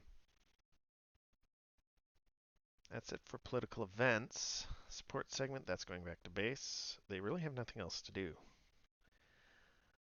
It's a very static time for the Western faction. They do have this. 1, half 2, that's operational movement. And then half 1, half reserve movement. And that's it. I guess they could move this unit out. I mean, who knows how long it'll take before we reach Axis tide. We'll leave it there for now. That's it for them. That's going to take us to the Soviet faction. Let's carry on with the Soviets. They have no political event. Nope.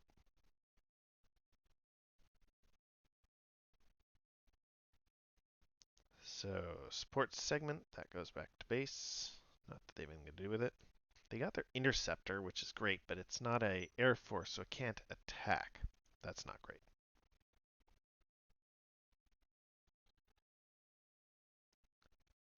So, they have organization. We're going to combine some more units in one other HQ, the Baltic HQ.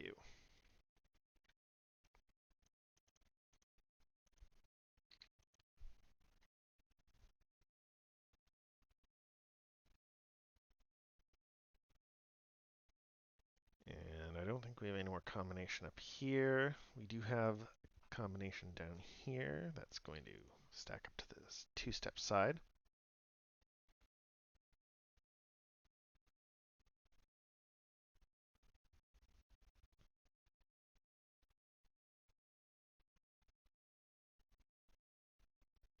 All right. And what are we going to do here? We need to make room for a unit in Warsaw, right? We want Polish units. We want to be able to put Polish units in Warsaw. Although that is a problem. Oh, you know what? We might be okay based on the rules for HQs. Here's what I mean. Remember what we talked about placing replacements a few videos ago? You may not remember.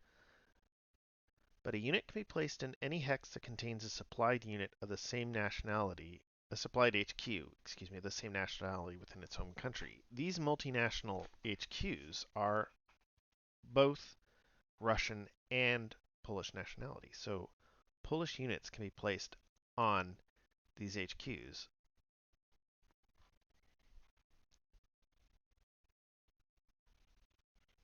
We need to keep an HQ in range of Krakow. So we would either have to place it down here in one of those hexes, or we have to leave a unit in Warsaw. The downside of leaving a unit in Warsaw, of course, is the danger of um, a German attack on Warsaw, which might chew up the HQ. Mind you, that's a danger anywhere. This is why we're bringing these other units down, because we're looking pretty stretched, aren't we? Despite the success in the south. Um, Technically, we should be placing our blitz marker before we do organization. I know we're a little out of order. We haven't rolled dice though, so it's fine. Where could we attack? Is there an attack? That's 6 factors defending. We could get 6, 7, 8, 9, 10. That would be 7, 8, 6, 7, 8, 9, 10, 11, 12, 13. We could get 13 to 6. That's 2 to 1. 3 to 1 with the HQ. Lots of exchange results. The problem is we have to take, well, we have to take step losses because we have the HQ participating. And then the Germans will just be able to retreat, although they can't retreat forever. We could push them into, well, we can push them into Belgrade, but then we would be stopped. Right? We can't, it's going to be hard attacking across the river. That might be okay. Or if they just retreat into the river. Ooh, what did I do there? They just retreat onto the other side of the river. We won't be able to advance into Belgrade because of enemy zones of control.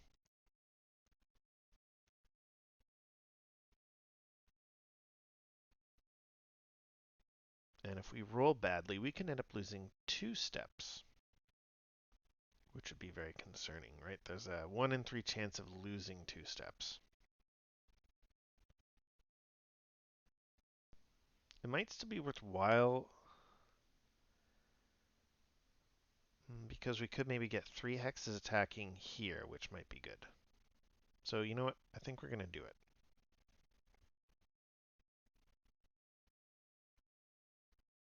So we're going to go ahead and place our blitz marker here.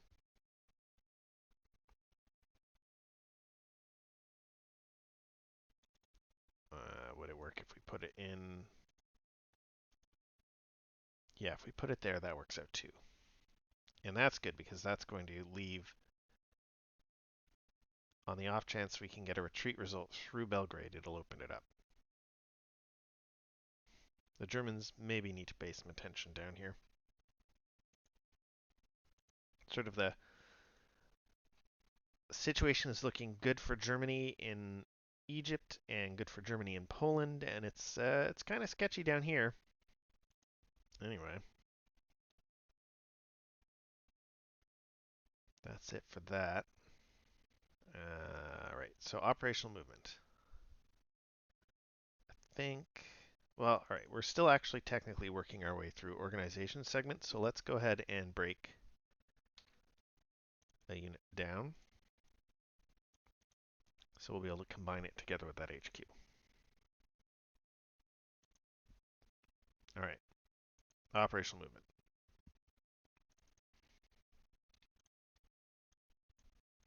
1, half, 2.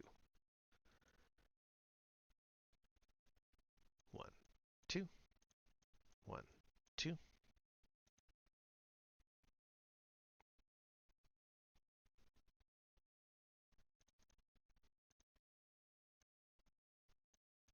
They have to stop. They'll advance.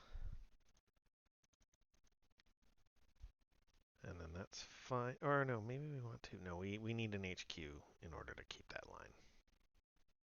Or in order to keep that HQ coverage on Krakow.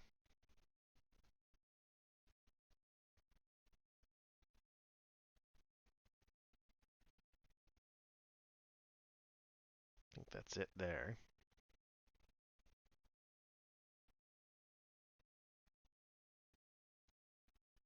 So they're just advancing. They're advancing. And they will shuffle here. Okay. And that brings us to the end of operational movement. So now it's the Blitz combat segment. So we have 1, 2, 3, 4, 5, 6, 7, 8, 9, 10, 11, 12, 13 factors attacking 6. That's 2 to 1. Becomes 3 to 1 with the HQ.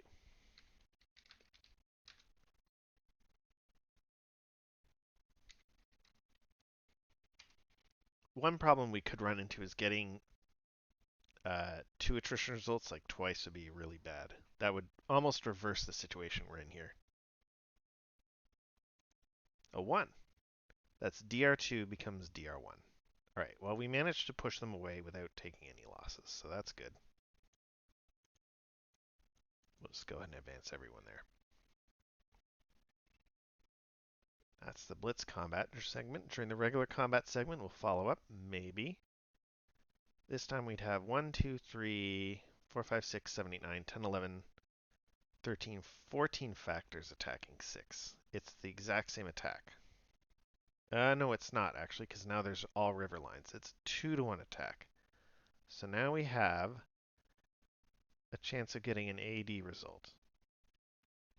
I think that's acceptable.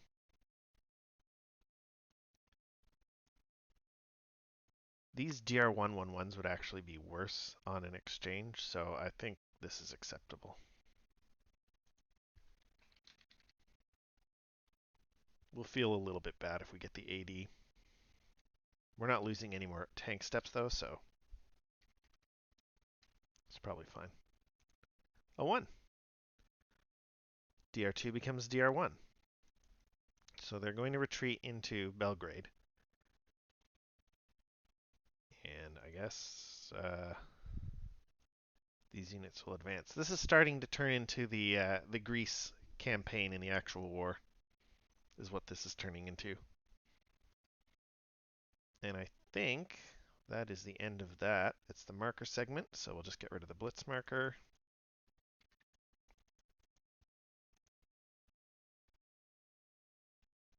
And call it a turn, I think. Where are we here? Yeah, reserve movement. We have coverage everywhere. I think we want to go here just so we're not too vulnerable to a flank from Bulgaria. We do have to be a little careful about advancing too far, right? At this point, we could actually end up getting encircled if the Germans bring the Bulgarians in soon. So that is something to be careful of. We're also not going to get any more blitz markers. Oh, we do get one from general mobilization. So we could actually keep pushing down here if we really want to.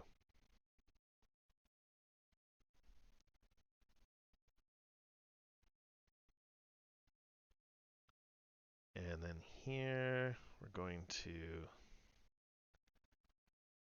there. One of those units is going there to fill up the line. 1, 2. That's as far as I can go. I do have some concerns about this situation as it's developed in Poland with how slow these Russians are moving. I think there'll be time to keep the Germans from pushing back, but we will soon see. We will soon see. Well, we could just go 1, 2, 3. 1, 2, 1. Oh no, not that. No, I keep. There we go. And that unit goes there. Or it can just go half, 1, half. And that might be okay. And then there's some HQ coverage going on across the line.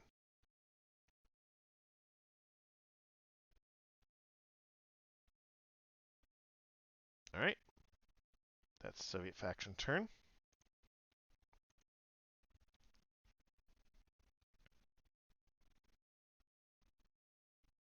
So that brings us to delay rolls. There's just the one delay roll.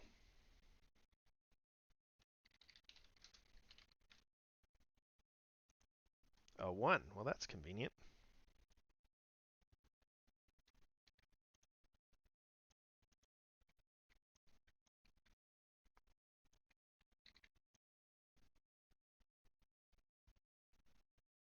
We'll organize the force pools.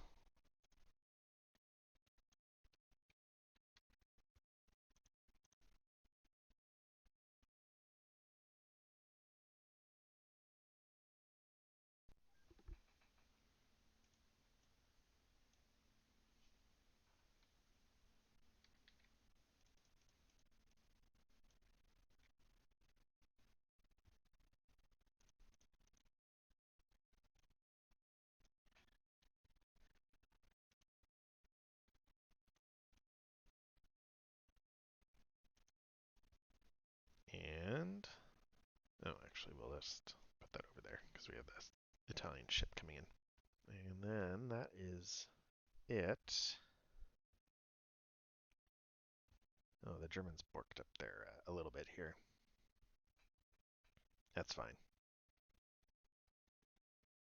All right, well, that is the end of the winter. So we're heading into spring 1941. So that's going to be the end of this video. If you enjoyed it, I hope you leave a like and subscribe, and we will see you next time.